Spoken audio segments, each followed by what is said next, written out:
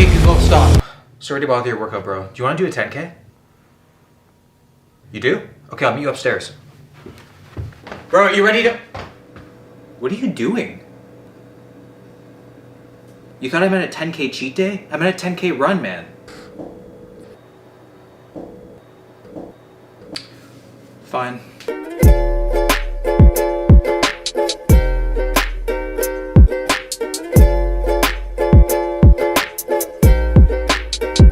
What is going on, guys? Will here. Welcome to the video. What does every good boy deserve? They deserve, say it with me, a cheat day! Now, I have been working really hard. Like, I just finished climbing Mount Everest base camp in my house. I'm all in.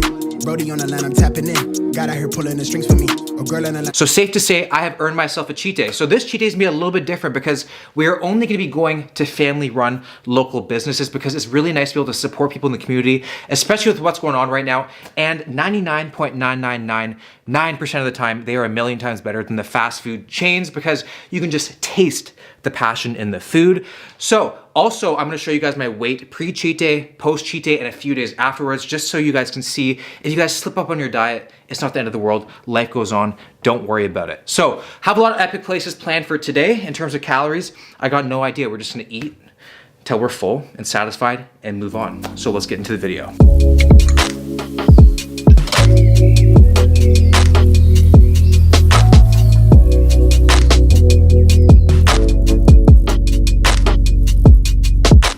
Good morning, everyone. So it's the morning of the cheat day. It is 10:34 right now. I'm about to head to the first stop. But before I do, I want to explain to you guys a little bit about what I do the day before a cheat day. So don't really do a whole lot. So my maintenance calories is around 3,000. So yesterday I only ate 2,400. I got 15,000 steps yesterday and I had a really good workout. So I don't really punish myself. I don't do like a really crazy fast or anything. I kind of just taper off a little bit the day before and a little bit the day after. So gonna be heading to the first place and I'm pretty sure you guys can figure out what it is. It's all over my sleeve. Let's get this cheat day started. So obviously, I went to go get donuts. What else would you guys expect? Went to a place called San Remo Bakery. So it's a family-run Italian bakery. There's such nice people there, and they're probably the best donuts I've ever had in my life. So they don't just do pastries, they do stuff like pizza, pasta. They pretty much do everything, and they're amazing at everything. Everything's freshly made, homemade. It's just awesome. So unfortunately, with the circumstances right now with the COVID, I didn't get to pick my dozen, so had to go with Ed's favorite dozen. So Ed, don't let me down or else we will have something personal. Now, here they are. The smells in this car. I'm worried I might get mugged or something. Here they are. So I've got 12 here. Have a general kind of idea of what they are, but we will go through them one by one. I don't know if I'm gonna have all 12, but we will certainly see about that. I must say, these donuts have some girth to them. So we're gonna start off with the Boston cream. I'll tell you right now, Ed did not hold back. He absolutely ran this thing with cream. I'm giving it a squeeze and it's giving me a jiggle in return. I respect it. I wanna show you guys the proper way to eat a filled donut. It's called the suck technique. You saturate your mouth better that way. So you bite just before your teeth clack together, you then suck. It's total cream saturation. So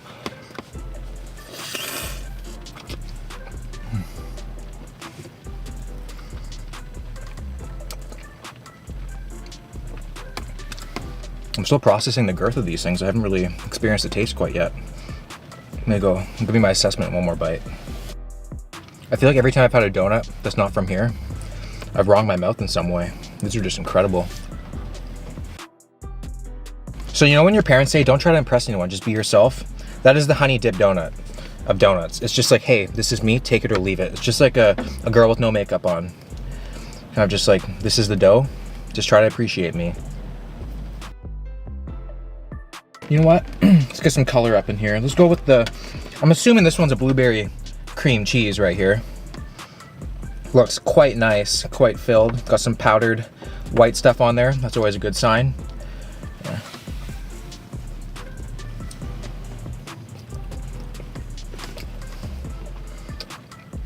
Got some nice blueberry jelly in there. I would have liked, maybe, if there's more of that cream. Cream tastes fresh. Tastes like it was just leaked out of the oven yesterday.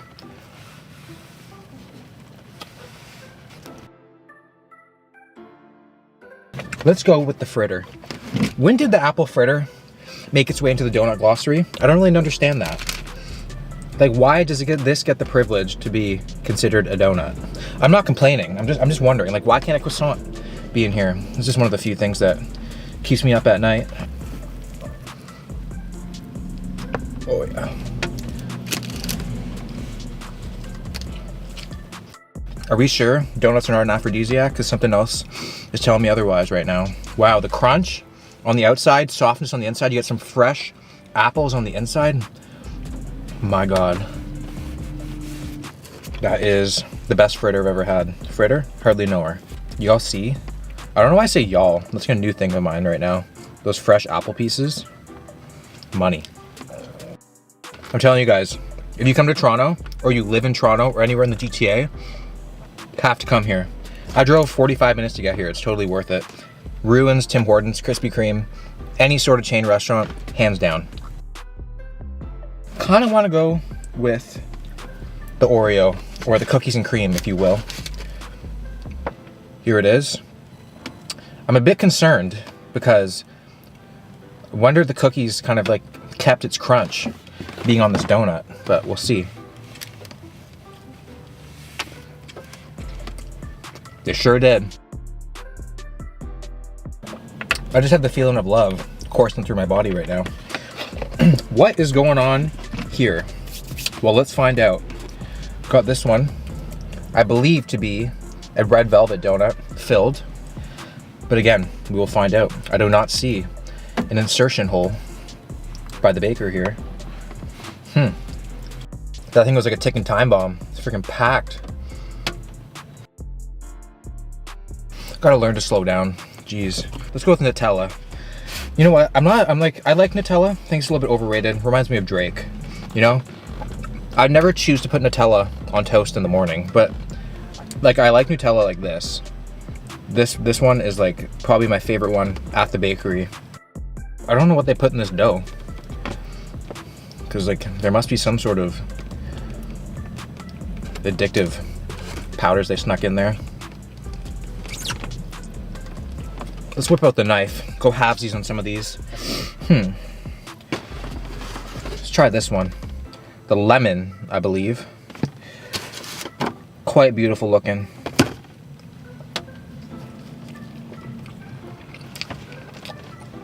Well, that one bites you back a little. Got a little tang to it. Tastes like a lemon square. It's good. Halvesies on the score now.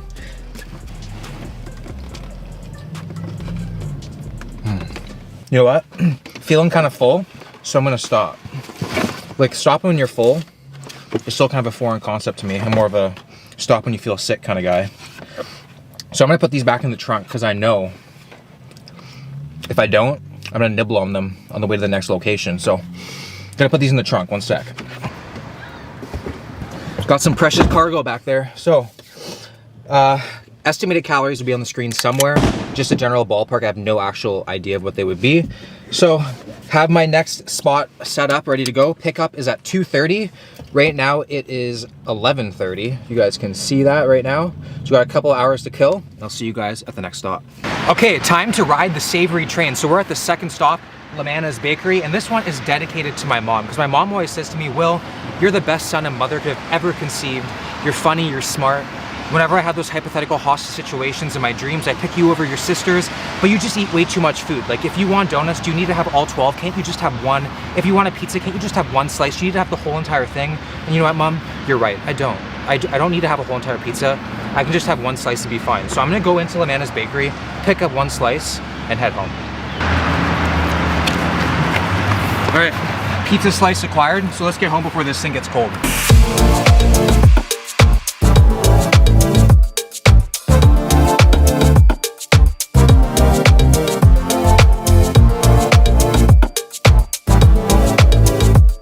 Well, I have had many obscenely large things in front of my face in my day, but this one certainly looks the tastiest. So on this pizza, we have artichoke, cherry tomatoes, hot peppers, and mushrooms. Like, is there even a right way to eat this thing? I don't even know how to approach it.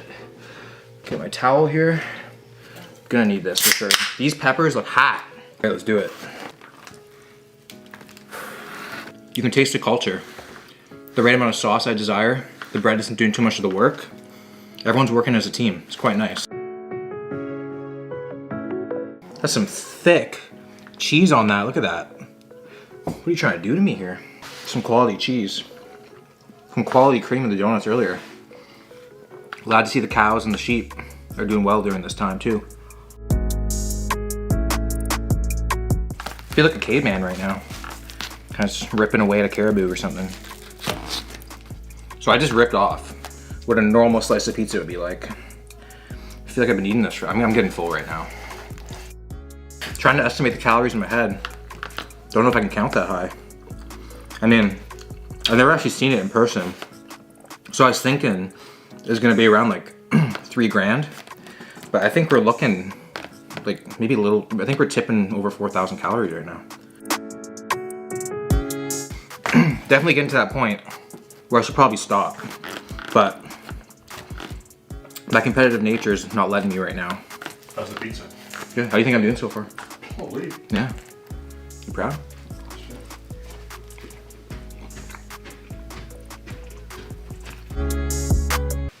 I'm like oozing with glycogen right now. Holy.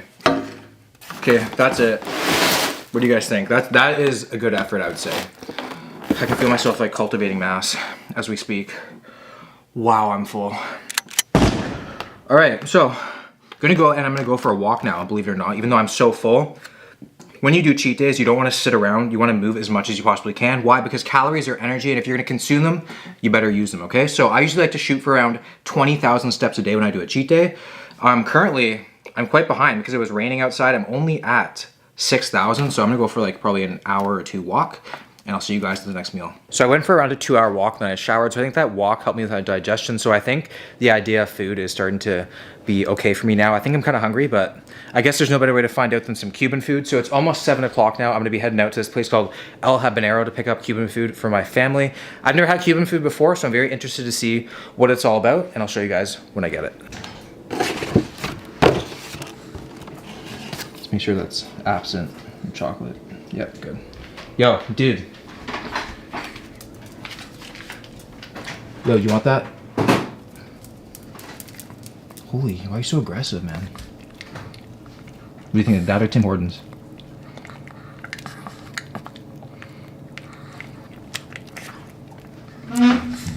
Okay.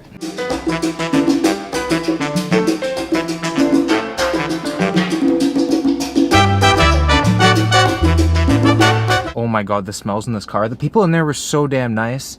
So I got the food there in the back, like the something Venturos, Menuros, Vescuros, something like that. So that's all there. Then she said to be very careful with this one, with the something Vencuros pulled pork thing. They love pulled pork in Cuba. They must love pulled pork. It was basically everything on the menu. They see a pig in Cuba, they pull it. So I'm starving. The smells are just going up these gargantuan nostrils of mine like no tomorrow. So gonna get home as soon as I can, and then we're gonna eat it. So I got the Cubano sandwich here. I mean El Cubano sandwich with some Cuban fries. So I think it's just pulled pork, ham, Swiss cheese, mustard, and some pickles.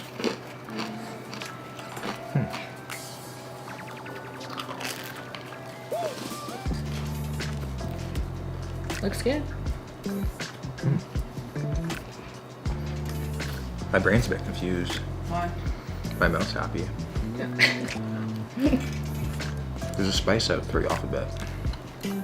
In a good way? Yeah. We're getting up close and personal with the Swiss cheese. I usually find Swiss to be very elusive. Not today. What's that one called? This is called Tostone. Tostone? Yeah. I have to be careful with There's that one on the way pulled home. pork on it, and I think some peppers, and it's some kind of a... I don't know. This is my first time having Cuban food also. That one rode shotgun with me home. Well, you did a good job. With the Cuban French fry here. Quite potato-y. I think pickles make any sandwich. If I could have a burger with like, and I can only pick one topping, it would be a pickle. Absolutely. What would you pick? Mustard. Mustard's my favorite condiment. Mustard. Mustard's my favorite condiment. I tried making plantain once. Mm-hmm. It did not come out like this. I wouldn't think so. What exactly is a plantain? It's like the brother of a banana. It looks like a banana. Cuban banana.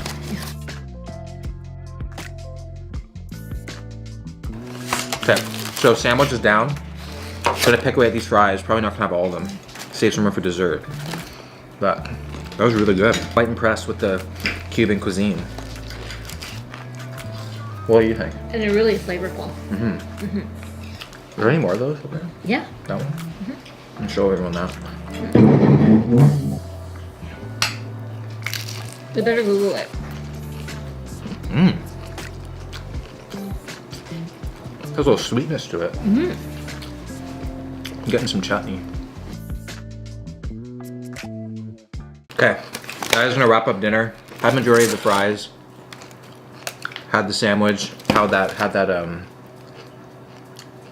don't know what you want to call it. That had that. It was really good. The tostone. The tostone. Had the tostone. Gonna just relax for a bit and then have some dessert. Churros. Okay. That's a surprise. Oh, Yeah. sorry. All right, so it's about that time for the nightcap. So just brewed myself a black coffee. I'm gonna superset that with a churro. Got a churro from the El Habanero because it's also a churro bar. And here they are. So it's like a Cuban donut, if you will. So they're like shaped like a sausage, fried, I believe, with cinnamon sugar outside and then stuffed with, what is it? Is it dulce de leche? I don't know. Dulce de leche. Dulce? You guys will roast me either way anyway. So let's give it a shot.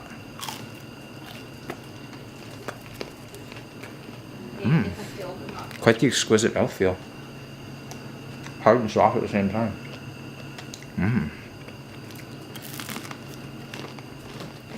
Try one. Are they all filled?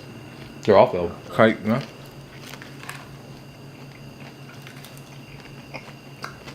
How's your churro? That's really good. Yeah. It's just even better with coffee.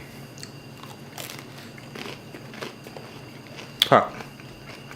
This will be the last bite of the day. So, I think it was quite the aggressive cheat day, I must say. Probably around 8,000 calories I've had to estimate in my head right now. So, a little bit more than what the average person would probably do. I'm feeling a little bit sick, but I enjoyed myself and it was an experience, that's for sure. So, I'm gonna go to bed, wake up in the morning, and we'll see what I weigh. It is the next day, and the day after a cheat day is a lot like losing your virginity because you're happy that it happened, but then the next day you have your second thoughts. But guess what, guys? It's in the past. You cannot change what's in the past, so don't stress about it. Only focus on what you can change. So I stepped on the scale this morning. I was 183.4 pounds, which means I put on nearly 9 pounds. So I got a little extra jiggle to my step today. Obviously, that's not all fat. It's a lot of water, sodium, actual volume of the food in my system. Like that pizza was an absolute monstrosity. It was also the biggest slice of pizza in my city. That's pretty cool. So in terms of my game plan today, definitely gonna eat below maintenance, that is for sure. Don't really have much of an appetite. It's going on 12:30 right now. So gonna focus on mainly protein and veggies.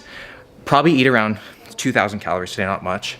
But I'm not gonna like starve myself. If I feel like I need more, I will eat more. In terms of cardio, I'll do 15,000 to 20,000 steps again. And for my weightlifting session, I usually just add one extra set to all my exercises. So instead of doing 4, I'll do 5 today, go really heavy, push, maybe even go for a PR. We will see. So a lot of people after a cheat day, for some reason, resort to hours and hours of cardio, but I like to prioritize the weights because the weights are what builds the muscle. It's what like increases your metabolic rate. So really focus on hammering the weights. So that is my game plan today. And yeah, so nothing crazy.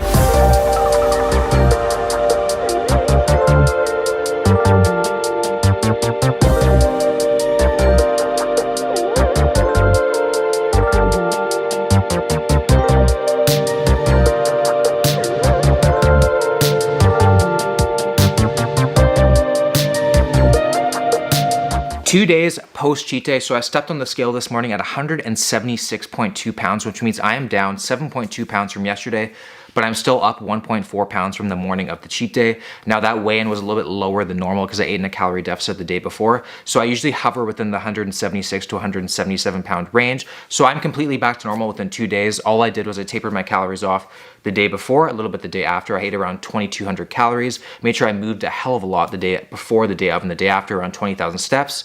got a really good workout in the day after, and I drank lots of water to flush out all that excess water weight. So it's what you do around these days that makes the difference. One day cannot make you fat. It's constant overfeeding, constant not working out that'll make the big impact. So if you want to go out and have a meal with your friends, or you're craving something, it's your birthday, go out and have it. If I can have 8,000 calories and recover within 2 days, just imagine what little to no impact one meal will do. It's about being good most of the time. So we are gonna do a Tenny cheat day shirt giveaway. All you have to do is give this video a like.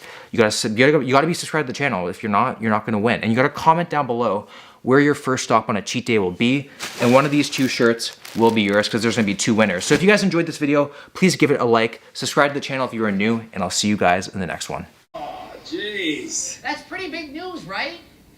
Or was it real?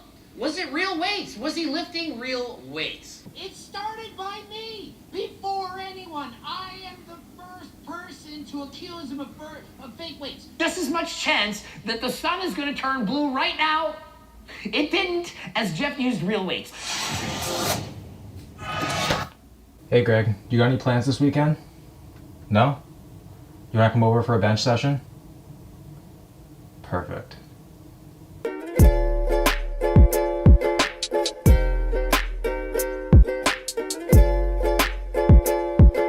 What is going on, guys? Will here. Welcome to the video. Today we have 2 special guests coming over. We have Greg Doucette and Ali. They're coming over to spend the entire day. We're gonna make some recipes, do a blind taste test, and go for a bench press PR with all of the powerlifting regulations. Greg is actually gonna be the head judge of my bench press PR, but what he does not know is we are gonna prank him with some fake weights that I bought on Amazon. So I got 4 plates here. It was like $350, and these things only weigh 3 pounds. So my gym luckily has a bunch of different plates, so it doesn't look very obvious, because these plates actually are at my gym right now. They look the exact same. I took a rock last night and I was just hammering away so it looks kind of like chipped up and real. So he has no idea. I have a bunch of people in on it. Kofi knows. Tristan Lee is actually a guest judge. He knows my friend Charles is coming, and he's doing the spotting and the racking of the weights. He knows. The one thing is Ali does not know yet, so we have to find a way to get her to find out without Greg knowing before we even start, which is gonna be a challenge, but if it works, it's gonna be absolutely hilarious. So he is about 20 minutes away from getting here. We're gonna make some vegan donuts from his new cookbook, and it's gonna be a pretty fun day. Bryn, you look good like that. Thanks. Yeah, so Feel good. Yeah, you do. You look good. So we're gonna be making his vegan donuts and the non-vegan option, the Vonuts from his new cookbook coming out. You know, I always support all your creative endeavors. I do, I truly do. But we're making them with hamburger buns. I almost feel offended, but I'm not. I'm gonna go into it open-minded, and we're gonna see how it is, because you haven't let me down Mine yet. will be blown. Mine's going to be blown. Both the vegan and non-vegan version, they're amazing. Okay, let's see it. All right, so I'm doing the vegan one first. So we have 80 mils, or about 1/3 of a cup of cashew milk. Okay, low calorie, 25 calories per cup, very low calorie. We're just gonna add in 8 grams of vegan protein. This one we have a vanilla flavor from It's the BSN. best protein. Code Tenny will save you 10% off. Link will be in the description. Highly recommended, so give that a try. This is actually the base for what we're going to be dipping the buns in, but we Okay. now have to make the filling. So filling. let's get 2 bowls. So I'm gonna do mine, you do yours, Okay. 1 scoop of each. So I'm also making the non-vegan version. So I'm using blueberry muffin. It goes really well with the strawberry jam, probably. So Blueberry donuts, that'll be delicious. So 1 scoop of each here. I'm highly anticipating the Boston cream. That looks like 1. And low calorie syrup of choice. So he's chosen Walden Farms. I usually use Miss Buttersworth, Is but there calories in that one? a few. A few. 2 tablespoons of Okay. the syrup, and then we're just gonna mix this up with a spoon. And this is the filling for the donuts? And this is the filling. So you can there's see. the non-vegan filling. That's enough filling for 1 donut. See, the vegans always have like slightly compromised versions. If it can be vegan and taste good, you know you're doing something right. I'm feeling a bench press PR today. I'm feeling strong. I'm back on creatine. So Well, we'll see. We'll hope for. So next up, we have to dip the bread into our mix. Mine's a vegan mix. He's got the egg whites. This is going to have slightly more protein. Very quickly, you don't want it to soak in. We're not making French toast here, so it's only about a half a second each side. So now we're gonna fill them on the top side, right? And then we're gonna flip them Exactly. over again. Yep. Okay.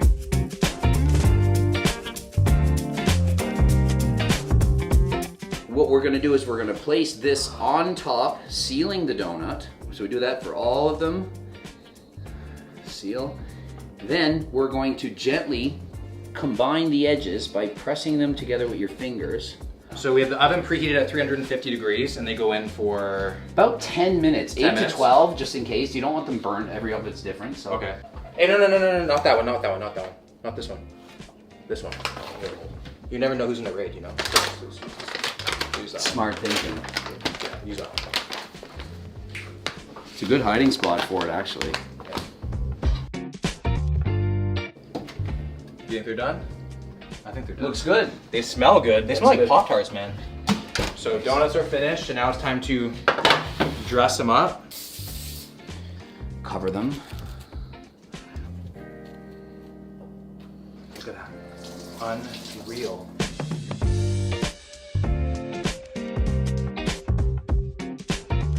So they've been sitting for 5 minutes, and I feel like I have an obligation to like these, but if I don't, I'm gonna be honest and tell you. Absolutely. Yeah, because I you can't like wait a to tough try try. it. You like honesty. Absolutely. Yeah, so, I mean, if I like these, that's saying something, I think. That's the one you picked out. Definitely. I can That's see the it dripping out the side. That's the vanilla from This is the blueberry muffin. BPN. BPN blueberry muffin. Perfect. What? Dude, It's so good. you're a wizard, man. It's so good. What the heck? This is actually amazing.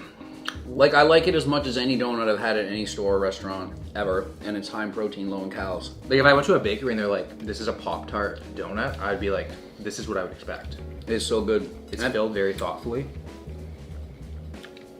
It almost tastes like a donut that I have not tried yet in a place in Europe I haven't been. This is gonna fuel a bench press PR. What do you think I'm gonna hit? I'm gonna guess exactly 350 paws. 350 paws? I think I got more than that. Exactly 350. 365, I believe, if you attempt it, will go halfway up and then come down. I don't think I can bench 365. You might outbench me now. Okay, so Greg is in the washroom here with Allie, so I need to let you in on a secret. Okay. We're pranking Greg today. Okay. So Oh look, my gosh. I never prank Greg. Everyone's always like, you should prank Greg. I'm like, I can't. Are they fake? they're fake.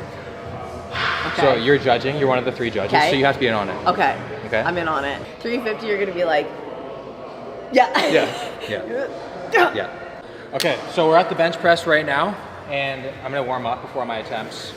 So I'm gonna warm up gradually, and then probably around like 275 get serious, and then Yes. Okay. Up till 225, that's just normal. Warm up the way you normally do. Then Okay. 275, just 1 rep with all the signals. Okay.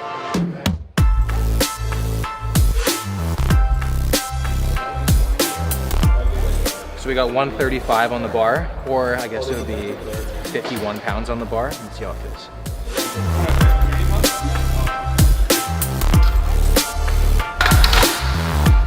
Feels lighter than normal.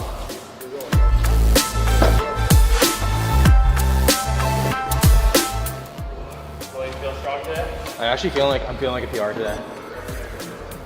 A lot of carbs pre-workout.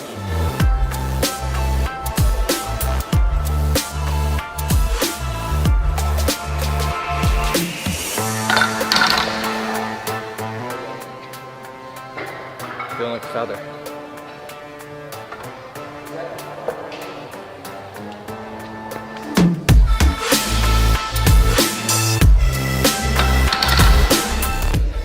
Baby. So we're making the jump to 315 now, and these are the real plates. So they look very similar, a little bit more banged up, but very, very similar.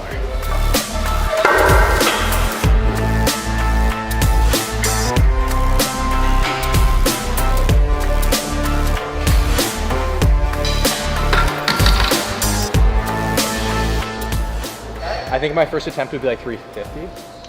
That's a lot. You usually want to plan it so that the third lift is, you want it 365. So then probably like 350 before that, and then like 335. Okay, so it's time to go for the bench press PR. I have my 3 judges, so I have Ali on one side. I have Greg at the front, he's gonna be the head judge. And then I have the guest star judge, Tristan.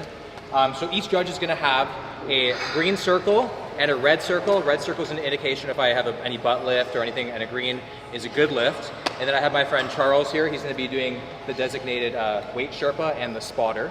So what we're doing here is we're playing Squid Game. It's season 2, Will's the star, and so we're gonna see how he makes out. Start. Press. Wrap. Perfect. Good. All green. You don't die. You live another round. What's my next one? I would say you're not quite ready yet. No, I'm not. No, wait, no way. 355, is that So right? it's like 3, and so the judge's responsibility is to make sure that the weight is what you wanted. So like you got 335, 345, 350. Yeah. 350? So it's confirmed. Correct. This isn't a time I bench PR. If I get it. What, 350? 350. 350. Start. Press. Wrap. Red. What? Time.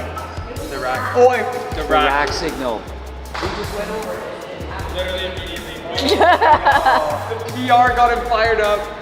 So if I were you, I would put 360 on because the 350 doesn't, 355, anything beyond a PR, but I wouldn't go for 365, but we could always do it anyway. 4th attempt for a record. I'm gonna get it.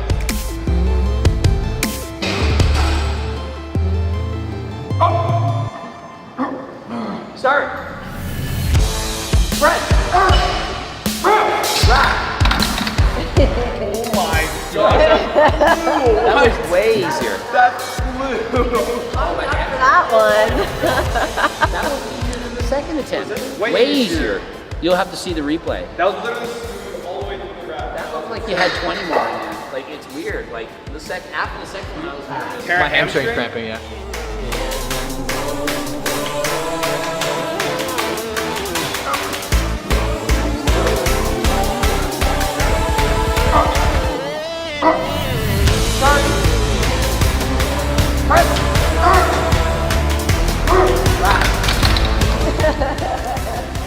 Got it? Oh my god. I swear that moved just as smooth. Oh, my eyes are bloodshot. Well, that was a good day. That was a good day. 385. 20 pounds more than you were hoping for.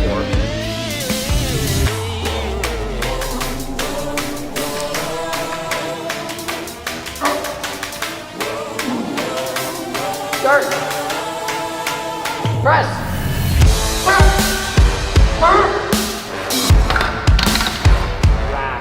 Well, you missed the rack. But you did the lift. Oh my so, god. You had that. Unofficial 405. yeah.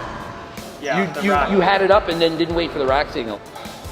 I thought you'd get 365 halfway up was my prediction. What was the going in. prediction before? 365, you thought? 365 halfway up was what I thought. And I thought I was going to be right after I saw 350. Yeah. So, but Pretty close. Only 405. 40 pounds off. Oh, I guess 385?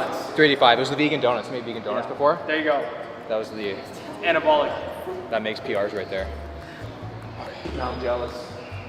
You jealous? He's gonna go bench 405. Oh, you cut it. Respect my work ethic here. Can you bench this? Can't roll. I don't know if any of us can bench this. No. Well, Will's first attempt, he was very strong off the chest. He had no problem with it. I thought, yeah, he's probably going to have no problem with the second lift, but he forgot the command at the end, maybe a little bit nervous. It was a little slower, and I thought, I don't know if he's as strong as you're predicting. Then he came back, said, I'm doing 365, and he smoked it. Like, it was a joke. I think he just wasn't exploding off the chest right away, but on that third attempt, knowing that the weight was heavier, he gave it his all. He said, I'm gonna go in 385, and I was like, I'll give it 50-50. He smokes that, then he's like, what the hell, 405, and I'm like thinking, wow, there's no way he's doing this, and he gets it. So I'm shocked. I watched this, I'm like, if I wouldn't have saw it with my own eyes, I wouldn't have believed it, but hey, I watched it, judged it, guy did it, it's crazy. So that went very well. He's literally in disbelief right now. I don't even know if I'm gonna tell him today. Like, I want him to like sit on it, let it marinate. He's literally in so much shock. Like, it's insane. He's like laughing and just like, he's just out of this world. So we're about to hop into a chest and back workout from one of his new programs. He's gonna take me through it, and we're head back to my house and do a blind nut milk taste test.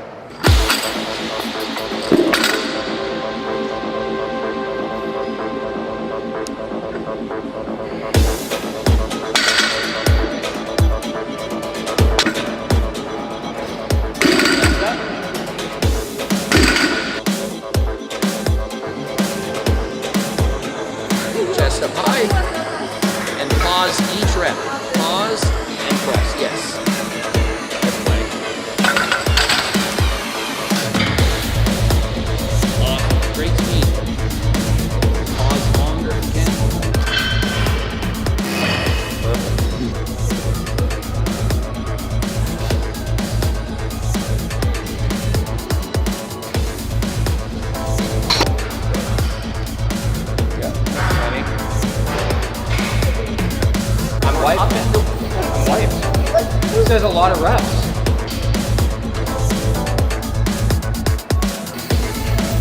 then fire up together. Take your time. Yep, that's what what's wrong with that.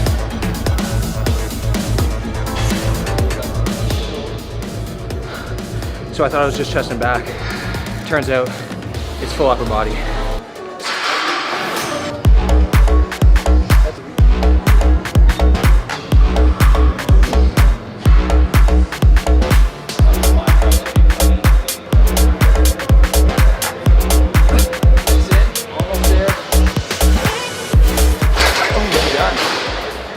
Perfect. Let's go workout, man. That kicked my ass. I'm not used to actually timing my rest times, and It was under an seriously, hour. that kicked my ass. Under an hour workout, and you know it gets over before you know it. Okay, so we are both blindfolded and ready to enjoy some nuts. I gave you the Gymshark blindfold to give you an extra edge. I feel like you need it today. I feel like you have a lot more experience with nuts than I do, so you have the advantage. I definitely do. You don't have a good nut comprehension? Mine are pretty small. Really? All that HRT. So we have 4 nut milks today. We have walnut milk, macadamia nut milk, we have hazelnut, and then I know coconut is not a nut, but it ends with nut. And does that pass for you today? I'll call it a nut. I'll It call has it a nut nut in the too. name. Yeah. So whoever, how about we do this? Whoever wins is crowned Lord of the Nuts. Whoever loses has to buy dinner tonight. All right, bring in the nuts, Kofi. So you want to put it in your mouth and swish it around, not your instinctive immediate swallow. All right, swish it around. It's very earthy. This one hasn't been eating its pineapple. Oh goodness It gracious! has a weird aftertaste, like a lot of nuts I deal with. Tastes like water. Okay, ready? Ready for your Yes. guess? 3, 2, 1. Walnut milk. Macadamia. That ain't macadamia, man. That's walnut for sure. Ready for the next one? Yeah, I'm ready. All right. Mmm. Wow. This is like viscous. It's thick. I like it the same as the last one. You It's do? not better or worse. I think this one's twice as good. Well, that's like an oasis of pleasure. I have no confidence in my ability to pick this at all. This is definitely a nut I have never met. All right, are we ready for the I'm ready. countdown? 3, 2, 1. Macadamia Macadamia. nut. Yeah, for sure. It tastes like a foreign nut. I'm horrible at this. They just taste like a bit of nuts, but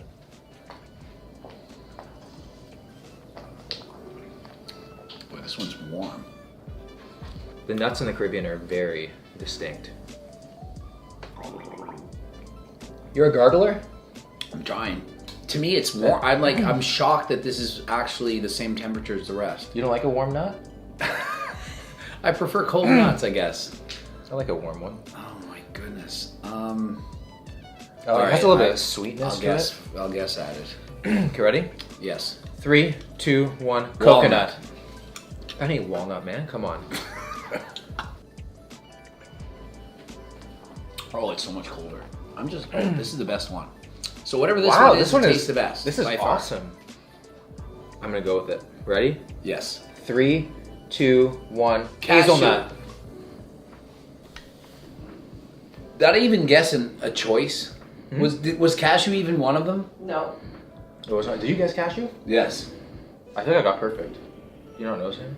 What's that? The question is, was Larry Wheels using fake weights or not? 45-pound plates? From the bench press today? I see it. Do you think I used these today? No. To get my PR? No. I pranked you, man. You did? Yeah. Well, I'm looking at it, I'm like, I thought, okay, I had no idea. No, absolutely not. So I got you. You did. I did. Can we get Now the... I'm only disappointed because I really thought he did the 405. I'm gonna get it one time. So the nut results are in. So for your first nut, Will, you guessed walnut, and Greg, you guessed hazelnut. The correct answer is walnut. That was a great nut. So your second nut, you guessed macadamia nut, both of you. And that was we both got it right? You both got it wrong. It was hazelnut. Oh.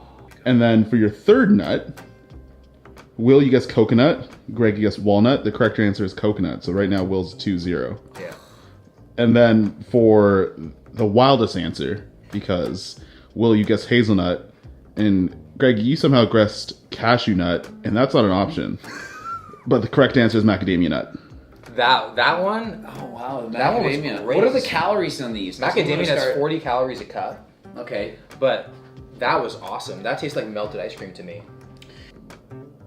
425. I should have benched it. Now I could have done it. I'd have been like, I would have thought it's 405. Yeah. And I would have been like, geez, my shoulder isn't as bad as I thought. Yeah. Okay, well, I didn't get the reaction that I was expecting. I thought you'd be a little more shocked, but I just didn't realize that it was actually relating to the bench pressing. I had no idea, I just was like, no, it can't be that. It just, I thought he was pranking me now from earlier that it wasn't a real lift. So I literally thought, no, he did it, and he's kind of convinced me that he didn't, but I'm on to him, he did it. so he said if I benched 425, he would have said it for sure I'm on steroids. I would have thought he's not natural. I Yeah. said, oh, he just went on something. That's Yeah. it. That would have been the line. But we successfully pranked Greg, and we're about to film right now a Q&A where we answer your toughest questions. If you don't want to answer it, we gotta have a hot wing or some vodka. So stay tuned for the next video. If you guys enjoyed this one, make sure to give it a like, subscribe to the channel if you're new, and I'll see you guys in the next one.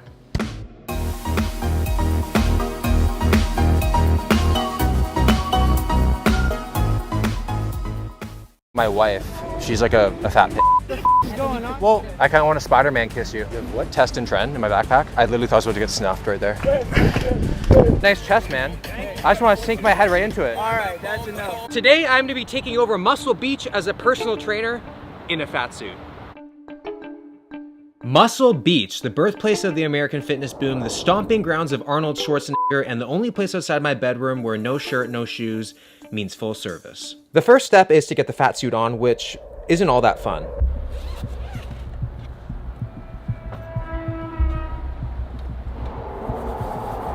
It's baby powder, I swear. Hey, what the heck? It's like you're coming out of the, you know. My hair! Ow! Oh! Oh! The next step is to look official AF, which means a black vest that says trainer, a bucket hat that says pump daddy. Why pump daddy? Well, I was told vein daddy was somehow sexual, a notepad, and some camouflage shades. Now it's time to hit the beach and pray to God I don't get beat up. You guys want to come in for a workout? Oh, come on. I get $10. Go pay for it. No, it's fine. No? No, it's fine. You afraid? No, I'm not afraid. Bench off right now. I'll give you $100. I'll give you $100. No. You're gonna turn me down. Okay, let's do it. Let's do it. Let's do it. I just want to take that flap thing. He's bucking the crap out of me. This? Yeah. What? Need some help, coach. Game-winning point. What should I do, coach? Okay. Take it to the hole and shoot it. This guy's easier to block than my son's Facebook friend request, man. Show How him, coach. Show How him much? how it's done, man. How much? Wait, which way you going? Which way you going? Which way? Which way is it? Oh, oh. Body. Yeah. Get out of my house, man. This is my key. This is my key, man. I'll put my butt on the stomach. You want this belly? They call you Swiss cheese? All I see is holes in your game. Oh no. 315? Gold. Come on. There's only 3 on this side, 2 on that side. One more. Grab one. Okay, this is about to be like a Larry Wheels video. Yeah. Hold on. Ah! We're trying weight train too after this. Can you get us? Yeah. We're trying weight train after this too. Oh, you lift? I didn't know. I'm trying to do a little. You trying? Oh. For Come here. 5 cents a day, you Come can here. beat him now. Come here. Check. Now we got prosthetic. We got prosthetic stomach on. Oh! Quick finish. Quick balls. Like, I appreciate that. Yeah. Pump daddy. You know why they call me Pump Daddy? I gotta ask my aunt. Yeah, exactly. There you go. Yeah! Nice to you, coach. Yeah. Look how nonchalant. You just did the Ash Ketchum, just. Uh-oh. Uh-oh. Come on. No, I'm good. Woo! Oh! Yeah. There you go. What are you about to do? What are you about to do? Oh. Yeah, this guy lifts. Holy shit. When the hoodie's on, you never know, and then it comes off, I'm like, holy sh! You doing some dips? Can I see them? I'm just doing some form checks, man. Check them guys out, then come back to me. I'm gonna get over there. I'm just warming up. Oh, you're just warming up. Okay, I'll see you soon. How's it going, guys? I haven't seen this much tan meat since my Ibiza pool parties. What's the plan for the rest of the day? Pick up weights and then pick up girls after? Pick up girls after. Pick up girls after? Is that the plan? You all have girlfriends? Denmark, so. My friend over there, he's good. That's the pro over there. He's a pro. Yeah, something here, he's a pro. I need some maple syrup for those abs. Oh, thank you. Yeah. No, thank you. Thank you. Thank you. Is this a kind of prank or something? I see your cameraman. No, so he's just taking 30 pictures a second. Do you know Bruce Lee? Yes. Okay, so we're gonna do his favorite bicep exercise. Okay. Apparently he wanted me to come talk to you. He wanted me to come talk to you. He said you're a pro. And what? I don't know. In the rubber suit? Rubber suit? The rubber suit you got on, bruh. What? This rubber suit, just here, you see how this rubber suit? Yeah. You're trying to film for reaction? Yeah. Yeah, bro, not around here. Okay. I'm not doing anything. Woo. I literally thought I was about to get snuffed right there. Wow. We better have a cardiologist around because your form is breaking my heart right now. Are you natty? This guy's not natty. Look at this delt vein. It's like a worm. Come on, talk to it. Talk to your muscles. Come on, baby girl. Come on. Do you have a name for them? No? Alicia. Alicia? Rebecca.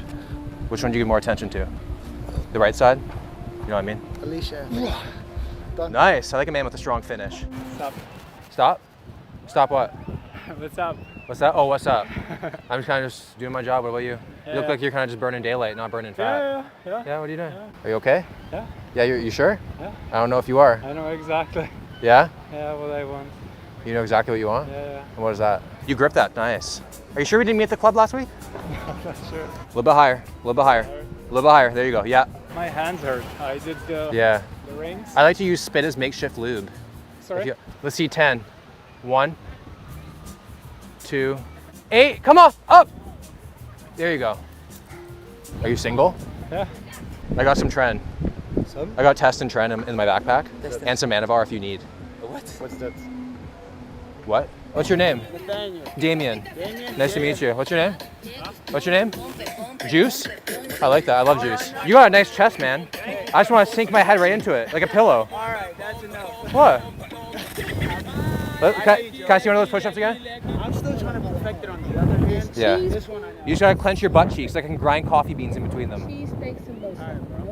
You're good? What do you mean? You can kind of just go in the bathroom and just... I was the butt cheek. I'm being real. What do you mean? Daddy. Well, What the fuck is going on? what do you mean? Sugar daddy has too many carbs. What? Well, I mean, I know what I'm talking about. What the fuck? This guy actually got it fixed. What? Yo, look at his stomach, bro. Test and train, like a program, you mean? Yeah. It speeds up the program. I like to treat my clients like I treat my kids. What do you mean? I get all the hoes, man. We call them women. Come on. I just want to say the reason why I'm here is I do personal training. I'll give you the syringe, I clean it and everything. What about you, Juice? It comes with juice. It comes with juice. It comes with juice. It's $500. Tom Holland, is that you? I kind of want to Spider-Man kiss you. Is that okay? No? You brush your teeth? I haven't yet. Oh my god. All my friends call me Nut Breath. Are you from around here? Yeah? You sound like you're kind of upset about that. Where are you from? I'm from Toronto. I got into some trouble, and then they flew me down here. You got in trouble in Toronto? Yeah, because I used to train down here because I was trying to go to the Olympia, but then I sprained my toe. I wish I could do that. I can't even hold the bar. Oh, this is one of the easiest things you could do. Really? Have you ever tried an inversion table? All my boys put me upside down on a table. Is it kind of like that? I'm trying to cut Cut what? body fat. It's not that bad, do you think? Oh, is that bad? I don't know, man. With that vertical, I don't even think you could dunk on a Fisher Price net. That's why I gotta have you in that gym one day. Okay? Will I see you there one day? No? Jamequis. Jamequis. Yeah. You're doing pause bench? I saw a lot of bounce there. It's like pretty much like the film I was watching last night. Shit. I lost like 60 pounds off. You lost? I'm the complete opposite, bro. Yeah? You gained? I gained it all. Best advice, it's bench press, not reverse cowgirl. You know what I mean? Slow, controlled, not, you don't want the, you know what I mean? What's your nutrition like? It's very important. I don't You don't have nutrition? I try to get 2 breakfasts in a day, 1 for me, 1 for her. You know what I'm saying? You know what I mean? How's it going, sir? Are you meditating? Hip mobility. Oh, hip mobility? Yeah. I'm so unflexible, my girlfriend hates it. I want to lose 10 pounds, and I have 13 to go. It's almost like it's like I have 10 bucks. Do I buy 2 In-N-Out burgers or half a kale smoothie? To me, it's calories in Calories out. versus calories expended. Yeah. As a general rule, that's the basics of it. I mean, Science is stupid. You're scaring me, man. If you call that full range of motion, I feel bad for your girl. You're worrying me on those decline presses. I was like, do I need to come get you? They're freaking low, man. What's your morning routine like? Because for me, I start my day off with a cucumber, a banana, and like possibly a carrot to warm me up, and then I'll eat. But like my wife, she's like a fat pig. She pretty much smells like a hash brown. And she like has to have like bacon and like sausage and everything. So it kind of puts me in this position where like I don't know what to do. And I'm kind of like, I'm just like surrounded by food. Dude, you're a freaking beast. I'm watching you freaking run around here. What's your name? Greg. Greg? Yeah. Prometheus, nice to meet you. Nice to meet you, brother. Yeah. You need the pass? Pardon me? You need to check in on the pass? No, I saw you do it. Just about 60. You're about 60. Just about. What's your secret? I'm out of shape right now. If I eat the last meal at 5 p.m., Yeah. the next day I won't eat till 11 a.m. I don't know how you So do I that. skipped it. What's your secret? Well, I'm 49. I fast. Man, I talked to some other guy and they no. fast too. I can't fast. Can't I do fast it. till breakfast. Breakfast, I fast till lunch. What's your name? Nico. Nico? Jamiqua. Nice to meet you. Jimmy? Jamiqua. I love my fruit because like nothing gets my juices going like a grapefruit or a peach. Sure. But then my wife, man, heart-stopping amount of butter and everything. Oh, yeah. And so I just don't, I can't, I don't even blame myself, you know what I mean? I don't even fucking keep track of anything. Yeah. Guys, life isn't a spectating sport, come on in. I see that right forearm. We gotta work on that imbalance, man. Just chilling. You just chilling? Yeah. When you're done, you wanna come in for a lift? Yeah, we'll come in. I do personal training. So I could do 10 sessions for $1,000. It comes with gear. Yeah, no problem, yeah. They don't call me Champagne Train for nothing. Do you lift or no? No, I don't. You don't lift and you got arms like that? What? What's the secret? That's a good leg spread. I can get you a coffee if you need. Ooh, wow, man.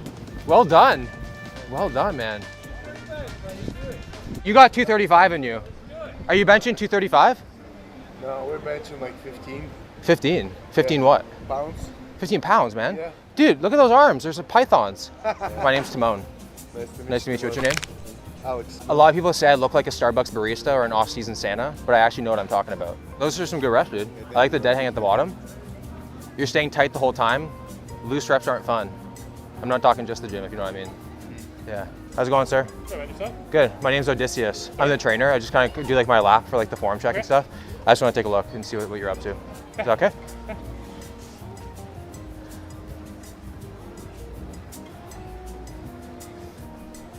You really want to keep things tight. You don't want loose reps, you know? Sorry.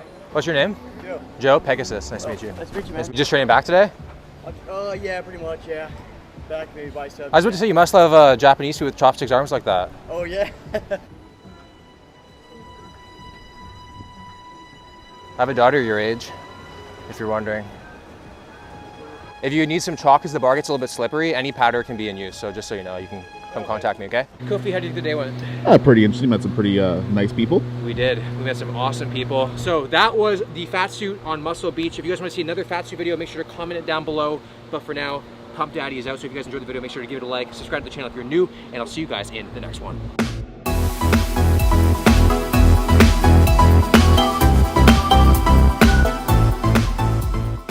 Today I'm at the US Marine Base in San Diego, where I'm gonna put through a series of tests that hopefully don't involve swimming, to see if I have what it takes to join the Corps. The Marines are gonna be putting me through 3 levels, from easy to hard, where I have no idea what's happening. Let's get into level 1.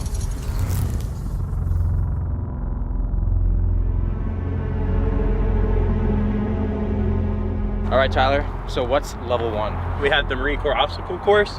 You just gotta make it through it. I think this looks doable, a little hurdle. Yeah.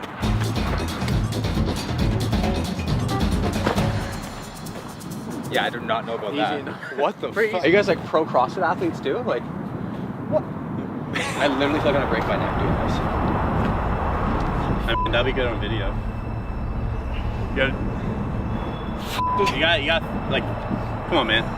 I know you've done that movement before. Yeah. Oh, he did it. That's you can do that, or you can also do it like that's that. another option? Yeah. Oh, okay, you could have told me that at the beginning. Well, I wanted to. So the next one.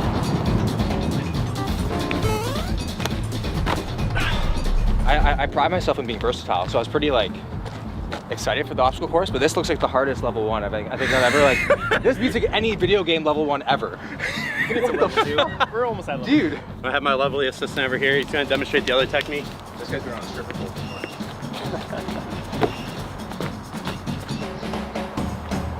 My confidence was like, it's down there right now. Is that, and that's the second half? Yeah, we're getting there. So you're getting, so it's that whole part and then the next whole part in 58 seconds? Yeah. Maybe I should have started with like a Boy Scout training, dude. Could do Air Force first. Easy enough? That seems easy enough, yeah. Or you're about to like run through the wall. Whatever you do, just do not let go of this bar. And you're gonna flip forward. He's out of breath demonstrating it. Oh man. Oh my god. The objective is to make it all the way to the top and touch the... And come back down? Yes.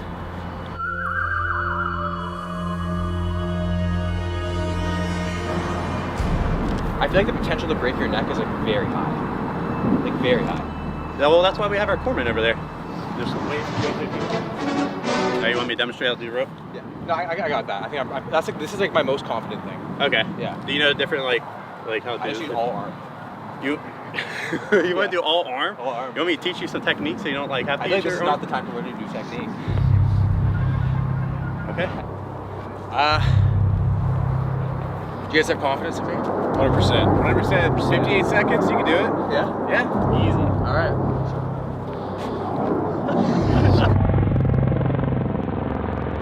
My biggest concern is like the pull-up bar before the rope, because like they call me the human tripod, because I have 3 stiff legs all times. 3, 2, 1, go!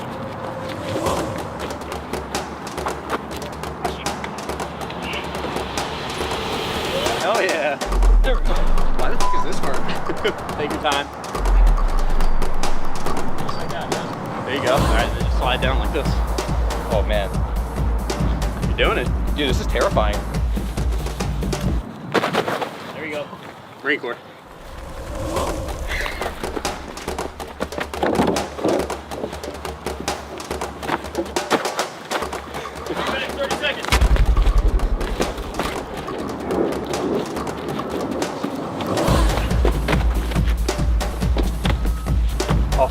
Your favorite part? Bro. You got it. Dude, this is fucking terrifying. Just trust me. Fuck, dude. I don't know if I have this in me to do it. Dude, I've actually been this scared in so long. It's actually that scary. Look, you got. Bro, that's not. That's still a hard landing, dude. Is there an alternative way to do this? Yes. Yeah, getting on the ground. You just got shot. There you go, just like that. Like 6 feet. Yep. Sir, there you go. Drop down. Watch your face. Drop down. You still got a minute left. Oh my god. These feel like they've been like rubbed with like Vaseline. Yeah, there. Take your right leg. Go like this around. You see that? Bro, there's no shot. There's no shot. I don't know this one. Come on, Will. It's the last one. God. I think I can do it. That's disappointing, but I think this is like the biggest my ass is gonna get kicked in a video like ever on the channel. But what's level 2? Level 2, you're gonna be doing the Marine Corps physical fitness test, which is a 3-mile run, a max plank, and then max pull-ups. You know what, guys? Level 1 did not look good. I know I failed the rope climb pretty bad, and that other thing, the bar, I was scared. But that's okay. Don't think that you always have to go and try to be the best at something. I'm here to just have fun. If I fail something, I'm gonna show it on the camera. I'm not gonna be afraid to do that. That's what life's all about. Hope I can do a little bit better, and that's all I can ask for. Now that just makes me feel bad about myself. Ready? Up. Good job, Marines. For level 2, we're gonna be doing pull-ups. For a perfect score, it's 23 pull-ups. There's no bicycling. There won't be any kipping. My PR pull-up is 22. So I had to PR today for the max score. Ready? Yep. Begin.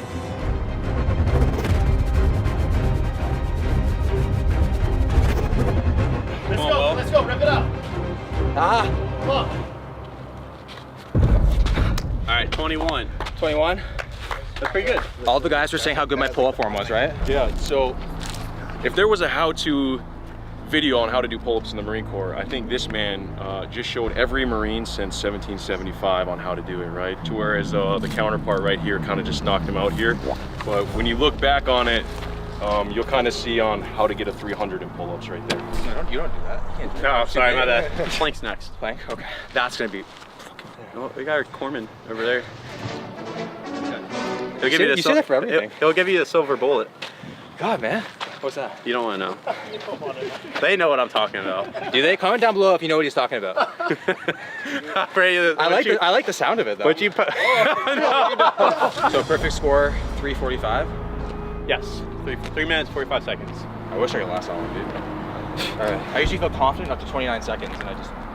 Man, that's actually pretty good. Yeah. Just stick it out as long as you can.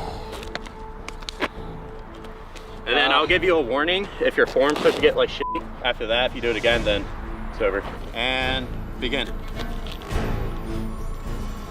You already beat your record of 29 seconds. That's pretty good. I'm gonna save that for Katie. I'm at that minute 30.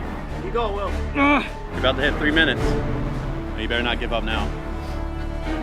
10, 9, 8, 7, 6, 5, 4, 3, 2, 1.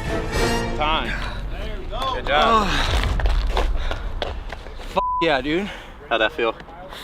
Oh, the cramp in my fucking arms. What's your happy place that you find? Not here. How about if I get an 18-minute 3 mile? You have to buy me a dozen. Okay. Deal. He gets like 18:01. Gearing up for the 3 mile run, my boy Dustin decided to come and do it with me. What's up, brother? Are we running to the beach or what? Matching day for the shorts? The steed, right? The steed. Do you have like a girl with a bikini with a flag to come and? Yeah. We're coming up here. I think he's getting ready right now. I guess you'll do. Yeah. You got the bikini, right? Oh yeah, let me get. Oh my god. 3, 2, 1, go. If I die, pause my Apple Watch. I know we just started, but there's no way we're keeping up this pace, is it? We'll see. I don't know. Left, right, left, right, left. I already got a poo. Yeah. Yeah, Tyler, what's the time? Minute 52. Got it. Thanks. 43 right now. Woo! First quarter mile, baby! Woo! I think I might be shot down by a helicopter with how we look right now, man. Yo, I really got a poo bad, man. Hey, you guys are gonna have to speed it up a little bit. What? You're already at 7 minutes. It's easy. You're in the car. You know what, man? This is called strategy. You don't even know what's coming in the 3rd mile. Hold on, Oh, he's speeding up. Get it from the outside, let's go! I got sweat in places that are meant for lube. How you feeling? I feel good, but I feel like I'd be better with another hit. Here we go. This guy's actually vaping while running. 12:30. 12:35 now. Halfway. Hey, get tight to the right. It must be nice being in a car. Get out here. Why did I agree to this? Running is probably like my least favorite thing to do in the whole world. I need positive energy, Tyler. And it's my favorite I thing love to do. running! Don't give me this shit. Dustin, let's go! I shouldn't have agreed to this.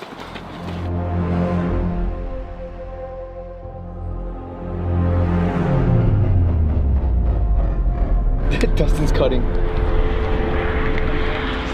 Hey, what the hell? Not even part of this damn thing. Get over here. God.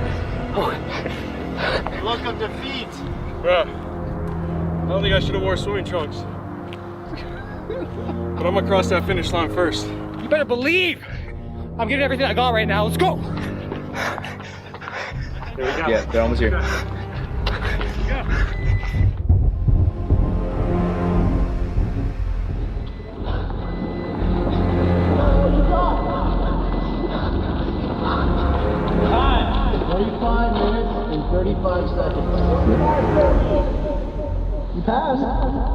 Level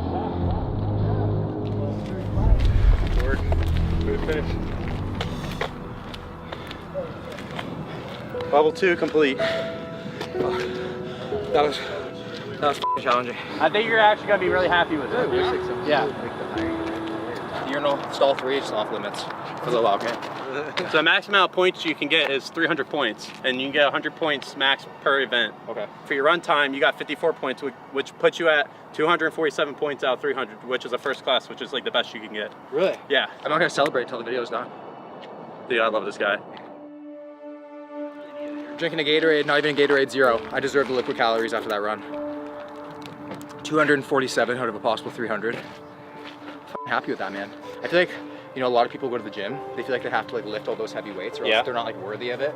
But this is like good. It's like shows people that like just chase a small goal and eventually over time build up. Don't expect to be the best right away, right? Not trying to cut you off. Can I get a sip of that too? I love how this guy just like Not completely knocks sponsored. off my motivational talk for a Gatorade. Don't let my sponsor see this. Bro, I came out like f***ing froyo in the bathroom. Now we're moving on to level 3. It has an 880 sprint, max ammo cans, and then you have to do a maneuver under fire. That sounds like, are you guys gonna be like shooting at me or something? I mean, hypothetically. And that's what I do on C2 as well. Oh, I can channel that guy's energy. Holy shit. Catch him. You saying bolt, bro? 3, 2, 1, go! This should be fun. All 3 in one day, bad idea. I'm at minute 30. Yeah, boy, keep pushing, keep pushing. 2:35. Look it. And time. 3:20.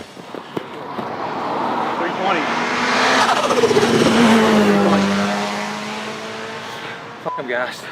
I mean, you are old as shit. You're 28. I mean, Fuck you, man.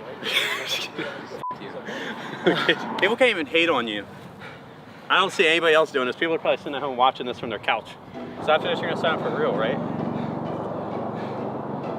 The last event after this is you go to the recruiting office and you sign some paperwork. And they cut all this hair off. No, that's not. I'm wearing Walmart cargo pants, man. I probably walk in and they get the f out. How much time do you have? 2 minutes. 2 minutes? And what's like the time to beat? No, it's as many as you can do in 2 minutes. 1:15. 1:15? Yes, 1:15. 1:15 is the max. And how much does that weigh? 35 pounds. You're about to find out. That's a heavy 35, dude.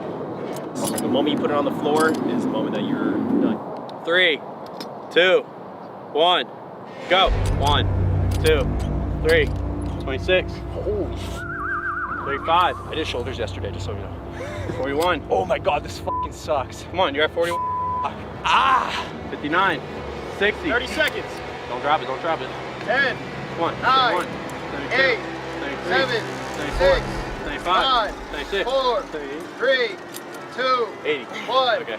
Oh! 80. 80, ref? Oh my god. My shoulder is cramping so bad right now. Oh my. Bro, my shoulder pump right now, I could take like an Instagram, it would be like not natural.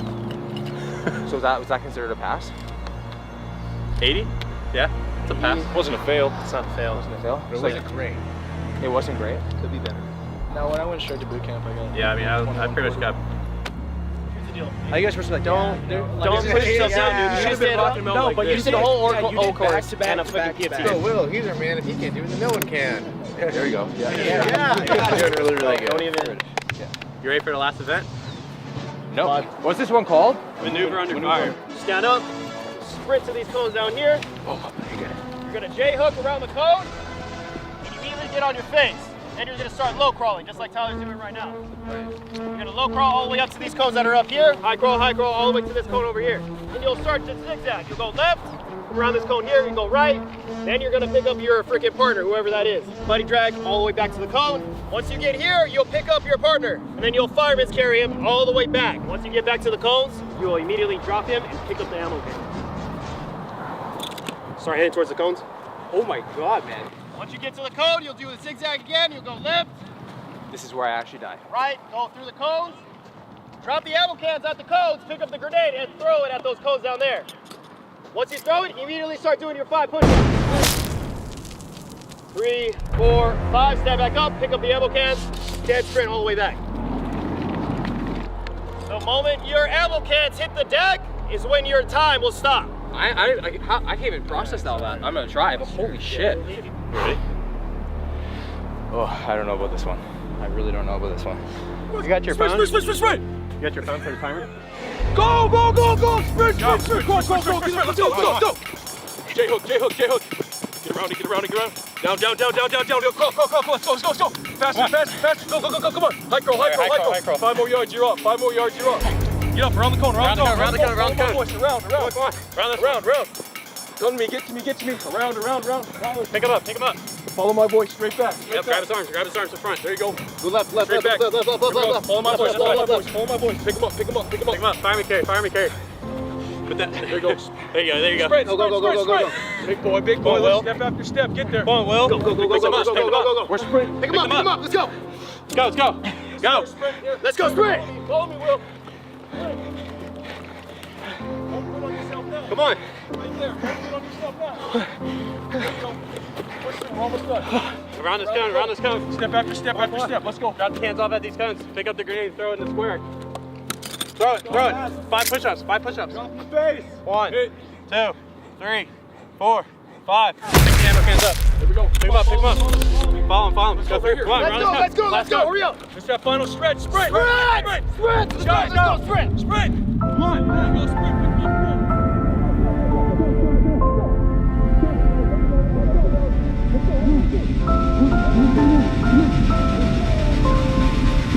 Stop him. 257. Yes, sir. Fucking did it. Oh my god. Dude. What was my time?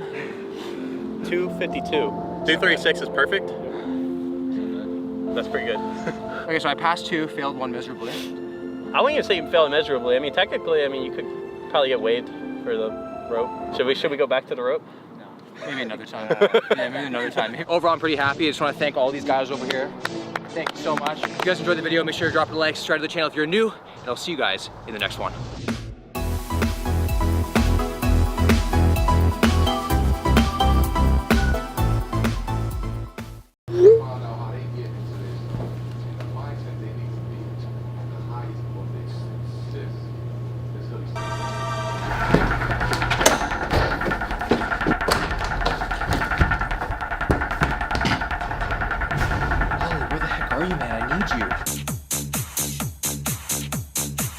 Well, I guess I could just call my dad. Yeah.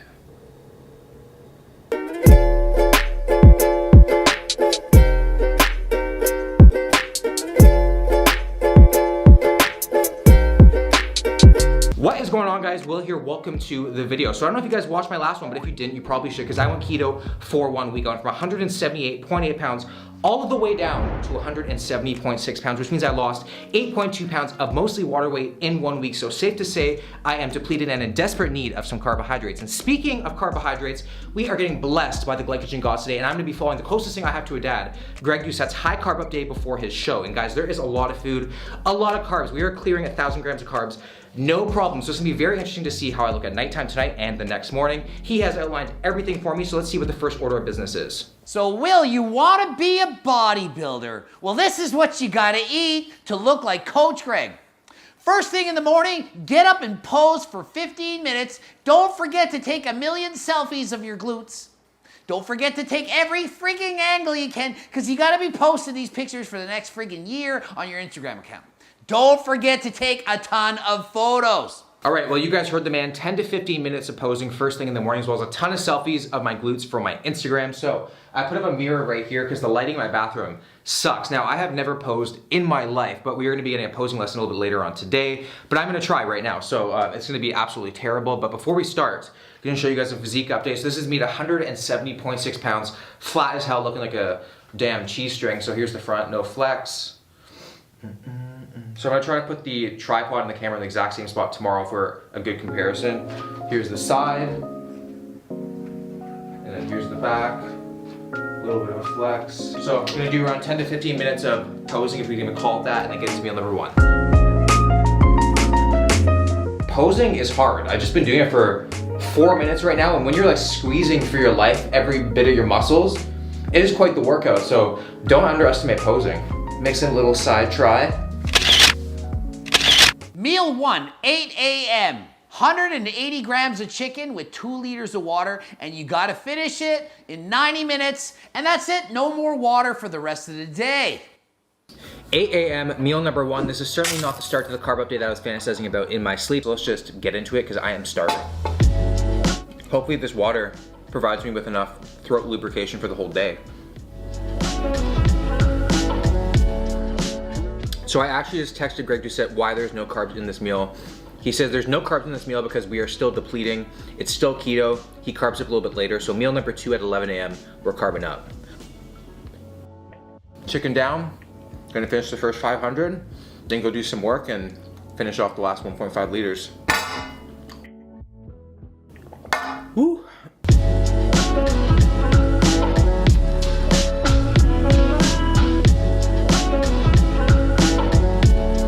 Meal 2, 11 a.m.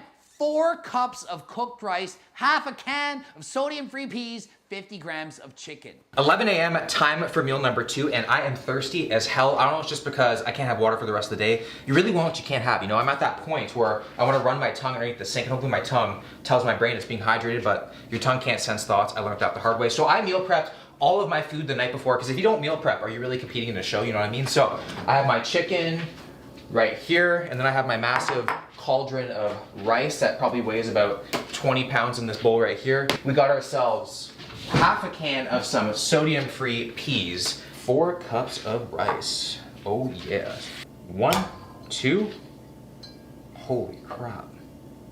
3, am I eating like Greg Doucette right now, or am I eating like Brian Shaw? All right, so the last one of rice. Now we add 50 grams of chicken. Is that like a sick joke? That's like the protein equivalent of Chinese water torture. 1 morsel. That's already 28 grams.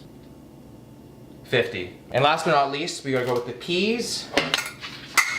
I'm getting dry mouth just making this dish right now. So please take in the size of this bowl. Now look at the ratio of chicken breast to rice. That is just ridiculous.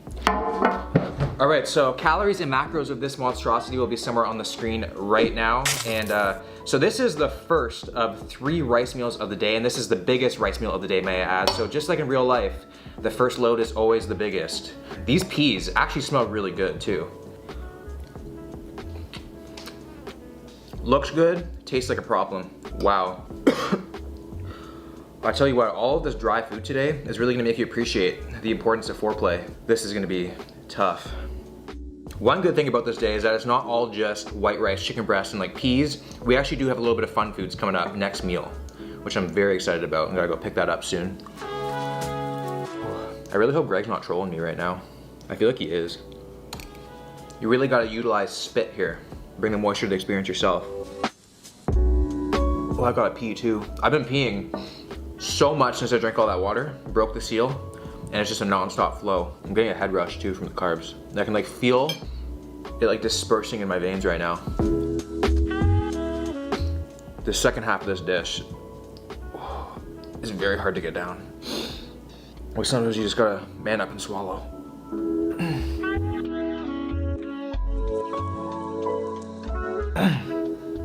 Well, that was 10 times harder to get down than I thought. That's what she said. But now I'm gonna go to the store and pick up some food because meal number 3 is creeping up on us pretty shortly.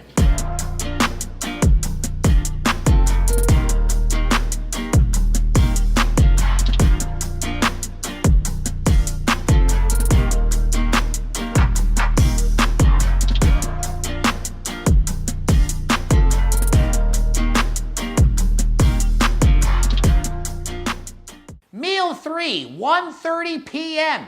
3 cups of rice, half a can of sodium-free peas, 50 grams of chicken. So this is the pre-gym meal. I'm actually out front of the gym as we speak. So meal number 3 will be eaten in the car out of some Tupperware, because if I can achieve an extra anabolic effect, I'm gonna take it. So in here we have 3 cups of white rice. So a gradual descent in the cups of rice. We have 50 grams of chicken, and then the second half of that can of peas, but that's not it. Don't forget you've got a 650 gram Reese peanut butter cup cereal that you can only start eating after meal 2. Once the carbs come in, then the floodgates are open.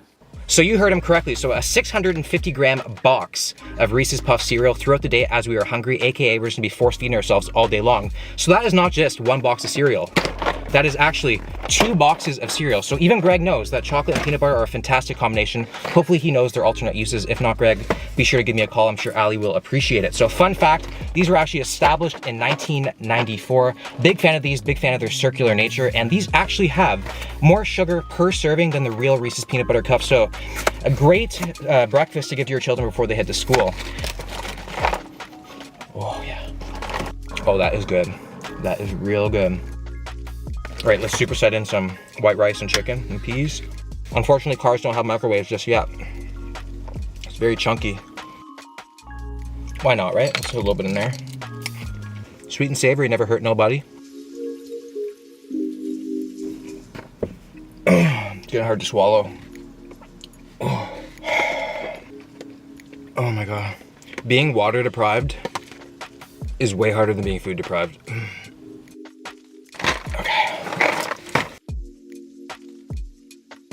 I can already tell right now that this second box of Reese's Peanut Butter Cup cereal is gonna be horrendous. I never thought I'd see the day where I'd wanna reject a mouthful of peanut butter balls until now, but hey, that is the beauty of YouTube, my friends.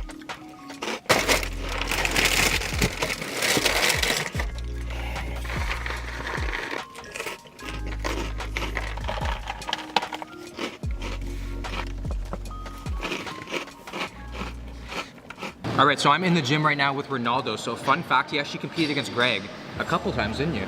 A couple times, at least a couple times. I'll put it on the screen right now. Take a look at Ronaldo's hair. And speaking of hair, do you see Greg's hair? It's getting long. He's gunning for that Gymshark sponsorship, but he's looking like Beaker quite a bit. So what we're doing inside the gym, we're actually not lifting weights at all because... And some of you are wondering, well, why isn't he not working out? You kidding? He's been dieting for freaking 3 months. It's time for a show. You're trying to rest. You're trying to fill up your muscles with glycogen. Work out. You think you're putting on muscle the day before a show? So it sounds like posing is actually pretty hard. Posing's difficult, man. Yeah? And what about it? It looks, see, most people just see posing and they see us all smiling and looking fairly relaxed. You get the impression that it's easy. And the point is, it's supposed to look easy. It's hard. It's harder than any workout. Okay? Really? Like, it's like, yeah, when you really go through a proper posing round and those judges push you, like, I'll never finish a workout and literally feel like I'm going to pass out. And there's plenty of times where I've walked off stage and just hit the floor.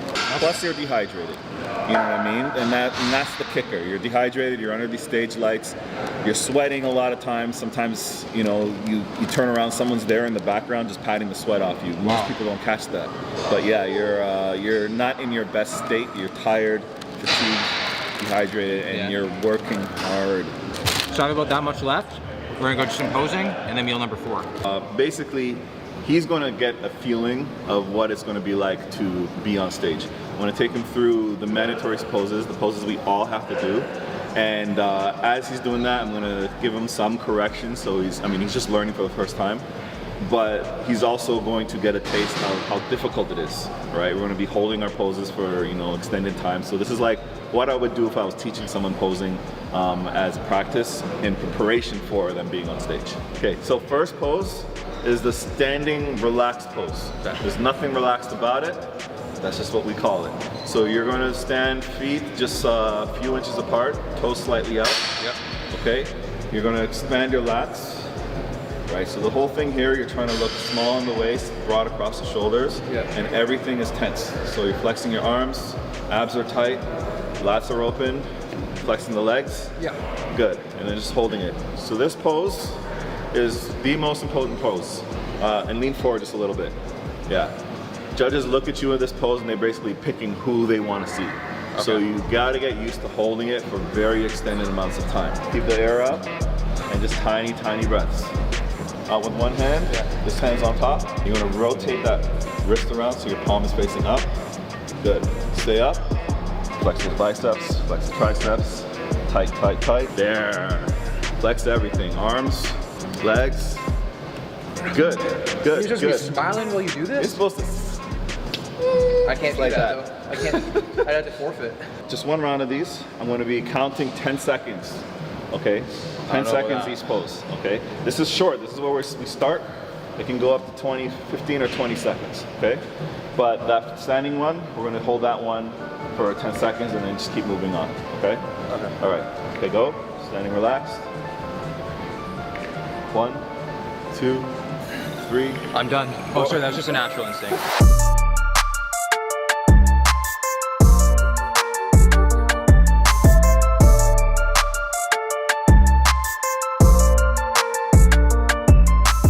All right, well, that was Posing with Ronaldo.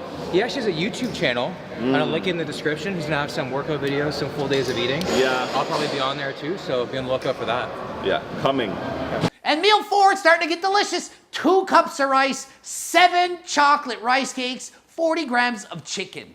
We have 40 grams of chicken, so it's just a very little amount of chicken. It's probably enough protein to synthesize like my freaking big toe. And then alongside that, we have 7 rice cakes, and then finishing off the first box of the Reese's Puff cereal. All right, so let's do it. All of these meals so far have been choking hazards. Gotta be a little bit careful, but we all do need a meal every now and then that scares us just a little bit. So let's get into these rice cakes here. 7 of them is an entire sleeve. I absolutely love rice cakes. Once I get into a sleeve, it's hard for me to get out. You may be wondering why the protein is so low, like in every single meal. Like 40 to 50 grams of chicken is not a lot, and that's mainly due to the fact that you want your digestion to be very like well oiled today, and protein slows the digestion down. So by limiting the protein, you just keep everything moving. Oh my God, I'm overheating, and this has to be the slowest I've actually ever eaten in my life. Like I'm probably actually gonna have to use the time lapse for when I eat, when I edit this thing. These rice cakes usually taste so sweet to me, but right now, they actually taste like cardboard. Sorry, there's no freaking donuts on this plan.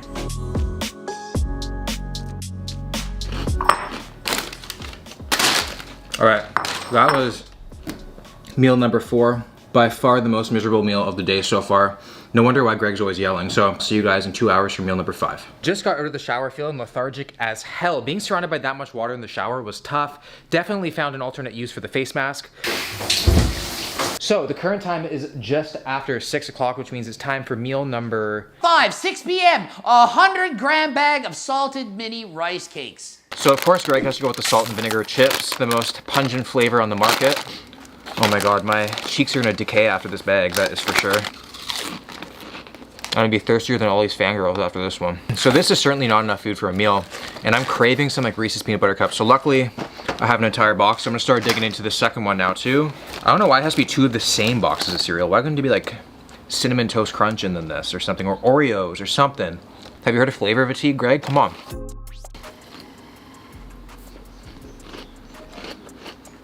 The squirrels are woke right now. Is it mating season or what? These are extremely salty. Tastes like I like deep throated a fish straight from the sea. At least from my experience. So 12 rice cakes is the serving size. 90 calories, 2.5 fat, 15 carbs, and a whopping 1 gram. And a whopping 1 gram of protein. The weird thing is, you'll eat a meal like this, and I'll be stuffed. And then within 20 minutes, I'm hungry again, because everything I'm eating today is just so easily digestible that it just goes through your body so fast.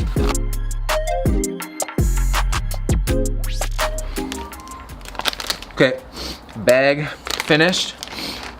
I'm gonna work on this for a little bit because I definitely do not want to have 90% of this bag right before bed. So hopefully to get at least half this bag down before the next meal at 8 p.m.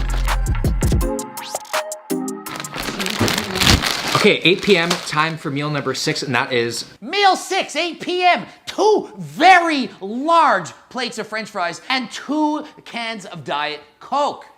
This is when you really get to eat the yummies. And don't forget to load the hell out of the ketchup. Lots of ketchup. We're gonna do a fry blind taste test because who does not like a salty surprise? So Victoria is gonna head out and go to 2 fast food places and get me 2 large fries, 1 from each place, and we'll see how I do. Okay, if you guys like my new blind taste test mask, I look like a cute little unicorn. So I'm not gonna waste any time and get right into these Diet Cokes here. Oh, that's good. Hopefully I can pace myself with these because I'm usually too fast for my and her own good. So give me some fries here. Wow. So I haven't really had too many fast food fries in my day. I usually know a McDonald's fry, but I feel like you can learn a lot by smelling them. You know, I could just walk by someone and be like, you were at Burger King, weren't you, boy? I'll go with this one first. Oh, this is very crisp and erect.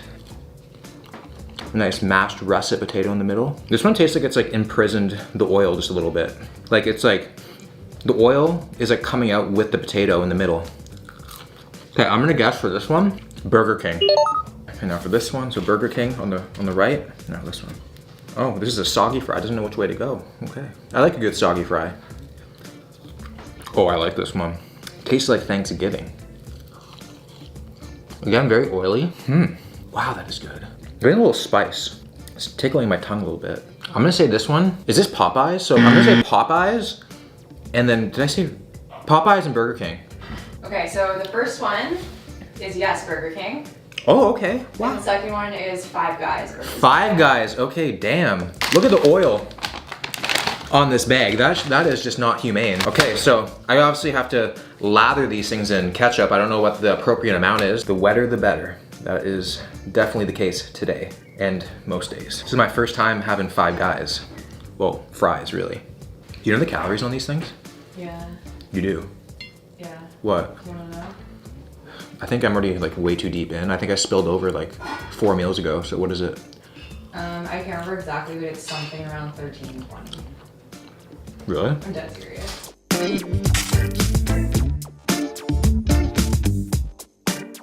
Okay, fries down.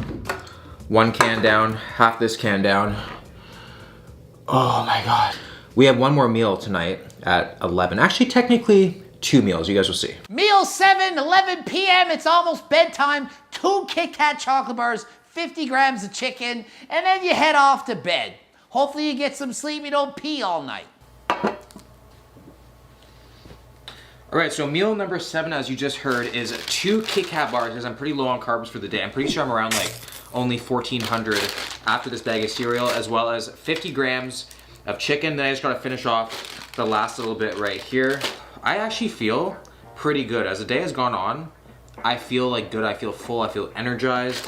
I actually feel like I've doubled in size since this morning too. So it'll be very interesting to see the weigh-in tonight, although I am very sick of these things. Again, 2 of the exact same thing. Where is the variety, Greg? Come on. I'm not a massive fan of Kit Kats. I love a chocolate bar that has a nougat in it. What is even a nougat? I love a Snickers bar. You're not you when you're hungry, but I'm always hungry. So who am I? The reason why I don't like these things is they are made for sharing. Just a beautifully snappable like that. Come on, we just want 1 piece for 1 person. Let's try it with some chicken.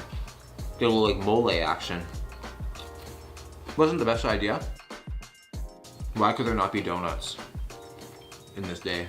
Like the amount of donuts that I could have had that I had white rice instead is making me a little bit emotional. I can't wait to go to bed, but then we gotta get up in the middle of the night for something. What it takes to be a bodybuilder is incredible. The fact that some people don't even call this a sport is beyond me. It takes a lot of dedication and hard work and anything. Let's go weigh ourselves, shall we? Okay, so you guys saw that I was 182.6 pounds, which means I gained 12 pounds in the 1 day. I actually don't feel that gross. I feel actually pretty good, just very, very thirsty. So we're gonna do a nice physique update right now. The lighting is not the best. I'll do one in the morning as well with the natural light. But here I am right now. So definitely feel a lot fuller and just better in general. During the middle of the night when you wake up to pee, you're gonna get up and you're gonna have 2 more chocolate bars. And yep, it's Kit Kat bars yet again.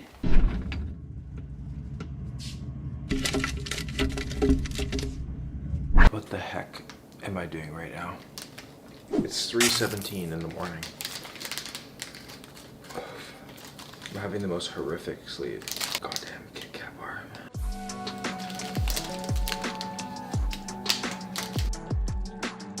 I'm so sick of sweet. Okay, come on. Oh, okay, the total calories, macros of the whole entire day, including right now, will be on the screen right here. I'm gonna go to bed and I'll see you guys in the morning. So as you guys just saw, I was 174.2 pounds this morning, which means I put on 3.4 pounds from yesterday morning. So the total calories were 9,065. Come on, doc, we should have just hit 10K, like you may as well.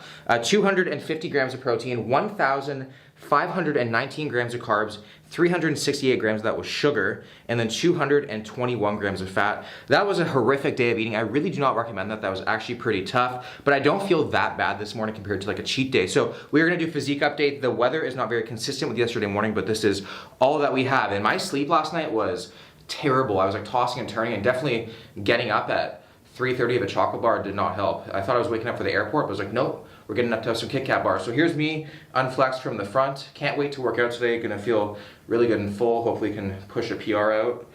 There we go. Here is the side. Whew. So I'll put right now on the screen what he does on the day of the show. So a lot of bananas, a lot of goddamn Kit Kat bars, rice cakes. Don't even want to think about that. So crazy what a bodybuilder will do the days leading up to a show. It's absolutely insane competing in general. Like, I respect anyone who does that because that stuff is tough. So that's gonna wrap up this video, guys. If you guys enjoyed it, please give it a like, subscribe to the channel if you're new, and I'll see you guys in the next one.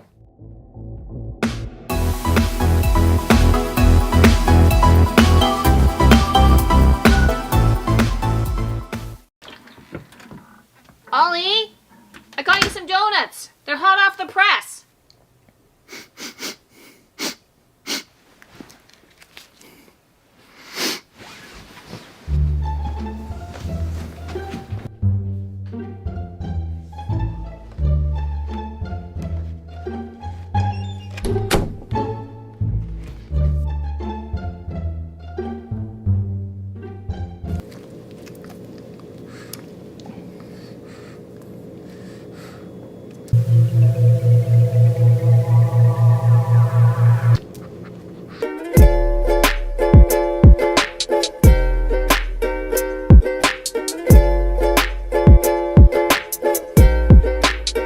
What is going on, guys? Will here. Welcome to the video. So this one is for the people starting off their fitness journey. I'm gonna be showing you guys what you should do and what you shouldn't do by showing you guys what I did back in 2013 in my first year of training, as well as what I would do now completely differently. So back in 2013, I tracked everything. I tracked my food on my MyFitnessPal. I tracked my workouts, even how I was feeling when I woke up, in this little journal right here. So what we're gonna do is take a day of eating from my MyFitnessPal as well as a workout from this journal to see the mistakes that 2013 Will didn't even know he was making.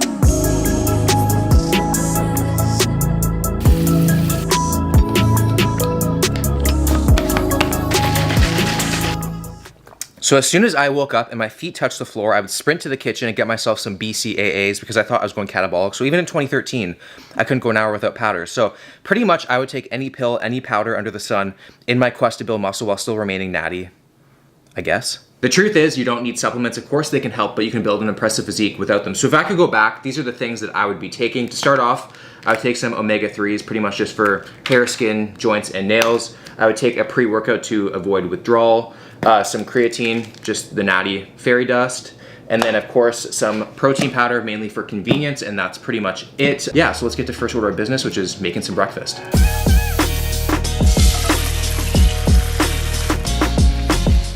All right, so here is my breakfast. Total calories come out to 1,415, and the macros on this thing is pretty insane. As you guys can see, 124 grams of protein, 90 carbs, and 60 grams of fat. I don't even get 60 grams of fat in a day now. So here we have 4 servings of oatmeal with 2 tablespoons of peanut butter, and I mixed in a scoop of protein. So the protein I am using is from Blue Star Nutrition. I'm using pumpkin spice. So pumpkin spice oatmeal in the middle of August.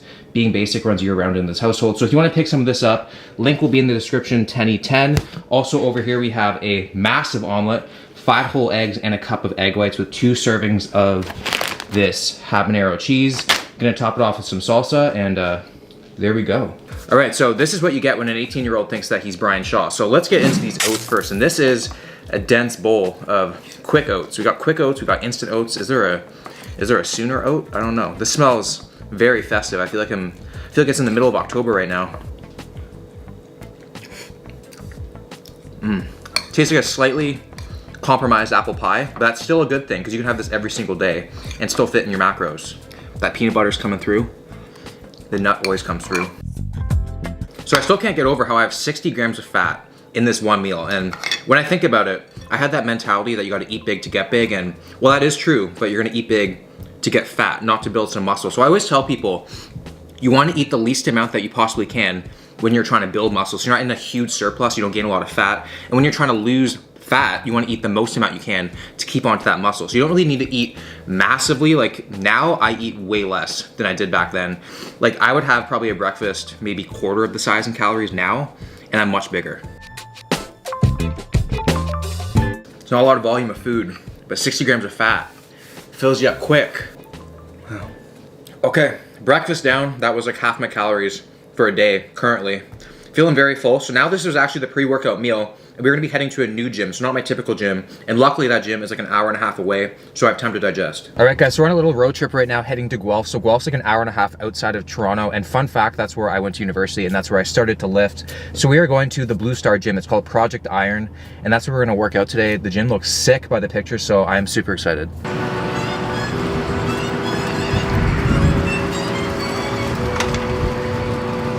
Oh my God.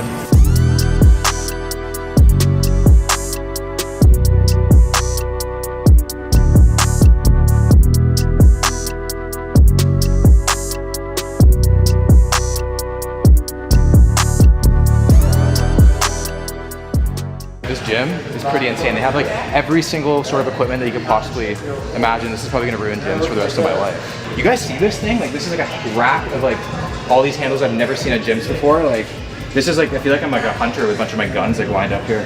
Okay, so as mentioned, we're gonna be doing a leg day today, although after looking at all these machines, I kinda wanna do a full body workout. They have some like machines here that hit the muscles just at completely different angles. I like to hit things at different angles. And I'm looking at my book here where I tracked everything.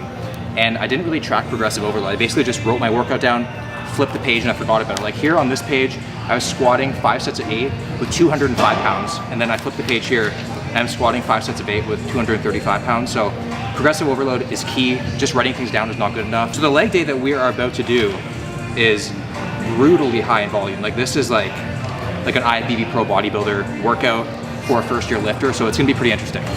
So the first thing we're starting off with is 5 sets of 6 to 8 reps on the barbell back squat. So good thing is I started off with the compound movement first.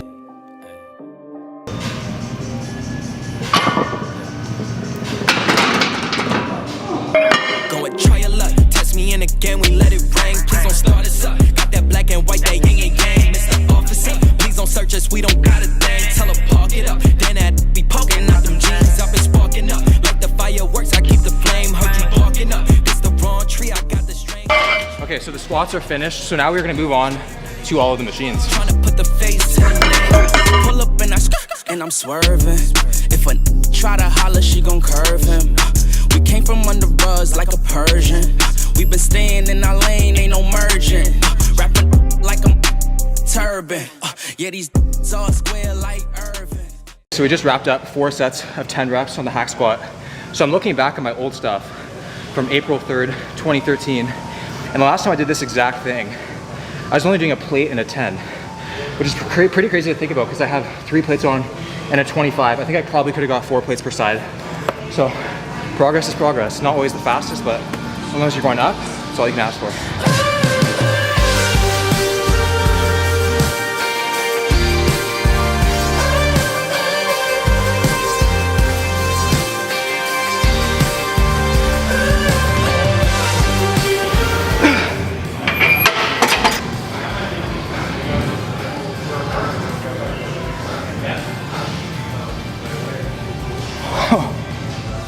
So we're 14 sets deep into quads, and of course we need some more volume. So we're gonna be doing single leg extension, 8 reps, and then superset, 2 legs at a time, 20 reps, 3 sets.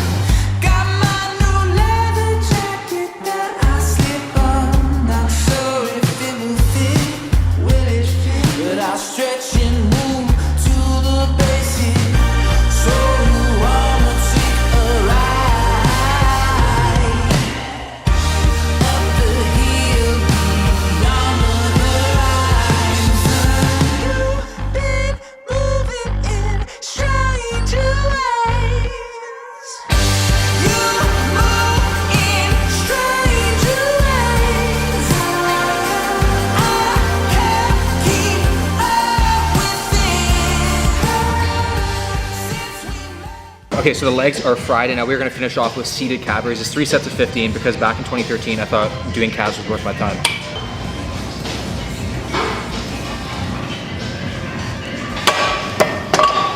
Okay, so we just wrapped up the workout, killer leg workout, and apparently the guys at Project Iron have a surprise for Ollie and I, so we're gonna go see what it is. I have no idea what it could possibly be, to be honest, so let's check it out. Right this way. Donuts? Yeah, we heard you might like donuts. They know what's up here. So check this out. This is for Ollie. He's got some dog donuts. He'll be able to polish that dozen easily. Okay. Oh wow, take a look at that. Oh man, it's a heavy donut. Okay. Oreo, 10 out of 10. You guys shouldn't have got me 12. Okay, so Boston cream is unreal. So this one apparently is the signature donut at this place. It's called the unicorn donut. I can see why it's signature. I know we said we were only gonna try 2, but this one's intriguing me here. I have no idea. I think this is like a cronut. You guys know I like cronuts. It's like a croissant donut. Check that glaze out.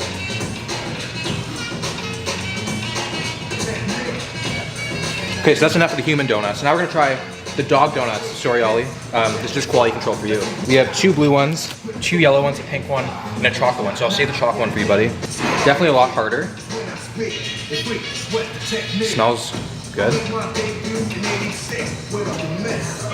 Definitely more texture, not as sweet.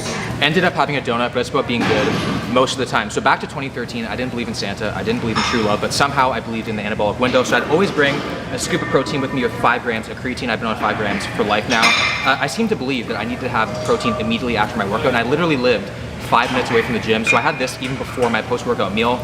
So today in the gym, there's a lot of good things going on, but also a lot of bad things going on. So the good things first was that I started my workout off with a heavy compound movement, the squats. Then I also did some unilateral stuff with the legs, which I think is very important, especially for legs. And then for the good stuff, that's pretty much it. And then for the cons, there was just way too much volume. I ended up doing 27 sets for legs, which is absolutely insane, even for an advanced lifter. Especially for someone starting out in the gym, I highly recommend doing full body training 3 days a week. Just focusing mainly only on compound lifts. You don't need to do any sort of accessory stuff, just getting familiar with the basic movements. So I'll actually put on the screen right now a program that I would follow. It's not the best thing by any means. I'm just saying this is something I wish I did back in the day. As you guys will see, it's mainly just compound movements with a variety of different rep ranges, which I forgot to mention today. I just pretty much stuck within the 6 to 8 and 8 to 10 rep range, because back in the day, I thought that was the only rep range to build muscle, which in reality, you can build muscle in any rep range. So I'll actually put the program in the description as well, and we're gonna go get the post-workout meal. So approximately 10 minutes later, we have arrived at the post-workout meal spot, which is gonna be a mucho burrito. I'd always come and get a burrito bowl because I literally lived, I don't know if you guys can see right there, that red building right there, that was my university place, so it was just a very convenient 5-minute walk. Can I get a burrito bowl, please, with double meat?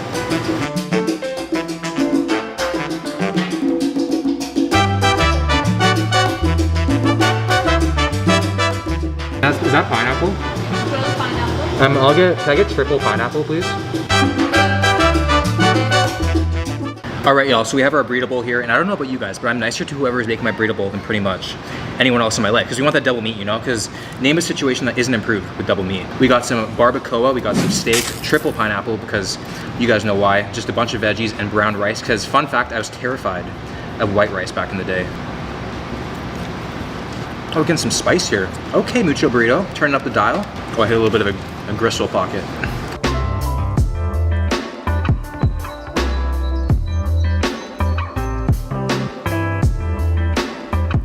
All right, bowl done. Gonna be heading home to Toronto now. Probably gonna pick up a snack along the way, and based off today's trend, it's gonna be majority protein. So we are back, showered up, and my snack here is 2 servings of 2% Greek yogurt and a protein bar. So again, tons of protein. I think I seem to think that the more protein that you ate, the more muscle that you built, and protein just isn't converted to fat, but that is not the case. So I'm having a snack now, which means obviously Ollie here has to have the donut taste test. So Ollie, come on, dude. Dude, come here. This guy just woke up from like a 10-hour nap. You smell that? What do you think? Which one do you want? Oh, you want the yellow? Okay. Okay, I think you need some help, dude. You good? And Ollie, if you're wondering what's in this donut, there is some chickpea flour, there's oats, there's peanut butter, carob, whatever that is, yogurt, and coconut. What do you think? Nice.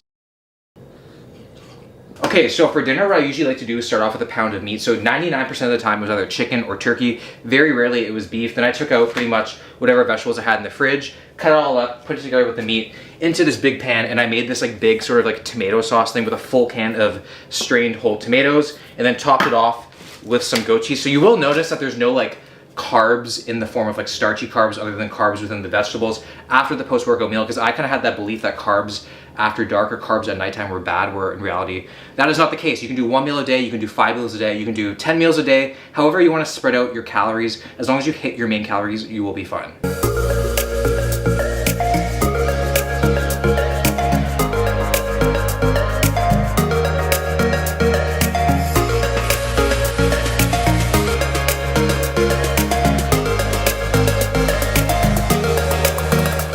This is an absolute unit of a dinner. Check out the size of this bowl. So the calories and macros will be on the screen right now. And since this is a no starch dinner, I'm gonna take a moment of silence for all the donuts that I missed out on. So everyone take a moment of silence with me. Okay. And now I'm gonna attempt to eat this thing with a white hoodie on. So this is gonna be my most extreme eating challenge yet. And if I can successfully pull this off, come on guys, you gotta subscribe. This would be ideal with some pasta right now. Will Tennyson's actually eating like a human being right now.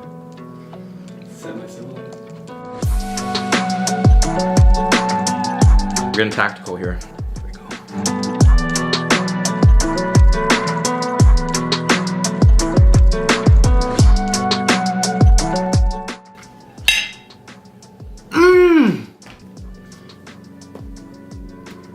Well guys, I tried. I made it pretty good, so I mean, still subscribe. I'm used to just like getting right in there and just like going to town. I'm not used to it. I think the problem was that you weren't intense enough going after it. If you just forgot about utensils, just went face first. I should have went face first. That's what I know and love. Well, I'm like aggressively full right now. Way too much protein today. I don't even know what I'm at. I think I'm like tipping like 350 grams.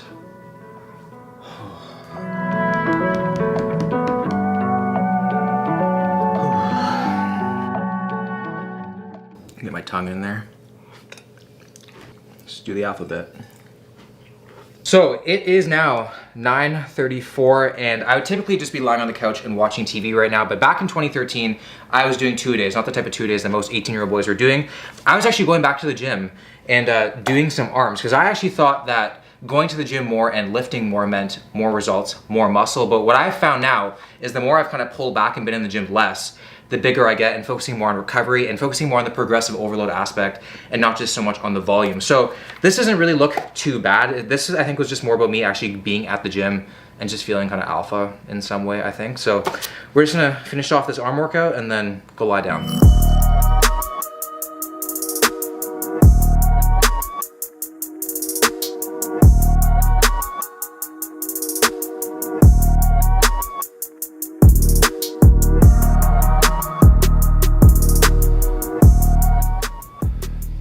Don't ask me why I did this.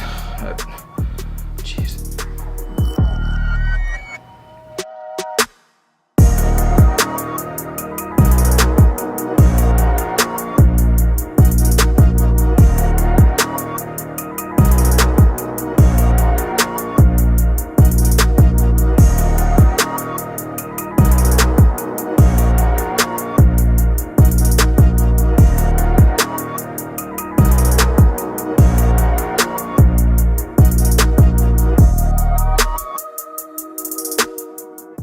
Okay, so we're on to the last exercise for the arms, which is gonna be seated hammer curl. So you're gonna notice that I did 5 exercises, 4 for the bicep and 1 for the tricep, because I thought to get big arms just meant big biceps. I was all about the show muscles, but guys, the triceps are 2/3 of your arm, okay? So train your triceps.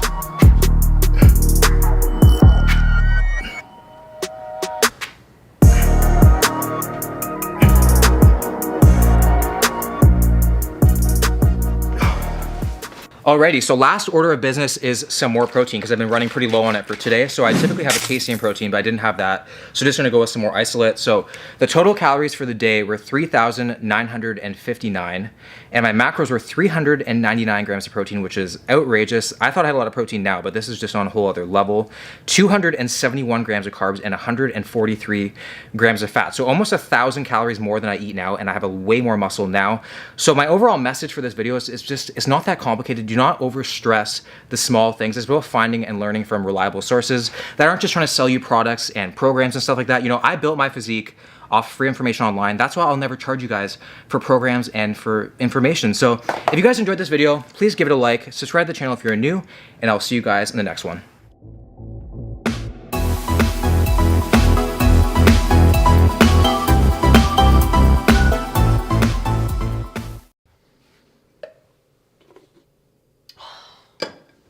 Why'd you switch to toothpaste for Greek yogurt again? Well, I read in the Cosmo that sharing aspects of your daily routine with your significant other will help, deepen our bond. I'd rather do that in the form of coffee or donuts. Okay, fine. You don't have to do the Greek yogurt toothpaste, but I'm not changing out of these surprisingly comfortable underwear.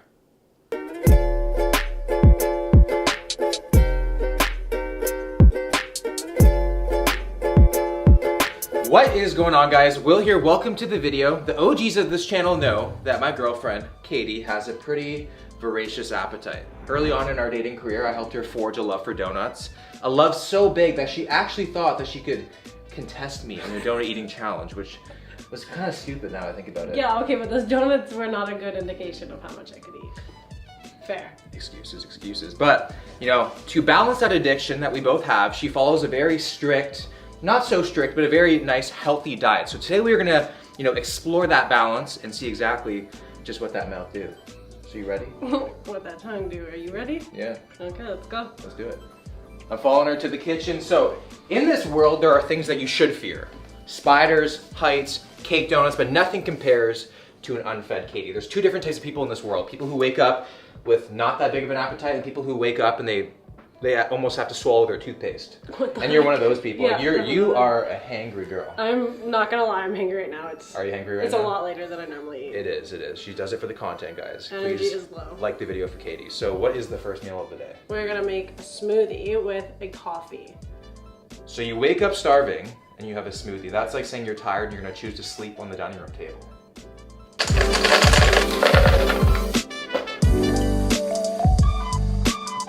So you usually put a scoop of protein in. Watch how she does this. I knew you were about to make fun of me. How much? Well, normally I'll do like 6 for me, so then we'll do 12. I feel like my anabolic window is already compromised. It hasn't even worked out yet.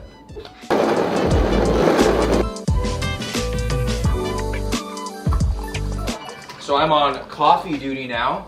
So we have the smoothie done, and I feel like with my active throat, the contrast therapy of like the hot coffee to cold smoothie is exactly what I need. Your active throat? Yeah.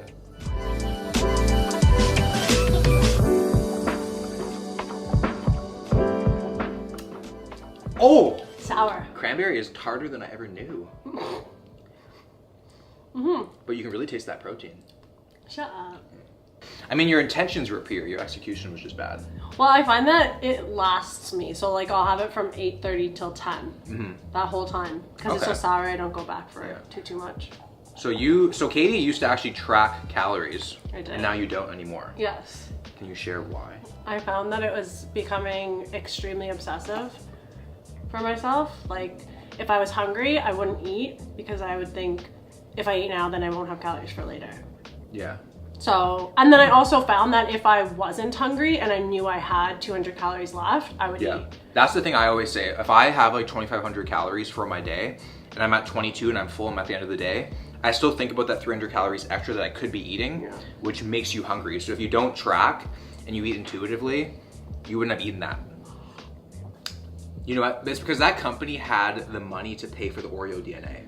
Because I feel like if it was just cookies and cream, I'd be a little bit like kind of like you could taste like weirded the out. It'd be kind of president's weird. choice. But yeah, but the fact that it's Oreo, it kind of just like dunks it into your throat. Oh, it's for good. sure. I like this. Very, very good. Smoothie. Again, like I said, I don't date you for your smoothie making abilities. It just keeps you full, all these liquids. Yeah, you're pumping with liquids early on. Got you. Yeah, thank you. Okay, so we're gonna be drinking the smoothie. Oh my God, the orange is coming through right now. Not the cranberry? Not really. I just realized the banana's not even there. Yeah, there was. I can't even taste the banana. The banana's being overpowered. By the cranberry. Another reason to enjoy banana in its purest form. But gonna enjoy the smoothie, coffee, and then the next meal is pre-workout meal, which is in like how long? 2 to 3 hours. 2 to 3 hours? Yeah. So we'll see you guys then. Okay, so a ton of time has gone by and now it's time for the pre-workout meal. And before we go into that, I just want to show you guys this thing that Katie made. How cute is this? It's her little art project the past few days. A bunch of photos from our travels. and time together. So she's officially moved in, which means all of my stuff is being taken down, all of her stuff's being put up, and you know, hopefully I just have a place to sleep with this. Yeah, okay, literally all his closets and all of the drawers are filled with all of his Gymshark stuff. What are we having for the pre-workout meal? We are having 30 grams of cooked oats on the stove like you're supposed to, not in the microwave. And then we have 20 grams of protein. See how Katie likes to do it nice, low and slow on the stove? I just like to do it pretty quick in the microwave. It's funny how things kind of, you know, overlap like that, you know what I mean? Yeah. And it looks like you kind of found the other 2/3 of the scoop of protein from this morning. We actually can see some protein. So you mix this with cashew milk first and then you add it into water. You mix it with water. Yeah, I'm so sorry you're not getting your nuts today. But it's water. Right. Later. Yeah.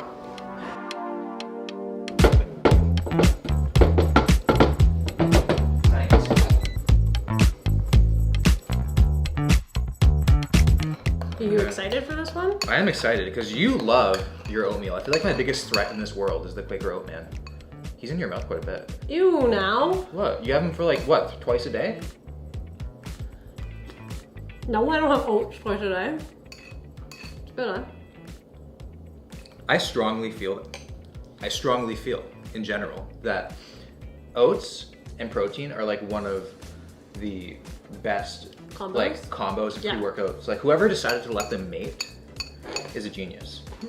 You don't track your calories, but then you said we got 30 grams of oats, we got a protein. Yeah. So you weigh your stuff out still. Yes, because I feel like when it comes to serving sizes, I am way off, and like one serving size will be like 2 to 3 for me.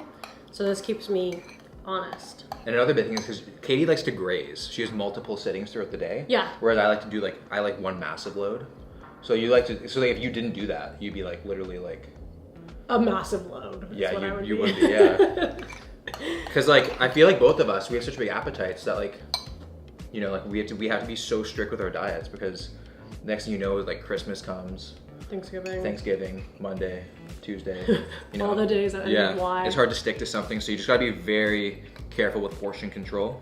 We're gonna go through a whole upper body workout and show you what she's been doing. You know, you're way more focused on your upper body strength lately, right? Than your lower body. Yeah. Yeah. I want to see those, because my back is really bad. So I want to see that progress. And I have, thanks to this guy. Got some oats on my nose. Let me get it. Let's go to the gym.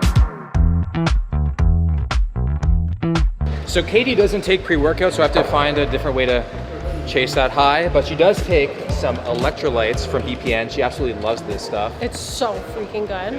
Yeah, so I got this last week. It's 50 servings, and take a look at the inside. It's practically gone. You've definitely abused your privileges. Like you haven't had any of it? I've had some, but not enough. Okay, buddy. Yeah, so gonna hop into her upper body light day. So Katie trains 4 days a week. I made her the program, so she's making some crazy gains. So I have her on upper, lower, off, upper, lower.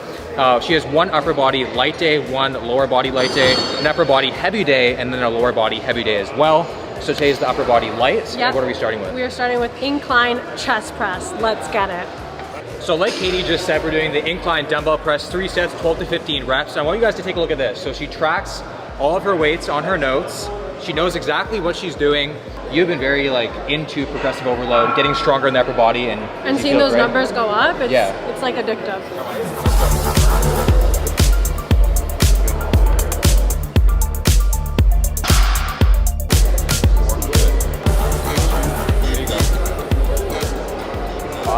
Okay, I feel like the camera's giving you some extra strength there. Jeez, that was like RP 6.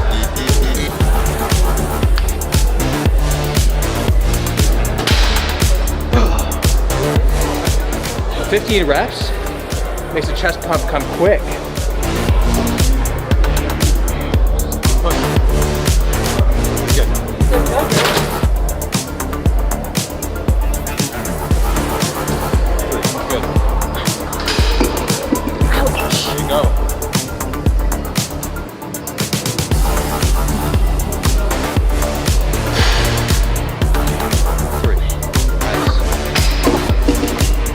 So one thing that Katie used to do that she doesn't do anymore is when she does the cable row, she'll kind of row with the handle and come all the way back. But what I'm telling her to do is when she rows, stop. and then keep on going. Your elbow farther behind your body, a better contraction on your back. So make sure you don't swing with it. Come control, come back up, squeeze, reset.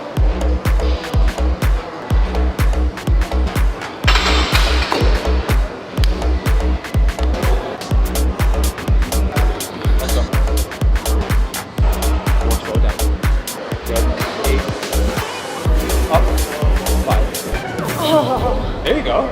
Think I can do 25? Yeah, totally. If you believe, you can achieve is what I always say. You always say that. Have you heard that before? Like Socrates for the gym.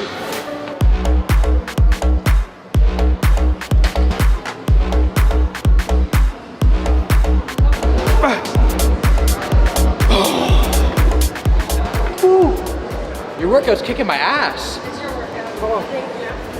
You're so cute doing that. You look like a man. You look like a man when you're doing that. When I do like the bench press and stuff? Yeah. I'm better on my back anyway. Control, push, go, up. There you go. That PR? That was PR, folks. We saw it here. So now we're moving on to the superset. We have dumbbell curls with lateral raise, 2 sets, 12 to 15. Okay, so I usually make her do 2 supersets at the end of her workout, only 2 sets. She's already done a compound for her chest, her back, and her shoulders. This is just kind of like a finisher. She wants to get in and out of the gym pretty quick, and that's totally fine. So I make her do these 2 sets very intense. That's why 2 sets is all you need.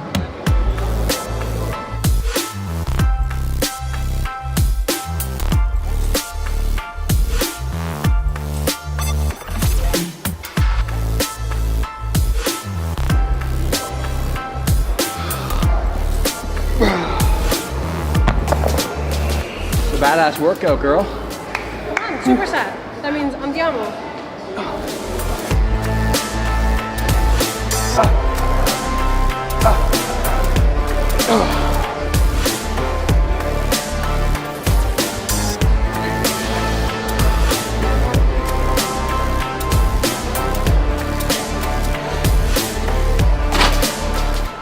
Ouch.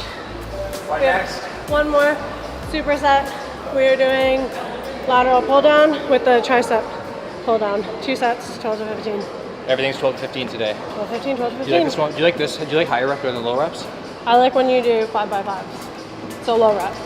You're a power lifter at heart. Apparently.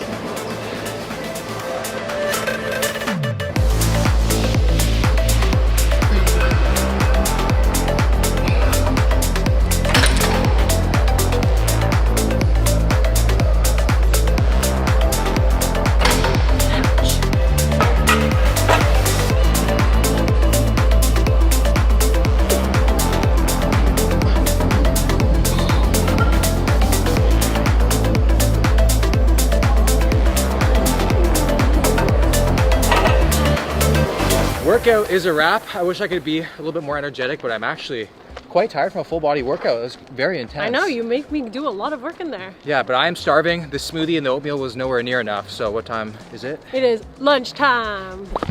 So for lunch, we are gonna have Iron Whey. I typically bring one of these to work. I enjoy the flavor, the fact that there's the macros on them. So let's look at what we got today. Yeah, so we get a delivery every single week. It's a very exciting time to see what's inside. It seems like it's Christmas. So we have a couple of beef meals. We have a fish meal, which is like your favorite. The fish. We get a ton of chicken meals. Let's see what the chicken one is. Jerk chicken. Oh, honey jerk. I love jerk meat with honey. You're gonna have, you got really excited for the chicken. Honey so you're jerk. gonna have chicken with an apple. With an apple? And then I'm gonna have salmon with the pear.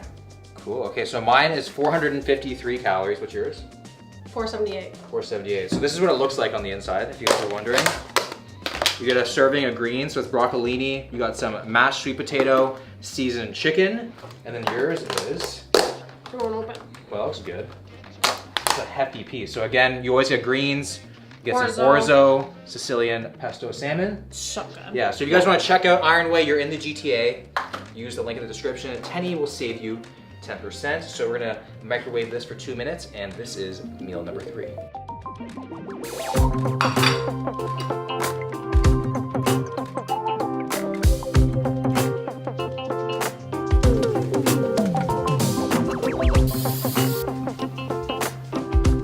Okay, so what we have here is an egg wrap with cream cheese, inspired from our Mexico trip with that. So this is big enough to satisfy you? Well, you know, I eat small throughout the day, so Thank yes. you for the self-esteem boost. Okay, cheers.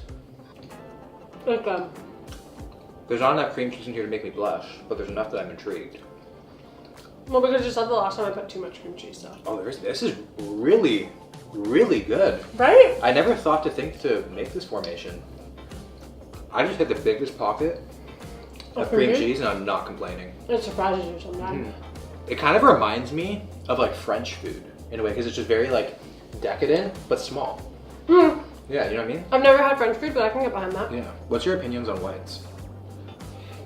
Egg whites? I figure why not have the yolk? Yeah. Get all the nutrients. Yeah, I You know? agree. I know you like your egg whites though. Oh my god, cream cheese is my soulmate. Cream cheese is my soulmate too then, what the heck? Mmm. What is your favorite meal so far? Yeah, I always watch her eat this. I'm like, what the heck is this? And now I'm like, what have I been missing? Yeah. Oh, I couldn't get that down fast enough. You don't mind? Sure. No, what the heck? Time for meal number 4. You're like a true. Am I doing day in the life of like Jay Cutler right now, or my Yeah. girlfriend Katie? Girlfriend Katie. I like to eat small throughout the day. So what we're having for dinner, folks, is like a vegan jambalaya. So what I do is I chop up celery, carrots, mushrooms, shred some corn, get that going. I saute it now. I got some vegan sausages, vegan beef, saute that, and then I'll put in 1.5 servings of rice with some sauce and water and let it boil. I don't want to make things awkward. Make it But I awkward. just have a question for you. What's your question? Didn't you used to be vegan?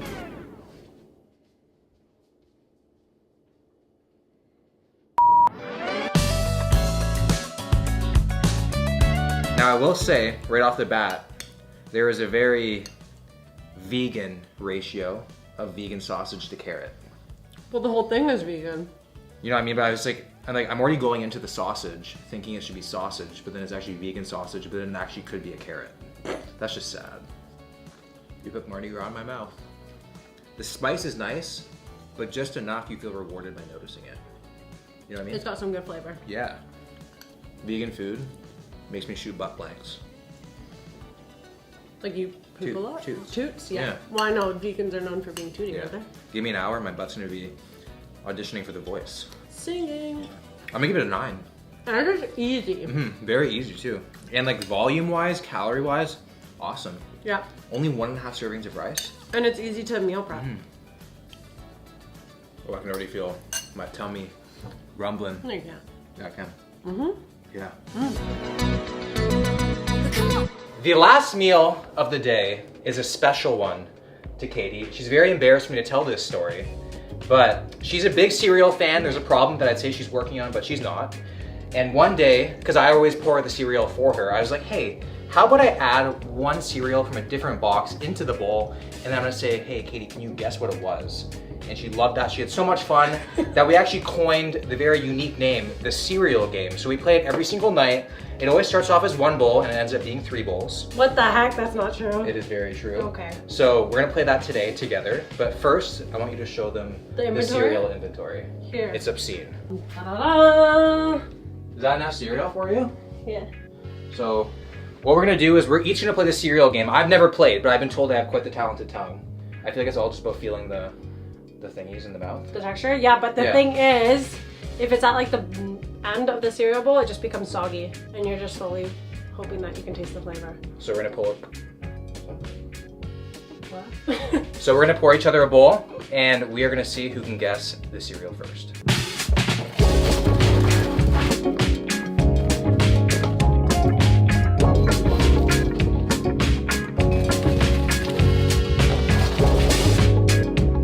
Okay, so your base is Crave. And yours is churros. Oh wow, that reminds me of summer camp in Mexico.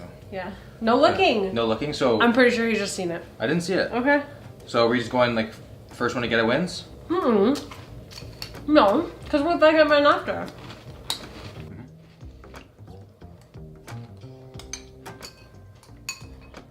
It's been gone, just so you know. It's gone? It's been gone. What?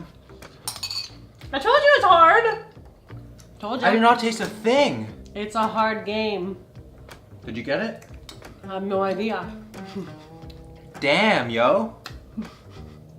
Okay, well, she didn't get it. No, I was just saving it. I know what it was. What? You go first. I have no concept of what mine was. I can't even tell you.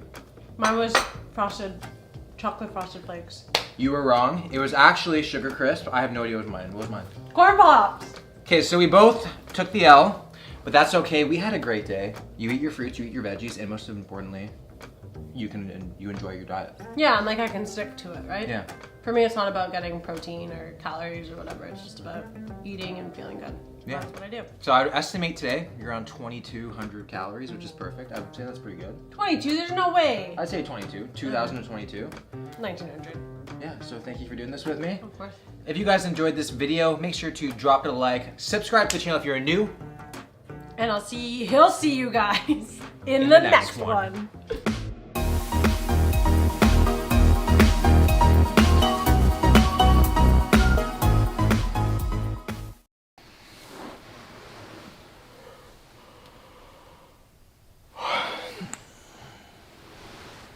Good morning, beautiful. Will.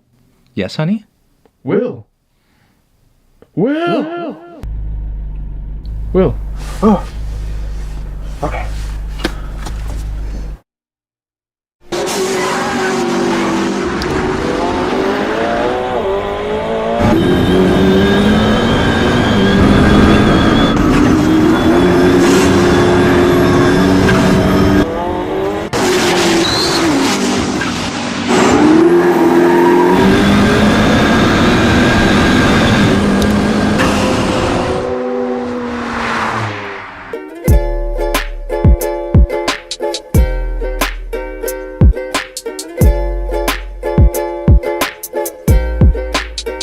What is going on, guys? Will here. Welcome to the video where I finally won't be the only one making it to the finish line in 10 seconds or less. So in today's video, we are going to be following the diet and training of an F1 driver. So believe it or not, but Formula 1 drivers are some of the fittest athletes in the world with a strict diet, intense training, just a lot more than a lot of us would think. And we're going to cover that right now.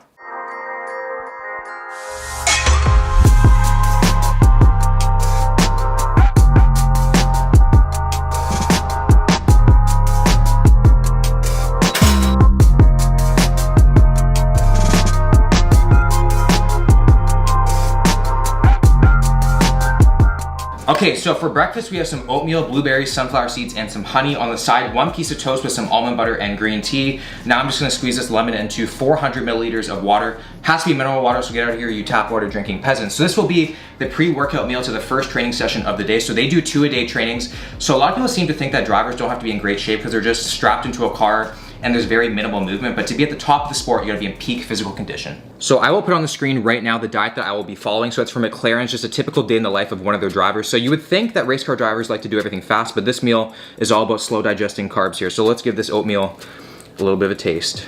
Love me some honey in my oats. Now for the green tea. Nice to know all my potential health problems are not gonna go away after this cup.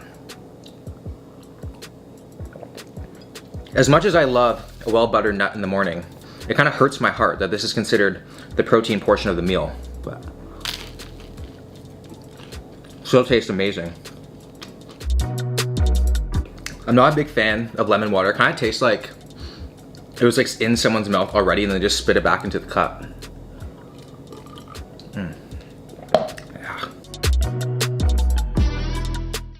Okay, so that was a really good light breakfast, which is really good because the cardio session I'm about to do is pretty grueling. Time for the morning endurance training session. So I typically do morning endurance training sessions every single day, although it hasn't really helped with my endurance in any way. So typical race car driver's heart rate during a race will be anywhere from 140 to 170 beats per minute. It can even get as high as 190 to 205 beats per minute. So there's not really many sporting activities out there other than long distance marathon running that'll keep your body temperature and your heart rate that high for that long as F1. So very quickly before we get into the workout, a very interesting fact is a race car driver will lose anywhere from 4 to 11 pounds of actual body fluid during a race, depending on the weather conditions. So the workout we're gonna do, I'm gonna put on the screen right now, it's gonna be HIIT cardio. It's really good for endurance and boosting your stamina. It can be done on the treadmill, it can be done on a bike. Another really good one is the rower for your back and for your neck specifically. So we are gonna be doing 10 30-second rounds followed by 90 seconds just jogging for recovery.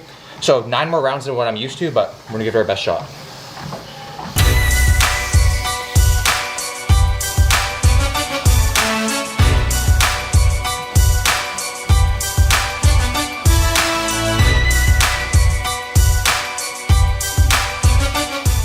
Okay, so we are 5 rounds in.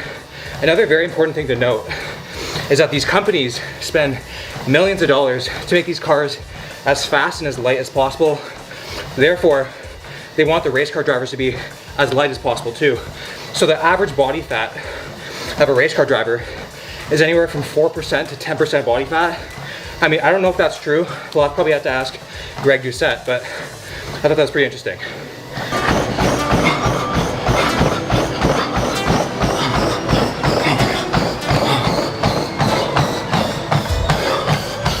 Okay, well that was brutal. So I'll put the workout summary on the screen somewhere. So I had an average heart rate of 148 beats per minute for 20 minutes. I have no idea how they maintain that for 90 minutes. So I'm starving now. Luckily we have the post-training snack consisting of high carbs, medium protein. Ollie just got a haircut. Check it out, guys.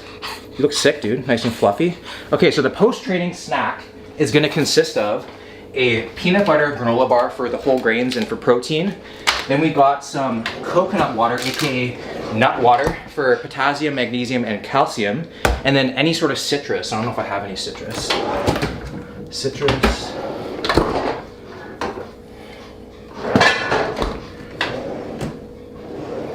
Damn it. I guess a compromised grapefruit it is.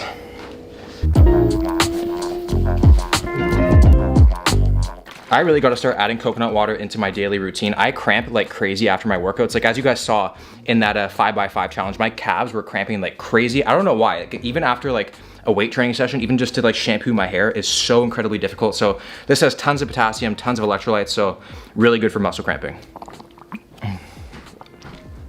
Nice and a little bit salty, like I like it.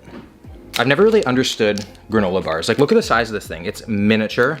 And this thing has 200 calories and 13 grams of fat. Like why would you want to do this? Like there's so many other better options out there, but I'm sure it's gonna taste amazing because it's peanut butter and dark chocolate. Oh, no.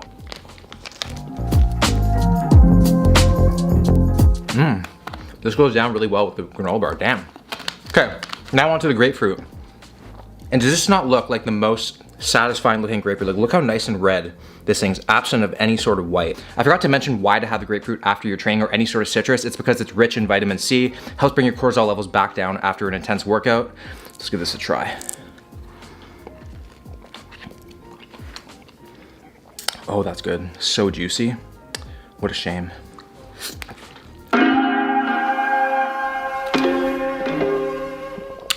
Let's go shower and make some lunch.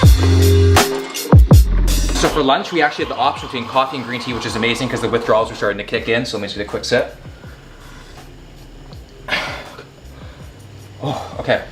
So we're actually gonna be making some sort of a tofu stir fry thing. So I'm gonna be adding into the boiling water here some whole grain rice noodles. And then we're gonna be making some tofu, which I've never made before. That will be pretty interesting with any sort of veggie that I had on hand. They specifically noted some garlic because it's an anti-inflammatory. So I have some bok choy. I got some red pepper, and then I got some spinach, and then on the side, 2 to 3 squares. You better believe we're having 3.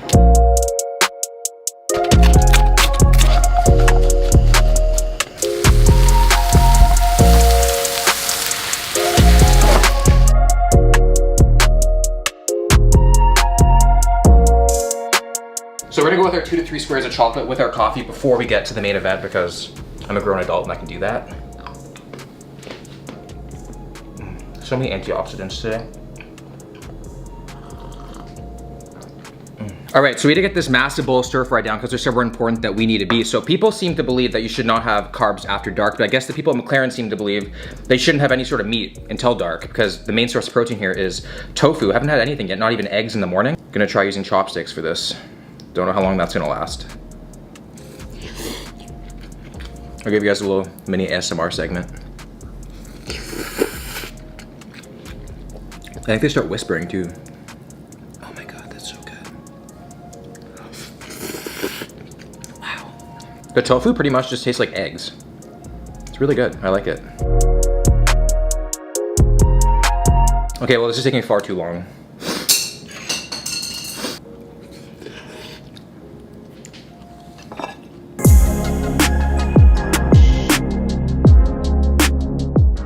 So we are at McLaren right now. We have been eating like an F1 driver. We have been training like an F1 driver. Then McLaren said, how about you come over here and drive like an F1 driver? So we're at the McLaren dealership right now. We're gonna go check out some cars and possibly take one out ourselves.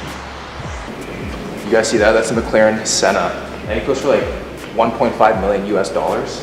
You don't see too many of these around. Insane. Take a look at the spoiler here. Like, what the heck? That's nuts. I am here with Horst from McLaren Toronto. He hooked me up with a 6 shirt, so I officially feel like I'm part of the team now. So he's actually gonna tell us about the McLaren 720. So we have here a McLaren 720 Coupe. It is 710 horsepower. It does 0 to 100K in just under 3 seconds, about 2.8 seconds.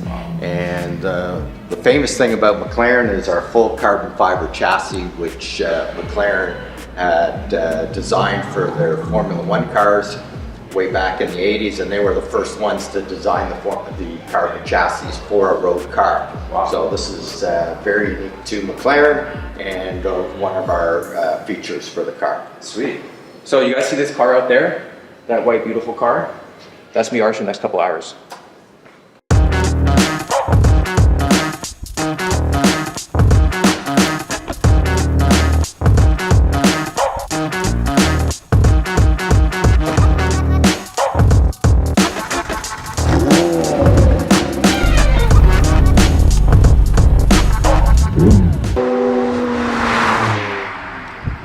Driving this car has been absolutely sick. So I don't know if you guys have seen those YouTube videos where they have the passenger that tries to grab the $100 bill while the car is taking off, because apparently the horsepower just like shifts you back completely that you can't get it. So we're gonna try doing something like that, but with a donut, obviously. So I can't really use the donut that I'd want to use because I don't want to send back a 720 McLaren with like glaze and powder all over the floor. So we're gonna use an old-fashioned plain donut that I stuck onto the windshield here with the GoPro, have my dad being the driver. So, I mean, it's an old-fashioned plain donut, it's a cake donut, so it's not really the end of the world if I can't get it. So we'll see if I can do it. All right, guys, so we're about to do the first attempt at the donut challenge. I got my dad here's gonna give me a 3-second countdown, then we're gonna absolutely launch this thing. You're all mine, baby. I fasted today, I haven't eaten yet. Are you ready? Yep, I'm ready. Born ready. 1, 2, 3, go.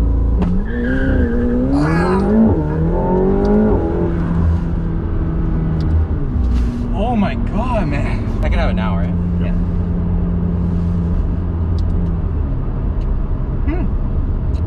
That has like a gingerbread taste to it. You want one? I got another one.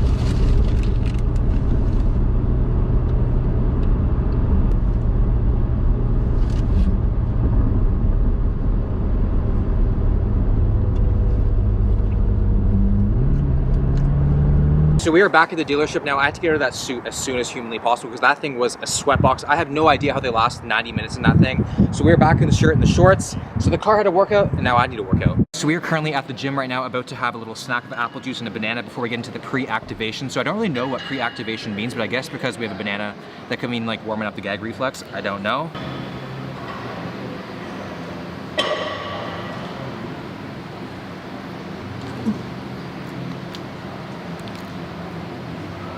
Normally you have to pay to see that. Fun fact, apple juice used to be my favorite drink as a kid. I went through like a whole entire can of it a day. My mom would literally have to like pour some out and then add some water to kind of dilute it because I was just drinking way too much sugar. So I'm actually searching right now what pre-activation means. And it pretty much just means getting ready for the workout. So a lot of foam rolling, just mobility stretches. So that's what we're gonna do right after this, and then get into a specific workout from a Formula One personal trainer of the name Alex Stott. So a bunch of different workouts, upper body and lower body.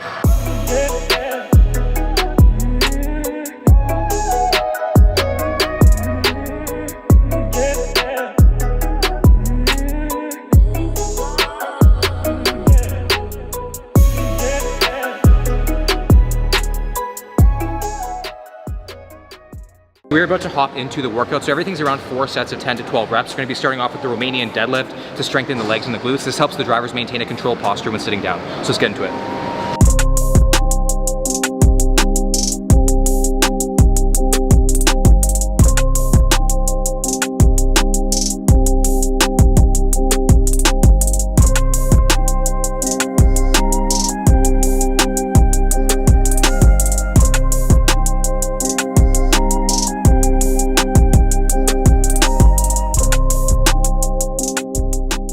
Okay, so now we are moving on to the upper body. First thing we are doing is 4 sets of 10 of the dumbbell press-ups. We're using the dumbbells to make it a little bit harder, makes it harder to balance, a little bit more range of motion. So what this is gonna do is teach the driver to keep their core and their spine stable like when they're in the car.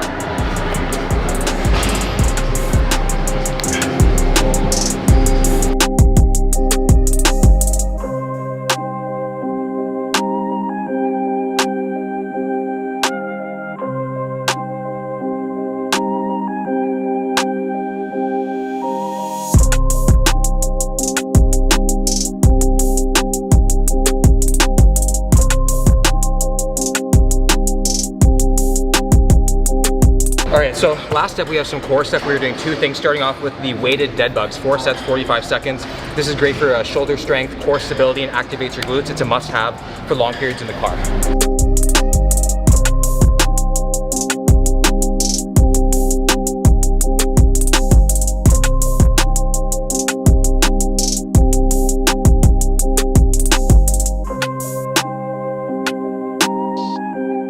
So the workout is done, but injury prevention is a full-time gig. So we're gonna do some prehabilitation right now, specifically for my knee. So I have a few things set up right now that we're gonna do before we head out for dinner.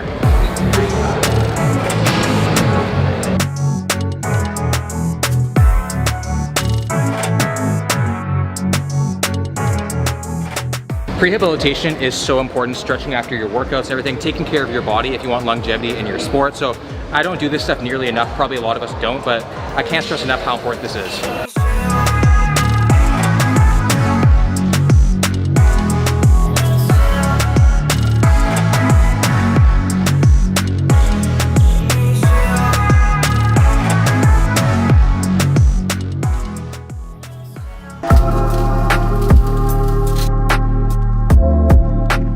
For dinner tonight, we have some salmon. So the diet calls for mackerel, but I could not find mackerel anywhere. So the main reason they were having mackerel was for the omega-3, so I just swapped it out for salmon because that's a really good source of omega-3s as well. On the side, I have a small sweet potato, and as well I'm making a salad with some tomatoes, cucumbers, avocados, and some spinach. And then it said rocket, and I was like, what the heck is rocket? Hopefully it's some sort of powder like rocket fuel, but nope, turns out it's just arugula. So we're gonna put this salad together right now. I love me some arugula, nice and peppery.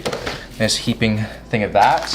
I'm looking for some volume today, so even though this has been a really good day of eating with whole foods, just hasn't been a lot of volume for me, so I've been starving all day. Okay, so that is my dinner. And then on the side, we have some yogurt and berries. So this is kind of the odd combination. So I believe this is probably like the dessert of the meal, which is kind of sad. But yeah, I'm too hungry to say anything else, so let's just eat. Let's start off with the yogurt and berries. I like to do things in reverse, like a good cowgirl.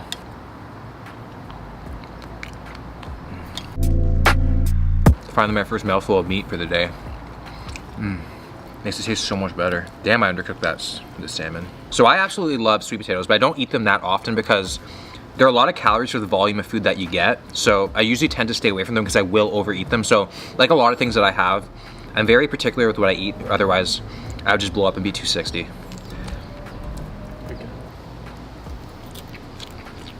My body's probably like, yo, dude, where are the chemicals at, man? You've eaten so clean today. Have I had any sort of chemicals today? No, I haven't. Wow. Okay, so that was dinner. Definitely no pizza night. As you guys can see, I left some salmon on the plate. It was very, very raw. I could like taste the fishing line that this thing was caught on. So pretty good overall. I think it'll keep me full till around like 9:30, which is perfect because that's when I have a snack. Okay, so we are back. It is 9:30 right now, just boiling up some hot water for my herbal tea for my snack. So alongside the tea, we have 3 to 4 crackers. Like 3 to 4 crackers, is that's like a pre-snack to me. Like that's just cruel. So on top of the crackers, we have Parmesan cheese and something called Marmite, which I could not find, but what that is a spread made from yeast extract. So a good substitute was apparently some nutritional yeast, which I do have. So that's gonna be pretty weird and pretty dry. Crackers, nutritional yeast, and Parmesan cheese. And alongside that, some fruit, obviously pineapple. The herbal tea that we are going with is Raspberry Zinger. Zinger? Hardly know her.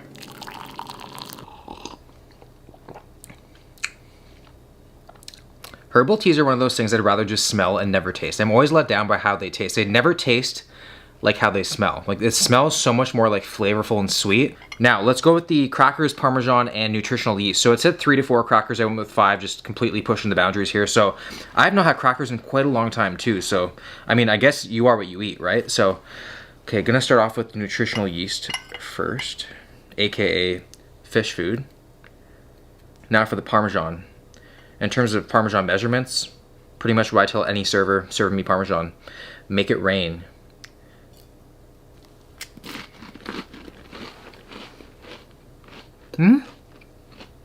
Oh, you really got to bring the moisture to the experience yourself. You got to spit on it before you eat it. This is like the one time it's appropriate to be a spitter. It pretty much just tastes like a Cheez-It, but like just not as good. But it's good. It's a lot better than I thought, to be honest. Like, wow, very cheesy, because I think vegans use nutritional yeast to replace actual cheese. Now to what we all know and love, a good old pineapple. Well, I'm gonna wrap up the video here. Calories for the day will be somewhere on the screen right now. Great day, great food, great training. Had a lot of fun with the car. If you guys enjoyed this video, please give it a like, subscribe to the channel if you're new, and I'll see you guys in the next one.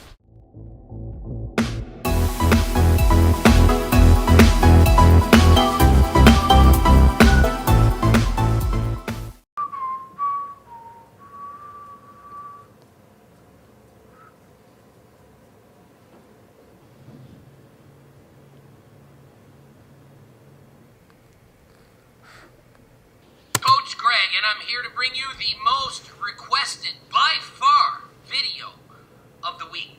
Extremely good looking. So unlikely that he's natural that you may as well just say there's more chance he got struck by lightning. So Ollie, are you natty or not?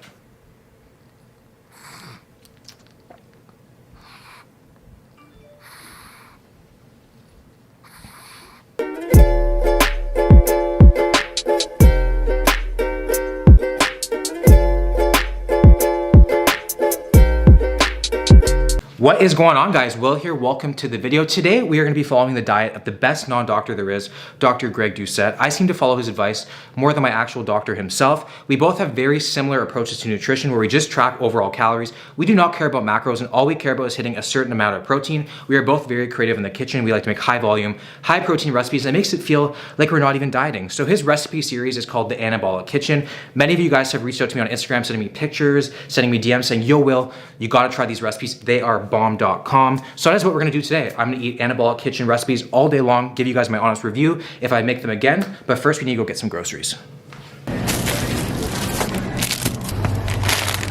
Smart Pop popcorn, not Skinny Pop.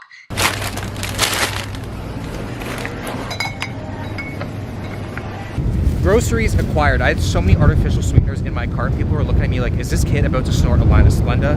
So I got everything except the Mountain Dew. I even asked the guy, I was like, do you guys carry Mountain Dew? And he kind of gave me that look like, do people even drink that shit anymore? And I was like, apparently Coach Greg does.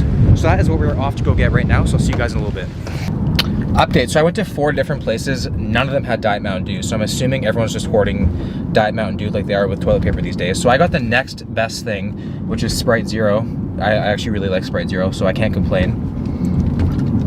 Speaking of Mountain Dew is just such like a soft, beautiful name for such a aggressively violent tasting drink. Like, it looks like battery acid, but I loved that shit back in the day. That stuff reminded me of like my young gaming days, except I was drinking the Code Red variety. But yeah, so heading home, got the groceries, and to cook up some anabolic French toast. Time for breakfast. So we are going to be making the anabolic French toast. This has to be his most popular recipe for sure. Just 5 ingredients, seems very simple from the video. So I went to the store, picked up just this plain d'Italiano white bread. It says our freshest tasting, we will see about that. Egg whites, vanilla, your type of a 0-calorie sweetener of choice, and then some cinnamon, and that's pretty much it. So we're gonna get to it. So 1 full carton of the egg whites is 2 cups. So we're just gonna put the whole bad boy in because this is an anabolic French toast. So we're gonna build some muscle mass when we eat this. Now what we're gonna do is he made this recipe idiot proof. So it's very easy to kind of like do all the measurements. So very happy about that. So for every one of these, we're gonna add around 2 teaspoons of your sweetener of choice. So I'm gonna put 2 teaspoons in. Now what we do is add the vanilla. So I have Madagascar vanilla. I don't know if there's a difference between Madagascar vanilla or regular vanilla, but anyway, we're gonna have some sort of jungle gains today. So just 1 cap size, which is 1/4 teaspoon, goes into the mixture. And then last but not least, like we're already done here, is just some cinnamon. So per every cup, so there's 2 cups in here, you wanna give it 1 spank. So spank it like it's a bad girl. So 1, 2, 1 more, 3, okay. And then that's the mixture, so we're just gonna mix it up. He says to mix it until it looks like it's mixed. So very descriptive, which I like. Looks like it's mixed. Now what we're gonna do is we're gonna immerse our bread into our little egg white reservoir we have here. I'm gonna go with around 4 slices. So for every 2 slices, so it's 190 calories, 2 grams of fat, 37 grams of carbs, and 7 grams of protein. So yeah, so I'm gonna go 4 slices of that. And you really wanna soak it up and just keep on turning it. All right, so that is it. I'm gonna go wash my hands now and then we're gonna cook it. So I have my pan heating on a low setting. All I'm gonna do is just give it a little quick spray. You don't want to waste too many calories with oil, it's just not worth it. Now what I'm gonna do is add my French toast to the pan and we're gonna let it sit for around 3 to 5 minutes per side. Okay, so the French toast has been cooking for a little bit, but do you guys see all of this leftover egg white in this bowl? That is just pounds of muscle left on the table. So what we wanna do is we wanna baptize our French toast with some egg whites. We are becoming game pastures right now. So we're just gonna give them a nice little more of this liquid egg white stuff. It smells like an anabolic kitchen in here too. So I somehow got that full entire carton of egg whites submerged into these 4 pieces of bread, which is pretty incredible. It smells like a dessert in here, it smells awesome. I seem to have a lot of egg white buildup around the sides. So I guess we're having French toast and scrambled eggs. 3, 2, 1. All right. I mean, I wouldn't say it looks restaurant quality, but it looks very good, it smells very good, and it seems like it's gonna be very filling. This is a massive pan, a lot of protein in this too. So just gonna let it cook on the last side and then we're gonna top it off with some maple syrup, Greek yogurt, and some fruit.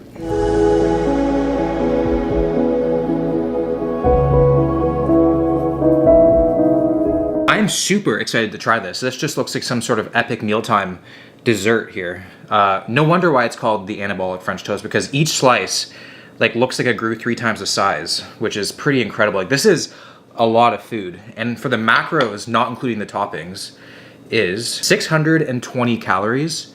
And then the macros are 70 grams of protein in here, 74 grams of carbs, and then 4 grams of fat. And then on top of it, I added half a serving of non-fat Greek yogurt. I then added half a serving, so half a cup of frozen berries, just microwaved, and then I added some Walden Farms on top. So let's see what this is all about. Let's see what the fuss is all about. I am not a big French toast fan. I usually prefer waffles, then pancakes, then French toast. So we'll see how this does. Look at that bite. Wow. Set some Greek yogurt on there. Oh my God. Very sweet, so good. There's a lot of egg in it. So it's like a very like different consistency of French toast than what I'm used to. It almost tastes like a sweet French toast quiche. Like very eggy and very airy. It's really good. I can totally see why he eats this thing every day. The macros on this thing is crazy. Like if I looked at this normally, I would think this is like over 1,000 calories. And this is probably better than most things that are over 1,000 calories of the same thing. So you just gotta be a little bit creative in the kitchen. All right, well that exceeded my expectations and then some. So good work, Greg. Really good. I think I'm probably gonna start making this probably every morning as well. So I can definitely see what everyone's like raving over about with this recipe. So this was my pre-workout meal. I'm gonna do a cardio thing in the basement. This is gonna take me a little bit longer than I thought to digest. So I'll probably work out in about like an hour and a half or so, and I'll see you guys then. It's almost 3 p.m. I haven't eaten since the French toast at around 10 a.m. That thing has just been sitting in my stomach with no plans on leaving anytime soon. So that is quite the dieting hack recipe. I'm not even remotely digested yet, but I gotta get on with my day somehow. So I'm gonna do my cardio now. And what I've been doing for cardio is actually Orange Theory. You guys know I love Orange Theory, but obviously I can't go to Orange Theory as pretty much every other gym worldwide is closed. But now on their YouTube channel, if you just type in Orange Theory in the search bar, you'll have to go to their profile and they offer every single day a new home workout that uses minimal equipment. They're all 20 to 30 minutes long. And I like this a lot more than just traditional running on the treadmill because it gets very boring. So this one keeps it fun, keeps you guessing. You can challenge yourself however much you want to. And if you like this, you'll like Orange Theory. It's a very good indication if you'll like it and think it's worth joining after all this is done. So this is what I'm gonna do right now. This one is 30 minutes long. And then I'll catch up with you guys after. So any household object will work for this first movement. It's a goblet static lunge. Explode up, landing softly through the heels. Series for a total of 3 rounds. Let's get started, guys.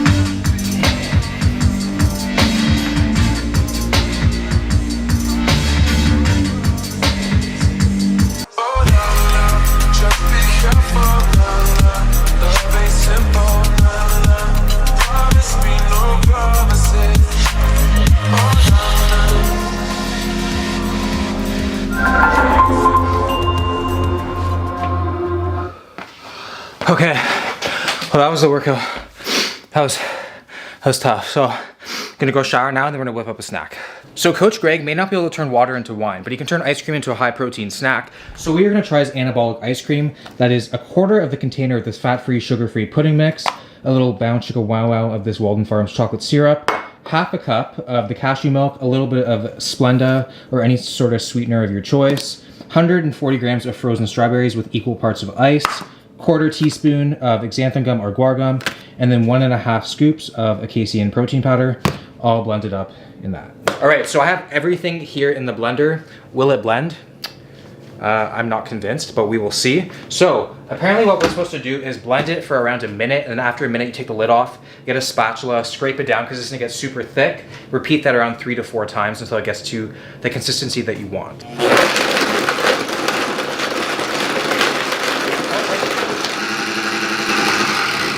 Well, that doesn't sound right. I'm still gonna get something from my room. Okay, so let's see if this is gonna help. Okay, so that was the first one. Doesn't seem too promising right now. But it looks super thick, look at that. Oh, please don't screenshot that. I'm about to go to round 4, so this ice cream makes it more rounds than I do. And right now, here's what we got going on here. So it's looking pretty thick. I'm not quite convinced yet if I can put it on my head like he does, but we'll see after the next one. All right, so I think we're done. It smells like I just set off a fire in my house. I definitely took advantage of that motor, but I guess anything is a smoke machine if you use it wrong enough. So in terms of thickness, I think we did a pretty good job. I think it looks like exactly what he does in his video. Here we have it. So in order to see if we actually made it right, I gotta flip it over my head like he did in his video. Am I convinced it won't fall in my hair? Not entirely, but for YouTube purposes, we will give it a shot. 3, 2, 1. Okay, it looks like we did a good job. So obviously you can just eat it like this. It'd probably be amazing. And this actually filled up quite a lot of the blender. If you guys have a Vitamix, you guys will know how big this is. So quite a lot of volume of food for 300 calories. But I want to top it off with something. So a lot of people will probably put peanut butter, like this one here, like the regular, but those like creepy looking bears looking like they're looking at you after trapping you in a well. Those ominous looking bastards. But I don't have time for that. I don't have the macros for that. I'm not Michael Phelps. So what I'm gonna be using, which I always use, is PB2. So here I weighed out 12 grams, which is 1 serving, and I'm just gonna put that right on top, which is awesome. So I'm kind of weird. I don't like to mix it with water and make it like kind of like peanut butter. I like it powder. Anything in its powder form, I prefer it. So that is gonna be my snack, guys. So in total, 345 calories. I'm very excited to try it, and I'll let you guys know what I think. Look at that.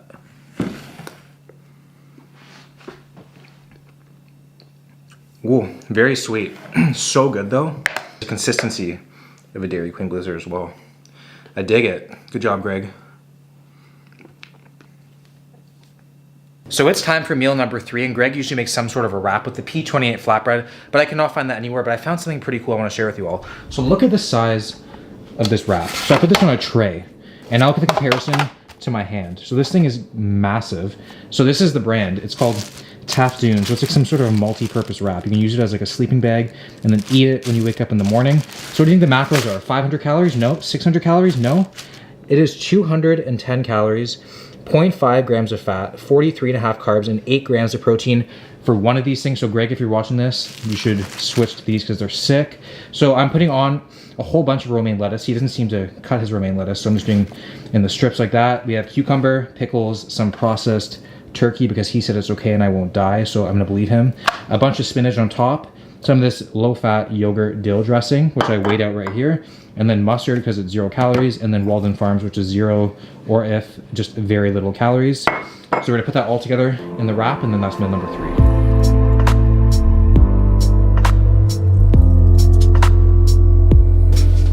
Okay, so I promised you guys that there was a wrap here somewhere. Like, this is a lot of food, and the calories for this is 550 calories, 45 grams of protein, 66 grams of carbs, and 11 grams of fat.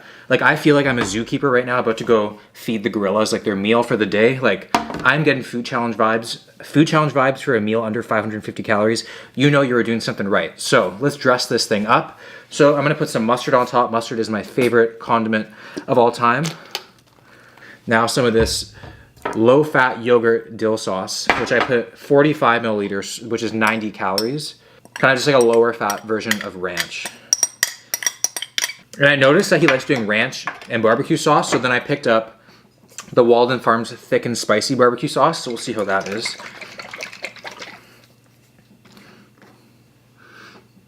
Ooh, I can smell the science in that one. I don't know. No, we're not using that. Okay, we're just going with the ranch and the mustard. This thing has to be like 5 pounds. Like, this is an ideal burrito circumference. But right now I'm only getting lettuce, so I can't really tell you much yet. This is really good. The bread's really good too. Wow. Well, I'm pretty behind on calories today. So I think with this, I'm around 1,550 to 1,600 calories, and it's just about 6 p.m. I usually finish my eating on a typical day at around like 7:30. So yeah, it's just showing you how much high volume foods can make it feel like a lot more food than normal.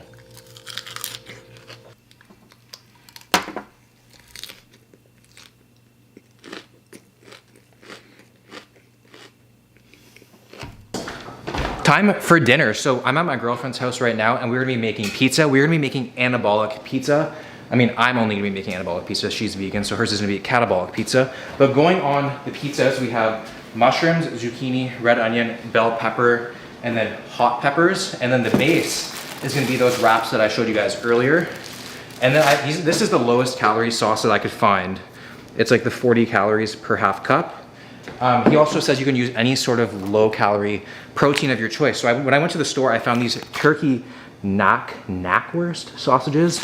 I don't know how you say it, but it's 90 calories, 2.5 grams of fat, 0 carbs, and 17 grams of protein per one. So you better believe I am doing the whole entire pack. And for the cheese, because I love cheese, and I'm kind of disappointed with this choice, but he's gonna be using the Singles sliced cheese. I mean, I haven't had these since I was like 5 years old, having grilled cheese. I mean, he doesn't call it cheese, he calls them protein squares. I mean, I wouldn't really call this cheese either since it's shiny and I can see my reflection, but we're gonna start putting this together and I'll show you guys the final product.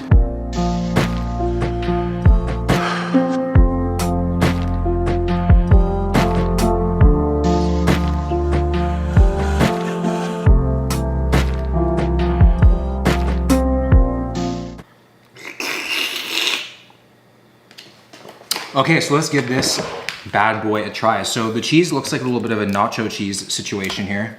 Kind of just looks very soupy. And surprisingly, the flatbread held up quite nice.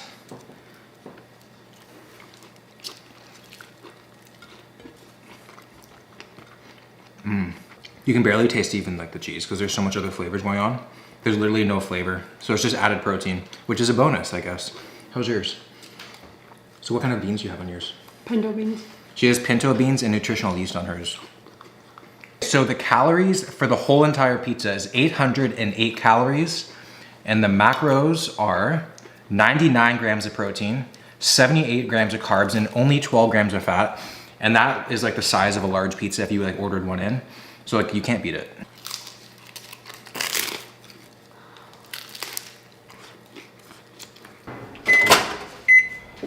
Okay, so I am gonna end off the video here. Just popped up some Smart Pops to end off the night for a snack. 240 calories for the bag while we Netflix and chill. So I actually ended my calories a lot lower than my maintenance calories. I was around 2,700 calories and it seemed like I ate 5,000 calories. So my overall opinion on this diet is that it's great. You know, I had my veggies, I got my fruit in, and then I can enjoy stuff like this. I can have syrup in my ice cream, so stuff like that. I think it's very sustainable. That is what I preach to most people. You know, if you're too strict all the time, you will binge, you will fall off the wagon. So yeah, just get creative in the kitchen and it will do wonders. I'm actually gonna link Greg's channel in the description down below if you haven't heard from him, so you can check him out. So that is it, guys. If you guys enjoyed it, please give it a like, subscribe to the channel if you're new, and I'll see you guys in the next video. What is going on, guys? Will here, welcome to the video. Today we're gonna be doing a full day of eating, but with a little twist. I'm gonna show you guys how I ate as a larger kid in high school. My mom does not like when I use the word fat, so I'm just gonna go with larger. I'm also gonna show you guys my top tips to build muscle without fat, and guess what, guys? It's not steroids, but you can comment down below steroids and I'll look at it and then keep on scrolling. But yeah, my top tips to build muscle without fat. So I'm gonna show you guys how I got fat while also telling you guys how not to get fat. Kind of cool, right? Let's go.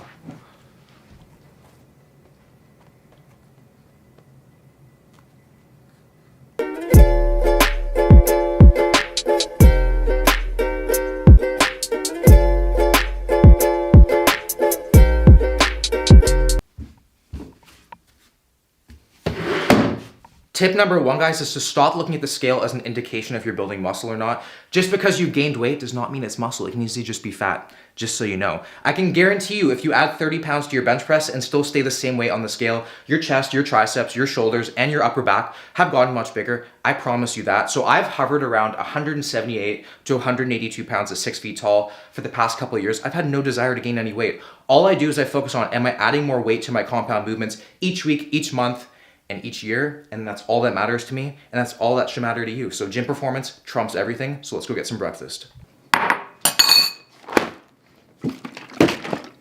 So breakfast is served, and typically before school, I always just went with a big bowl of cereal. Obviously, I don't go to school anymore, so this is just gonna be my pre-workout meal because we're going to the gym after this. So I didn't have any specific cereals I liked back in the day. I usually just came downstairs, took whatever was in like the drawer, and that's what I ate. I mean, I just ate till I was full. I'm pretty sure the box wasn't even safe at that point. But I went to the store yesterday and picked up a peanut butter Captain Crunch. Like, who doesn't like cereal that rips the roof of your mouth and makes your mouth bleed, am I right? Like, this should probably have warnings on the box. So, gonna have this, just gonna eat whatever I wanna have, like I did back in the day, which was kind of nice when you think about it.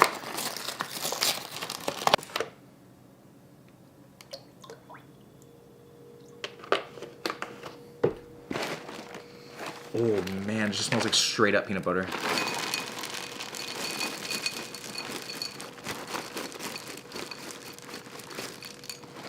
Looks like about 1 serving. Yeah, 27 grams, 1 cup.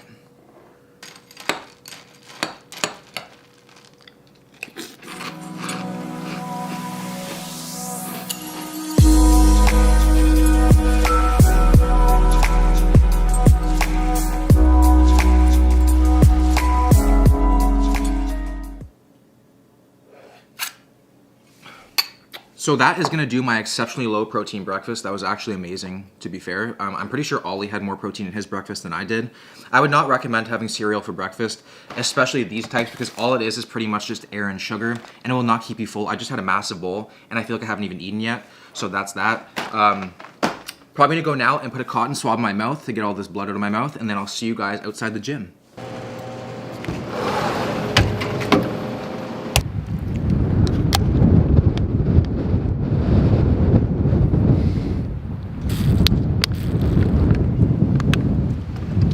So I already know what I'm doing before I step foot into the gym, which leads me to tip number 2, which is to follow a structured program that focuses on progressive overload. Don't just go to the gym and wing it. Always know what you're doing before you go to the gym. There are tons of free programs online, and there's great information that you can get, so you can make your own free program. Even on YouTube, my favorite YouTubers are Greg Doucette, Omar Esoff, Brian Alsru, and Jason Blaha. Jason Blaha has influenced my training in a great way. I actually followed his novice ice cream fitness program when I first started, and I blew up. So if you're new to the gym, check that one out. I'll actually link it down below. So let's get to the workout.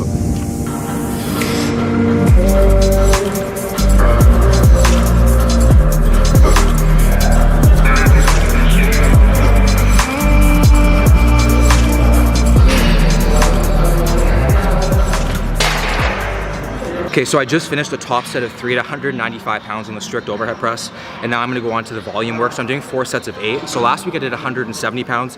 This week I'm gonna be doing 172.5 pounds. So instead of the 5-pound jump, I'm doing a 2.5-pound jump, which leads me to tip number 3, which is to invest into microplates. So I got these on Amazon.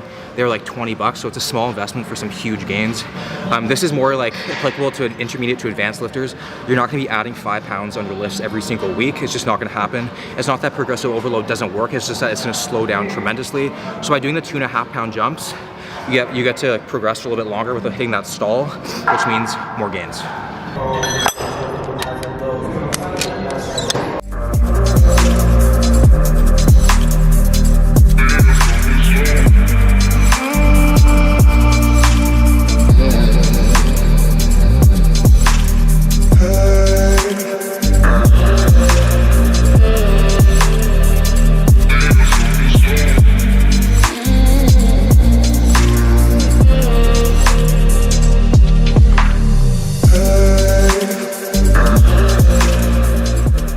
All right guys, so workout complete. That was sick. So moral of the story is just slam some Captain Crunch and shotgun a bang and you'll have a sick workout. So anyway, I am hungry, so let's go get some lunch.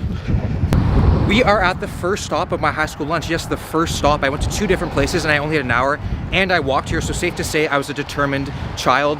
So the first place is actually Pizzaville. This is where I went to. This is the same place I went to every single day. Got a couple walk-in slices. Something about walk-in slices just f***ing gets me, so let's go get and eat.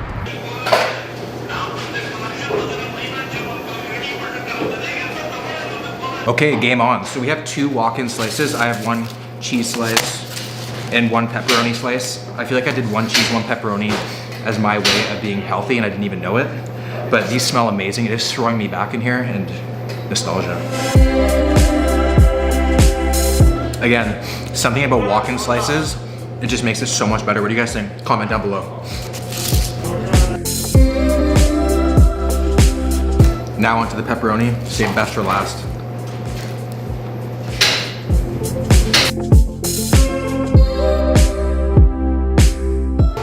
Okay, that was amazing. So apparently the pepperoni slice is 720 calories, and then the cheese slice is 630 calories. That's pretty ridiculous, and we're only halfway done. Do you guys still give those lollipops after? You don't buy them anymore? Oh, okay. See you guys, thank you.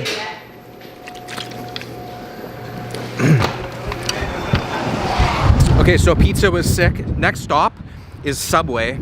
Subway used to be right over here, like right behind this fence, but it's not there anymore. But I'm pretty sure by the next lights, there's gonna be another Subway, so I'll see you guys there.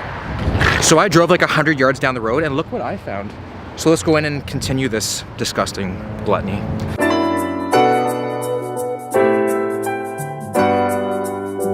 Okay, so I got the food. I was planning to eat inside Subway, but then there's a couple guys who look like bikers in like Hell's Angels jackets, and they had some sort of argument going on. So I thought it'd be best if I left and ate in my car because I didn't really want to risk getting shanked for my vlog. But I got a 12-inch steak and cheese. Like, guys, this was $11, and I just spent $10 at Pizzaville. So I spent $21 for lunch every single day. So I guess that's what happens if you're a parent giving your high school kid a visa. So it's a steak and cheese on whole wheat. I don't really use any sauces. Even back in the day, I never used any mayo-based sauces, always mustard. So I did have some good habits back in the day, but just the quantity of food is just disgusting. Like, no joke, this is a true story. My mom actually said to me that she would go to bed some nights crying because she couldn't believe how much I ate. I mean, she probably still does it today, but anyway.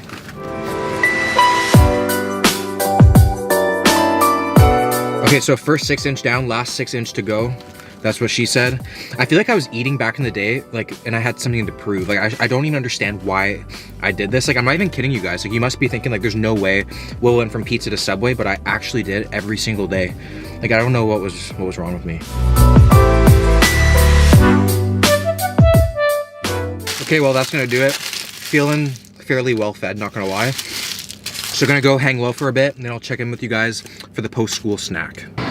So it is a little after 3:30 right now, which means school is out and it's time for the post-school snack. It's been 3 hours since I've eaten, so I'm pretty much famished at this point. So when you think about a typical after-school snack, you think about like a juice box, a granola, but not me. I'd get picked up and my mom would bring me a shrimp tempura roll. Literally, no joke. People are wondering, why did that Tennyson kid start frantically running to the car when the school bell went off? If you guys are watching this, well, now you know why. It's not even like a healthy roll. It's not like a cucumber roll or like a California roll. It's a fried shrimp tempura roll. Thanks, Mom.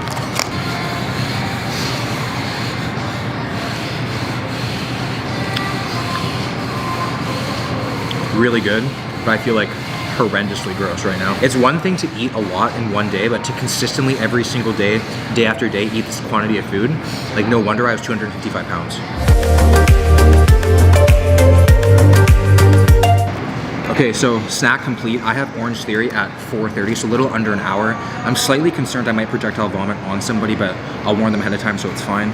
I have no idea what my calories are currently at for the day. I would have to guess a little over 3,500, which is kind of concerning because it's only 3:40 in the afternoon, and we still have a dinner and dessert.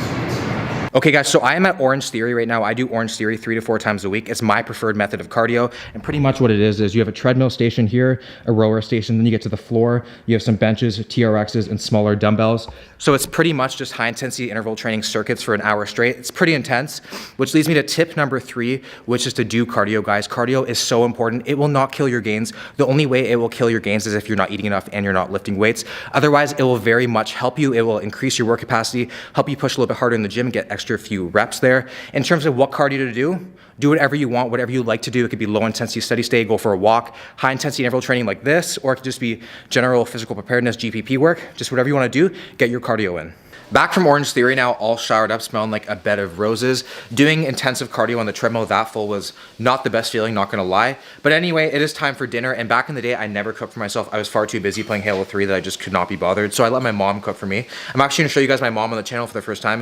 A lot of you guys have been asking, Will, do you have parents? Guys, obviously I have parents because then I wouldn't be here right now. And do you lock them in the basement? Guys, I'm not that bad. I locked them upstairs, but I let my mom out today to actually cook for me, and here she is. Welcome to the channel, Mom. Hi. So what are you cooking for dinner? So I'm making peas with fresh basil, and Yeah. I'm making raspberry chicken, Yeah, raspberry chicken was my favorite thing back in the day. and I have cauliflower mash, and I just add 0 Greek yogurt Zero Greek yogurt. and a little bit of nutmeg. Yeah. So as you can see, it's a very healthy meal. My mom always cooked healthy for me. It just got to the point that I would just keep on eating and getting up for more and more. And my mom would just say, Will, stop, it's enough. And then I'd just be like, wow, I feel kind of fat shamed right now. But anyway, I'm gonna let her finish cooking and then we eat. Mom, what's in the raspberry chicken for the people who want to know? Oh, so I saute a little bit of onions and garlic. Yeah. And some mushrooms, which I didn't used to do when you guys were little because you all hated mushrooms. Yeah. And then I put raspberry vinegar, Yeah. which I let reduce. And then I have some fresh raspberries. And this is a sort of a newer cheat because back in the day I used to put a little bit of 35% cream. But Yeah. now you can actually replace 35% of cream with the evaporated milk, Yeah. which is like just a fraction of the fat. Yeah. Like really, it's really, really good. But Yeah. still gives you that really nice kind of sauce consistency. Yeah. So that's a sort of a newer take on it. Mm-hmm. And just some fresh parsley and fresh raspberries. Sweet. I think my mom should start her own channel. What do you guys think? Mom, who do you like better, me or Ollie? You got some yogurt on your lips, man.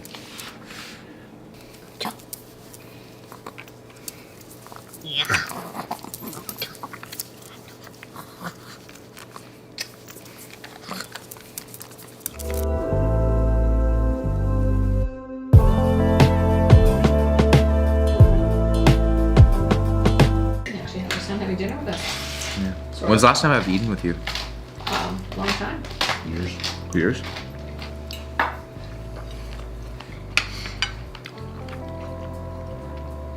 Mm. Oh yeah. You're making your case. I might eat with you again.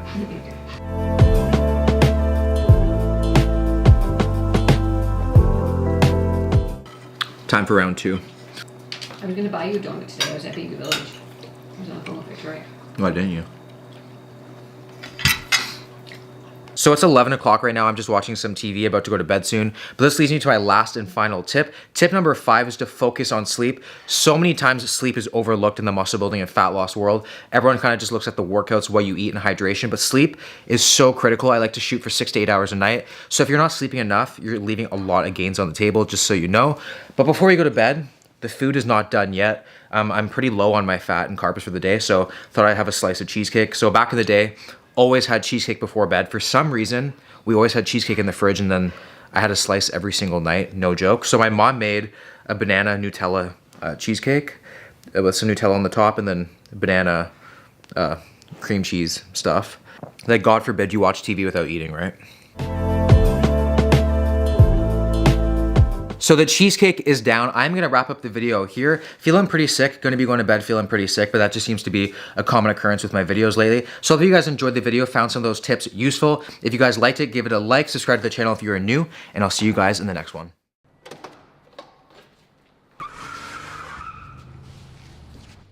Deep throat? You wish. Did you get the stuff? My supplier couldn't get it past the border. You wouldn't be here if I didn't.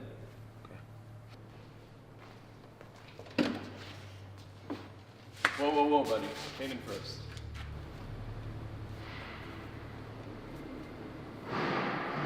Perfect. Gains for gains.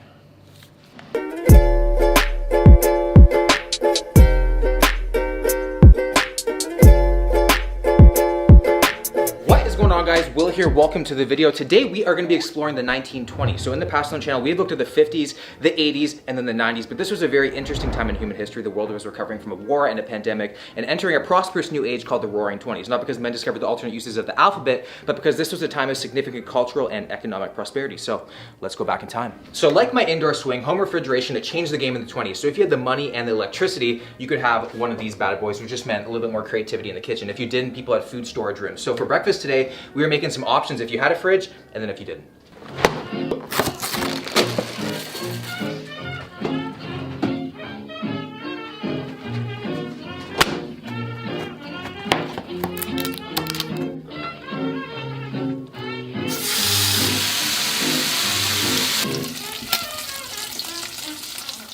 So due to Prohibition, which was the ban of alcohol from 1920 to 1933, coffee sales were at an all-time high, and the most popular coffee brand during the time was Maxwell House. So in 1925, they trademarked their famous slogan, "Good to the last drop." I've never had this coffee, but it's a very familiar college slogan. So we're gonna see all about this one. This one is a house blend medium roast. I'm all about that dark roast, but it could be good.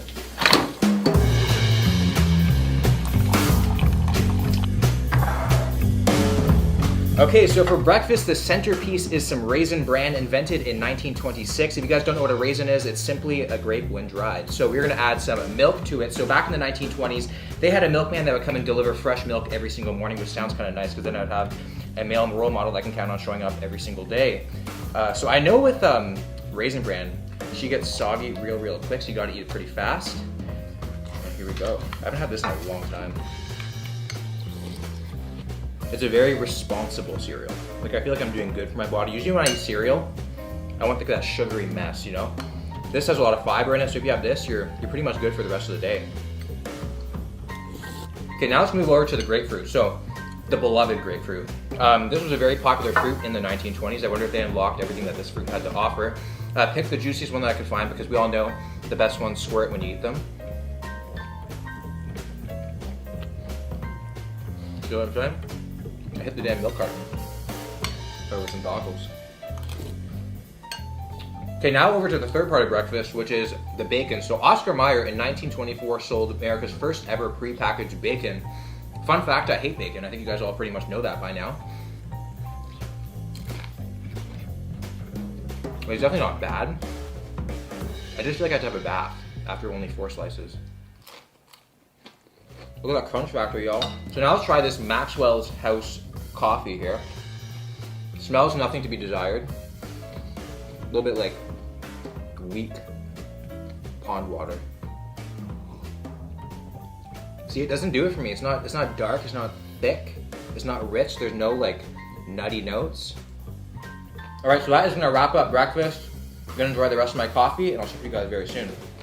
Okay guys, so before we head to the gym, we are going to be doing something called the Daily Dozen. So the Daily Dozen was a household name throughout the 20s and 30s and developed by a guy named Walter Camp, who was known as the father of American football, but that mustache, it suggests daddy. So what it was pretty much 12 different calisthenic exercises that you should do, obviously, every single day. And it was originally made for sailors and soldiers during the war to keep them healthy without excessive fatigue. And then after the war was done, it spread across all houses. People are doing them every single morning, and especially CEOs with desk jobs are doing it every single day to stay fit and healthy. And I think the reason why it was so popular is because you could do it with minimal space, no equipment, and it was done in 7 to 8 minutes.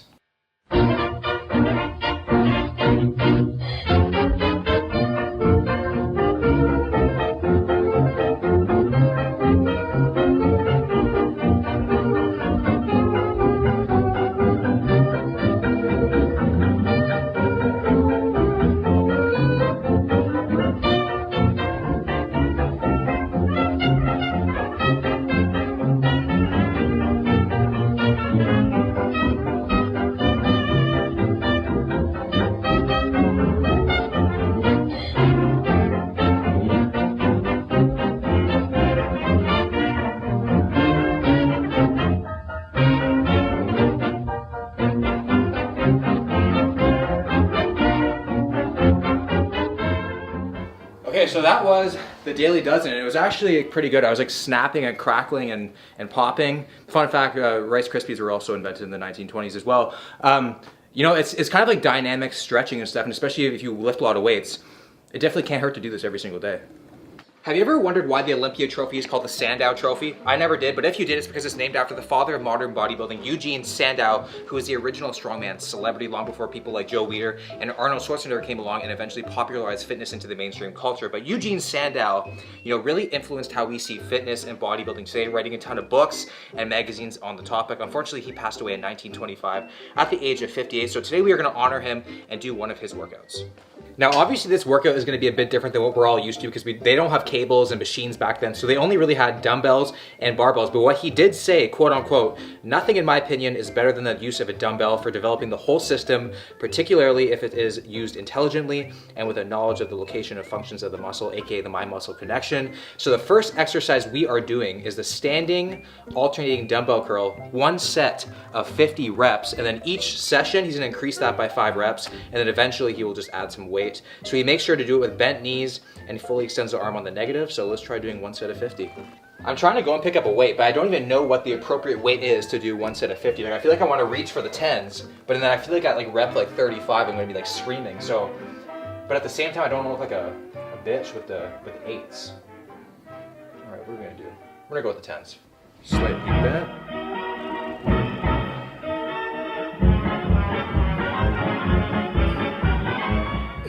We're only halfway right now.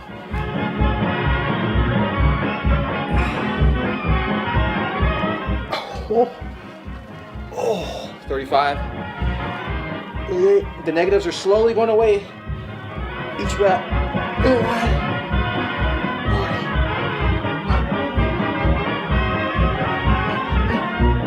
Oh.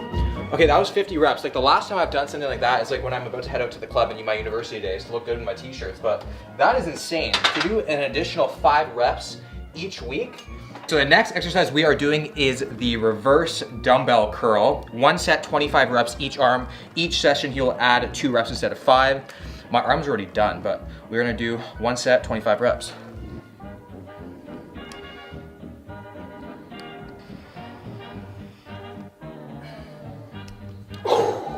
Last thing for the biceps we're gonna do is a side alternating curl, one set of 10 reps, and then he increases each week by 1 rep. So it doesn't really seem like he's increasing by weight, mostly just by volume in terms of reps. So I've never actually done this one with a dumbbell before, many times with a cable. Pretty much holding it to the side like this, curling in, squeeze, fully extend.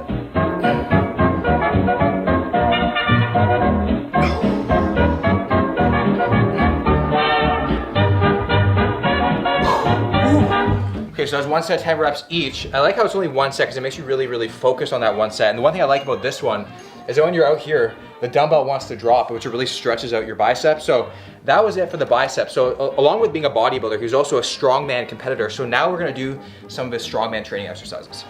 Okay, so to be a strongman, it's all about stamina and power. So he would do a lot of holding exercises. Here's the one that he recommends that you do to build your stamina. You're just gonna hold the dumbbells out to your side and hold it for as long as you possibly can. So I know a lot of people kind of go like this, but he holds it like this. Here we go.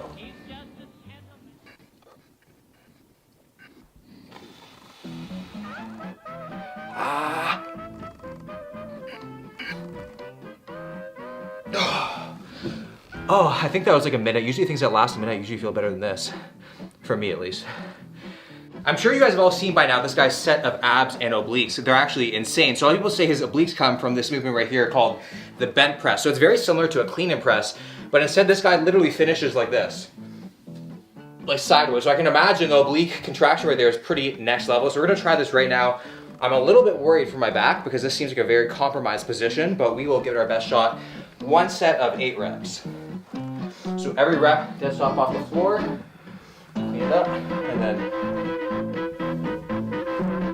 1.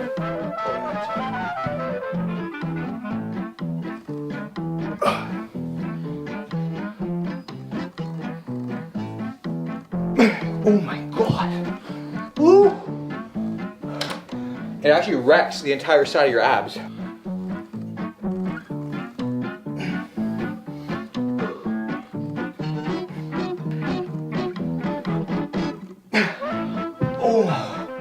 You can really feel that. I could feel it when I breathe. Oh my God, that's a challenging movement. 25 pounds, not a lot of weight, but especially when you're completely like bent over like that, it's insane. It also feels like HIIT cardio too. So you know how I just did that bench press with 25 pounds and it was reasonably hard for 8 reps? Well, Eugene Sandow, that's his most famous movement, and guess how much he could do? 100 pounds? No. 150? No. 200? No. 269 pounds. Look at this. There's really 2 men that he's holding on one side of his body. That is absolutely nuts. So to help him build that strength, he did a lot of overhead barbell press. We're gonna do that right now as the last movement of the day. So a lot of us, when we do overhead press, we kind of just stand with, with our feet kind of shoulder width apart with a slight bend, but he would actually do it with 1 foot in front and then press. So we're gonna try doing that today. I don't think I've actually ever done that before. So 1 foot in front.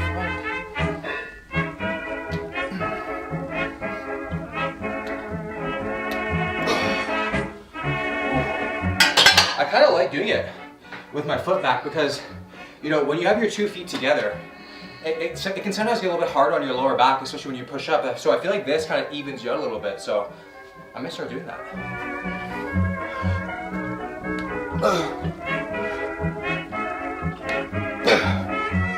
Okay guys, that is gonna wrap up the workout. We can all learn a lot of things from Eugene Sandow, especially being back in the 20s where they didn't know as much about fitness as they do now. He still focused on the basic movements, focused on contracting the muscle, didn't want to do too much weight and compromise form. And the thing is, he didn't have steroids back then, and look at that physique that he built. So it just shows you don't need a whole lot to get your dream physique. So don't automatically think steroids, hard work. Find out what works for you. And another thing I found very interesting is that, when you look at like the 60s, 70s, 80s, 90s and all that stuff, the bodybuilding mentality was like chicken breast, white rice, broccoli and stuff like that. But he always preached, moderation with your diet. His diet wasn't perfect, he admitted that. And I think that's great. And I think that's what a lot of people are kind of trending towards now, being good most of the time. So that was the workout. Gonna go up, shower, and then go get some lunch.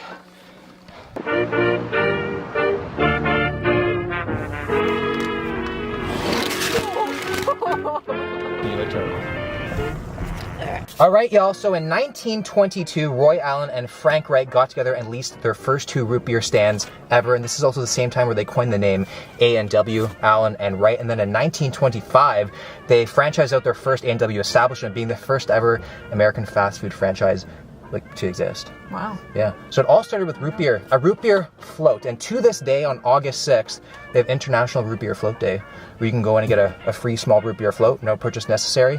Not sponsored. So Victoria is here joining me. And what did you get? I got a Beyond Meat burger, and it's kind of weird because this isn't the first time that I've eaten one of these parked in this very spot on your channel. We're actually parked in the exact same spot, and this is called the, what's it called? The finishing? The finishing zone? The finishing, the finishing area. We're in the finishing area. I wonder why it's called that. So I also got the Papa burger on the side, a little bit of a role reversal for me because I usually only eat things that call me daddy. But this right here is a double patty. Look at that fat boy. They have some plump patties here. I have no idea. Like mine has all this beautiful lettuce and tomato, and yours is just meat. How am I gonna wrap my jaw around Papa? They have like the teen burger, which is 1 patty, then the Papa, which is 2, and then the Grandpa, which is 3. The Grandpa? Yeah, what are they trying to insinuate? But there's the a older mama you are, burger the bigger too. meat is? There's a mama burger. Is there? Yeah. Oh. Maybe that's that one, the veggie. A little sexist for you. Oh, you can smell that pickle.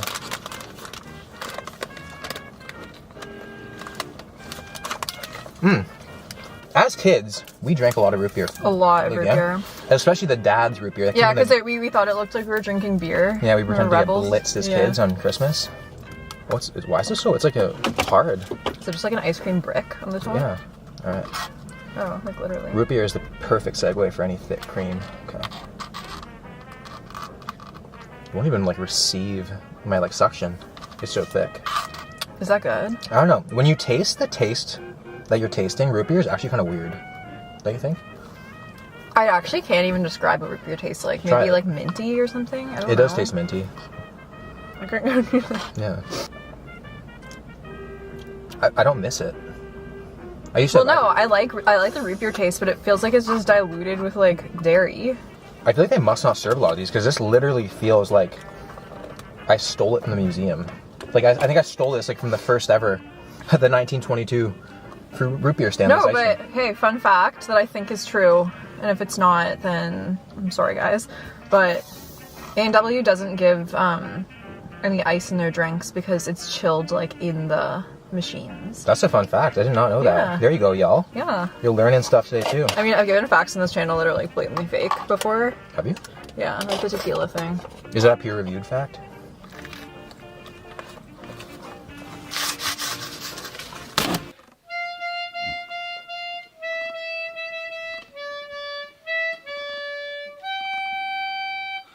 Oh, hey guys. So not only was the 20s known as the Roaring 20s, but it was also known as the Jazz Age. It influenced dances, fashion, and culture, and it was a radio favorite. So I will put some of the most well-known songs on the screen right now during the 20s, and in the meantime, I'm just gonna practice up on my music.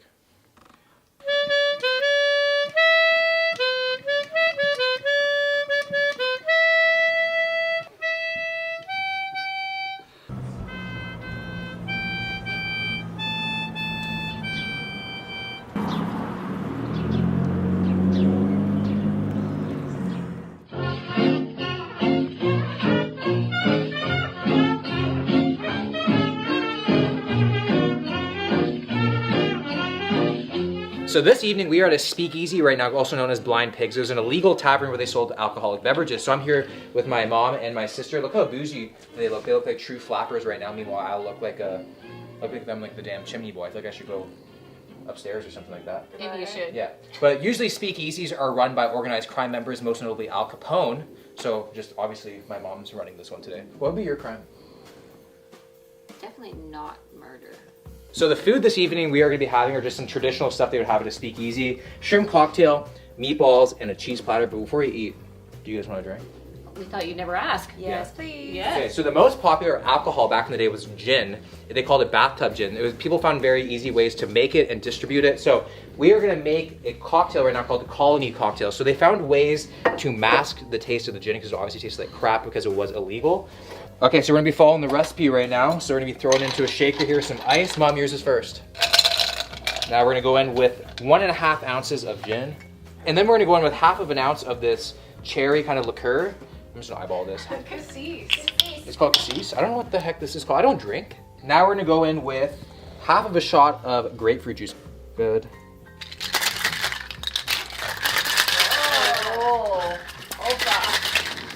Okay, I have no mobility here. Wedge right there. Take a look at that, guys. The Colony cocktail. Here, Mom. Victoria's is slightly enhanced. There you It's go, been Mom. one of those days, you know. Thank you. Let me grab mine. Ooh, that smells strong. Like Will's bathtub? Cheers, everybody. Cheers. I'm not hopeful for this, to be honest, because, I mean, there's not that much masking going on with this gin. If you can drink gin straight up, you're a psychopath. So naturally, I should be able to. I like gin. Oh, it's quite good. And it isn't even Oh, that strong. yeah, it's not bad. I'm gonna start with the shrimp cocktail. Okay. Nothing's gonna compare to the jumbo shrimp I experienced at the German bathhouse, right? But That is a pathetically sized shrimp. I know, it's so jumbo. That's what she said. That is. I don't think I even want one of those. Those look really sad. They do look sad. They're good. I like them. They're good? Yeah. I don't Small things can usually pack a lot of eat- punch. There's probably a lot of speakeasies going on right now. If you think about it. Well, Where there people usually can't always gather. speakeasies, but that's like a trendy thing now. Mm. What kind of underground? Underground hidden bars? Underground COVID, COVID stuff. Uh-huh. Yeah. I've kind of lost count what I've ate. Well, you can see the tails. I can see the tail, but I can't see like the balls that are in my system. I always get like intimidated when I see frozen shrimp and they're like this big. And then when you actually cook it, they're like half the size. Are you good? No. I'm not. It's gross. I'm enjoying this. You're enjoying that? And I enhanced yours. Are you okay?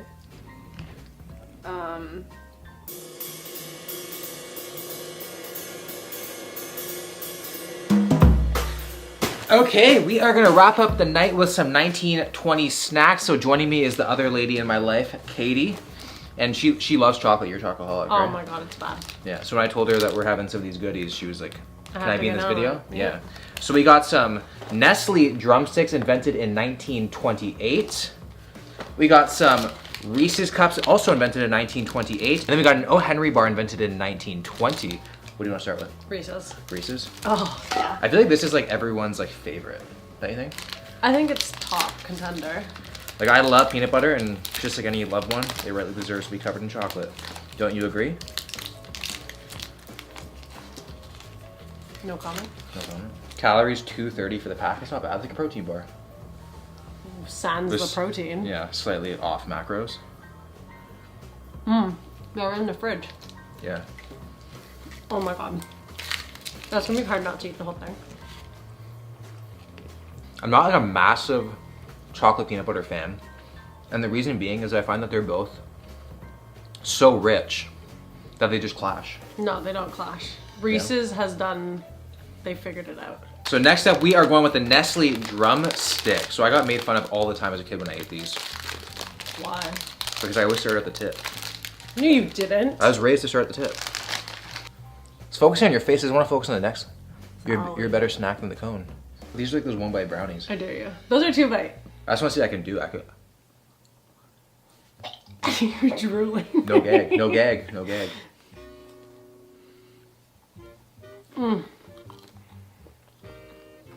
The caramel on the little inside? caramel pocket. So not many people actually had refrigerators in the 20s. So some people couldn't have these. Isn't that sad? Yeah. Was there an ice cream man back then? We were a milkman. He delivered early, like me. Let's dig into this. Okay, and last but not least is an O. Henry bar, something my neighbors hear quite often. Look at these nuts. I've been having these in so long. I mean, I don't hate it. If you gave me it, I'd eat it. But I mean, like, I wouldn't be like, I need to go get one. What's the chocolate bar that you would need to go get? None. I'm not a chocolate man, I'm a donut man. Okay, but if you had to pick a chocolate bar. Probably a 3 Musketeer bar. Those are good. All right, guys, well, that was a little bit of a snack / dessert taste test. We are gonna wrap up the video here. Comment down below, what decade do you guys wanna see next? Like, what would be interesting? Maybe we can go to the future for the next video. Oh. Like a futuristic, like what I think is gonna happen in the future. No COVID. Yeah, hopefully, yeah. Or we do the 70s, something like that. Comment down below, let me know. So if you guys enjoyed the video, make sure to give it a like, subscribe to the channel if you're new, and I'll see you guys in the next one.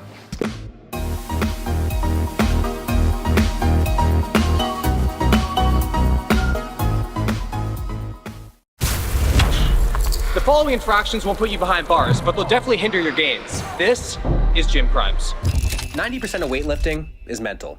The other half is physical. So you've got to get your head in the game with a good gym fit.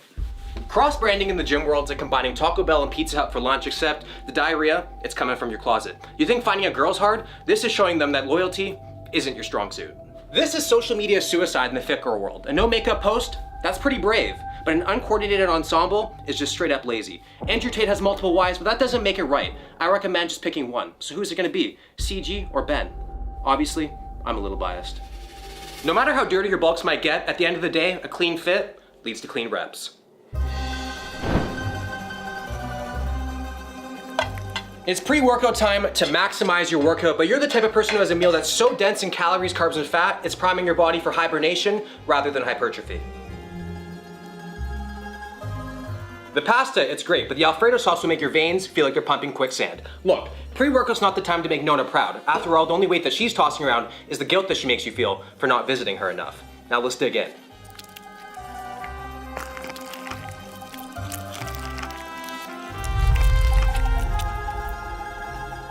Having bread on the side's like washing MDMA down with a bottle of tequila. Are you here to have fun, or do you want to get your stomach pumped? This is like putting diesel in a Ferrari. Not only is this gonna ruin your workout, but this is gonna be the reason why you need to work out.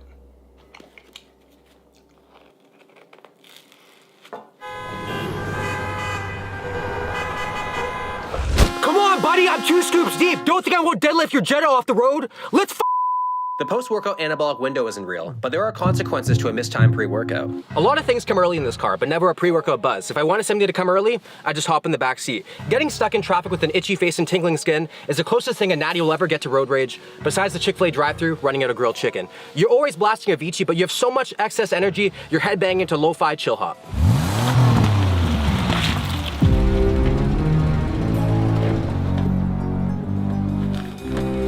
And of course it all wears off as soon as you get to the gym.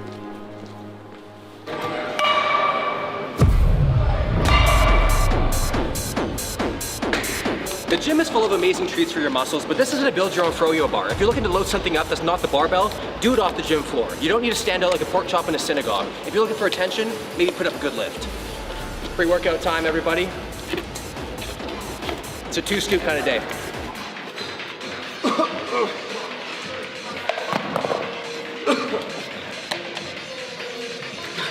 I know, you're a little drama queen, man. Oh, come on.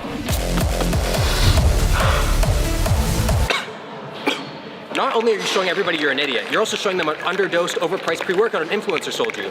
Unless it's BPN, then that's just alpha. The importance of a clean line of sight with the mirror can't be underestimated. Intense, intimate moments require at least 30 seconds of constant eye contact. Walking in front of someone's mirror mid-set, it's like running on the tracks to catch the subway. Just wait a sec, the doors will open for you. It's one of the most disrespectful things that you can do besides asking if their mom is seeing someone. Out of all the ways in which you can go, you decide to go that way. Would you just walk through Korean DMZ? If you don't have the patience for a set to end, your gym membership should be immediately terminated. That said, if someone's taking a shirtless selfie, feel free to get in there and out-angle the hell out of them.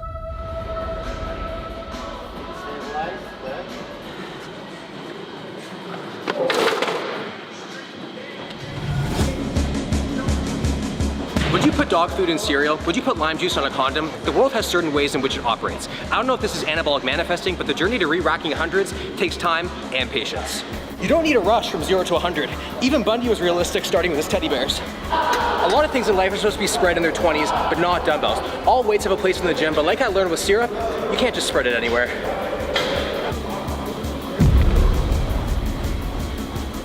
I don't know if anyone told R. Kelly 15 will get you 30, but I'm here to tell you 20s in the 100 spot will get you life.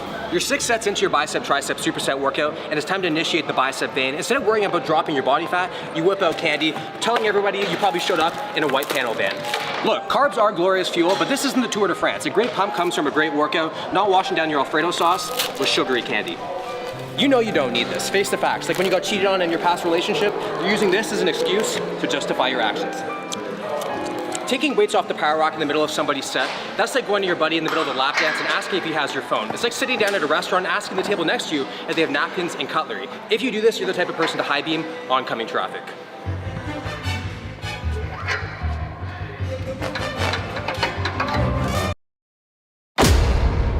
One side eye in the middle of his rep and he's going down like an epileptic on a casino floor. When you're in the power rack, you're probably doing a big compound lift, so you need to focus. The smallest distractions, awful things can happen. They're the pull-up method's greatest enemy. Yo bro, can you give me a spot? Let's get it, yeah?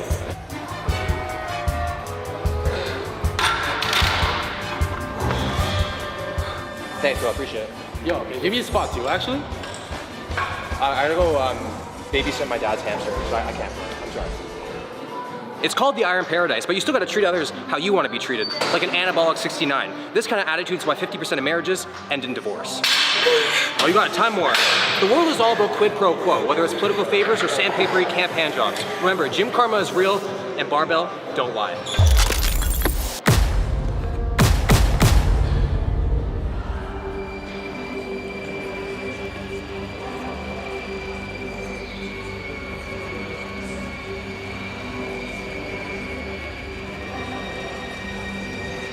You've already added enough sense to the gym's ecosystem. Nobody needs to know what day 5 of your Sunday meal prep smells like. Look guys, I get it. Sometimes you're gonna dive into something a little bit smelly, but just because you're nose blind doesn't mean the people around you are too.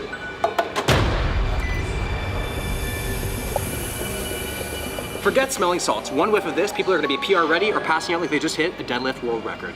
Tilapia is the pinnacle of blandness, but it still smells like Shrek's thong. And these definitely do not help. Why the hell are you eating it here? Go home.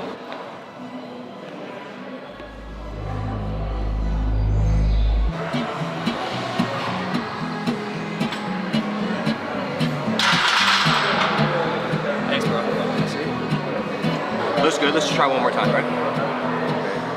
Imagine inviting your family to your football game and you're the backup quarterback. That's what it's like to film a non-PR set. Sure, I'll film your non-PR set for you, then after we can go to Chipotle and watch the supply truck get unloaded and never actually eat. Nobody cares about the prep. All we care about is the main event. Why do you think The Rock has never been drug tested?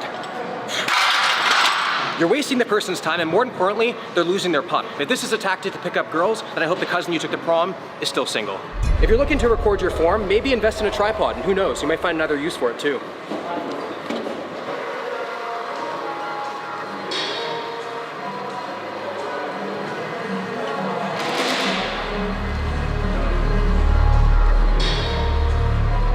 Someone's using the machine that you want to use, feel free to ask how long they're going to be using that bad boy. Meanwhile, move on to something else. Staring won't make things finish fast, or at least I've learned making someone look away won't make me last any longer. Having a routine is great, but there's more than one way to hit something. The bench press is taken? That's no problem. Try the Smith machine. Try the machine press. Or even dumbbells. Out of all the times to sweatily make eye contact with someone, this isn't it. Like I learned a long time ago, if you need a specific machine to hit something just right, you haven't met the right exercise or person.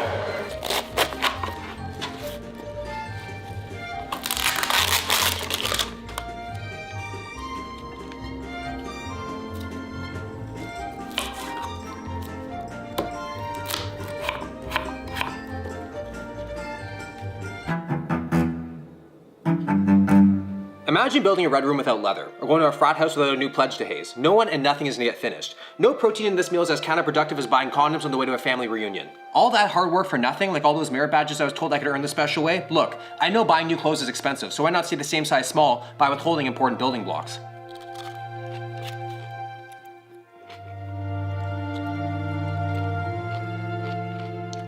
If I was a tortoise, this would be great. But don't waste a good workout by not refueling properly. You might have thought you got enough protein in your post-workout sauna, but it takes a few more loads than that.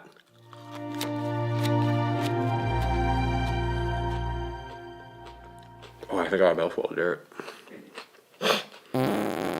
Not only is this a declaration of war against your skin, you're also gonna smell like you're working a Walking Dead cosplay. Liver King uses BO as a smokescreen and his emails still got leaked. What kind of subprimal secrets are you willing to see exposed? Unless you're going the hippie route and smoking over your odor, the least you can do is put yourself back in quarantine. No mask is protecting the population from that. I don't know what your home life is like, but please don't drag the rest of us into your chemical warfare.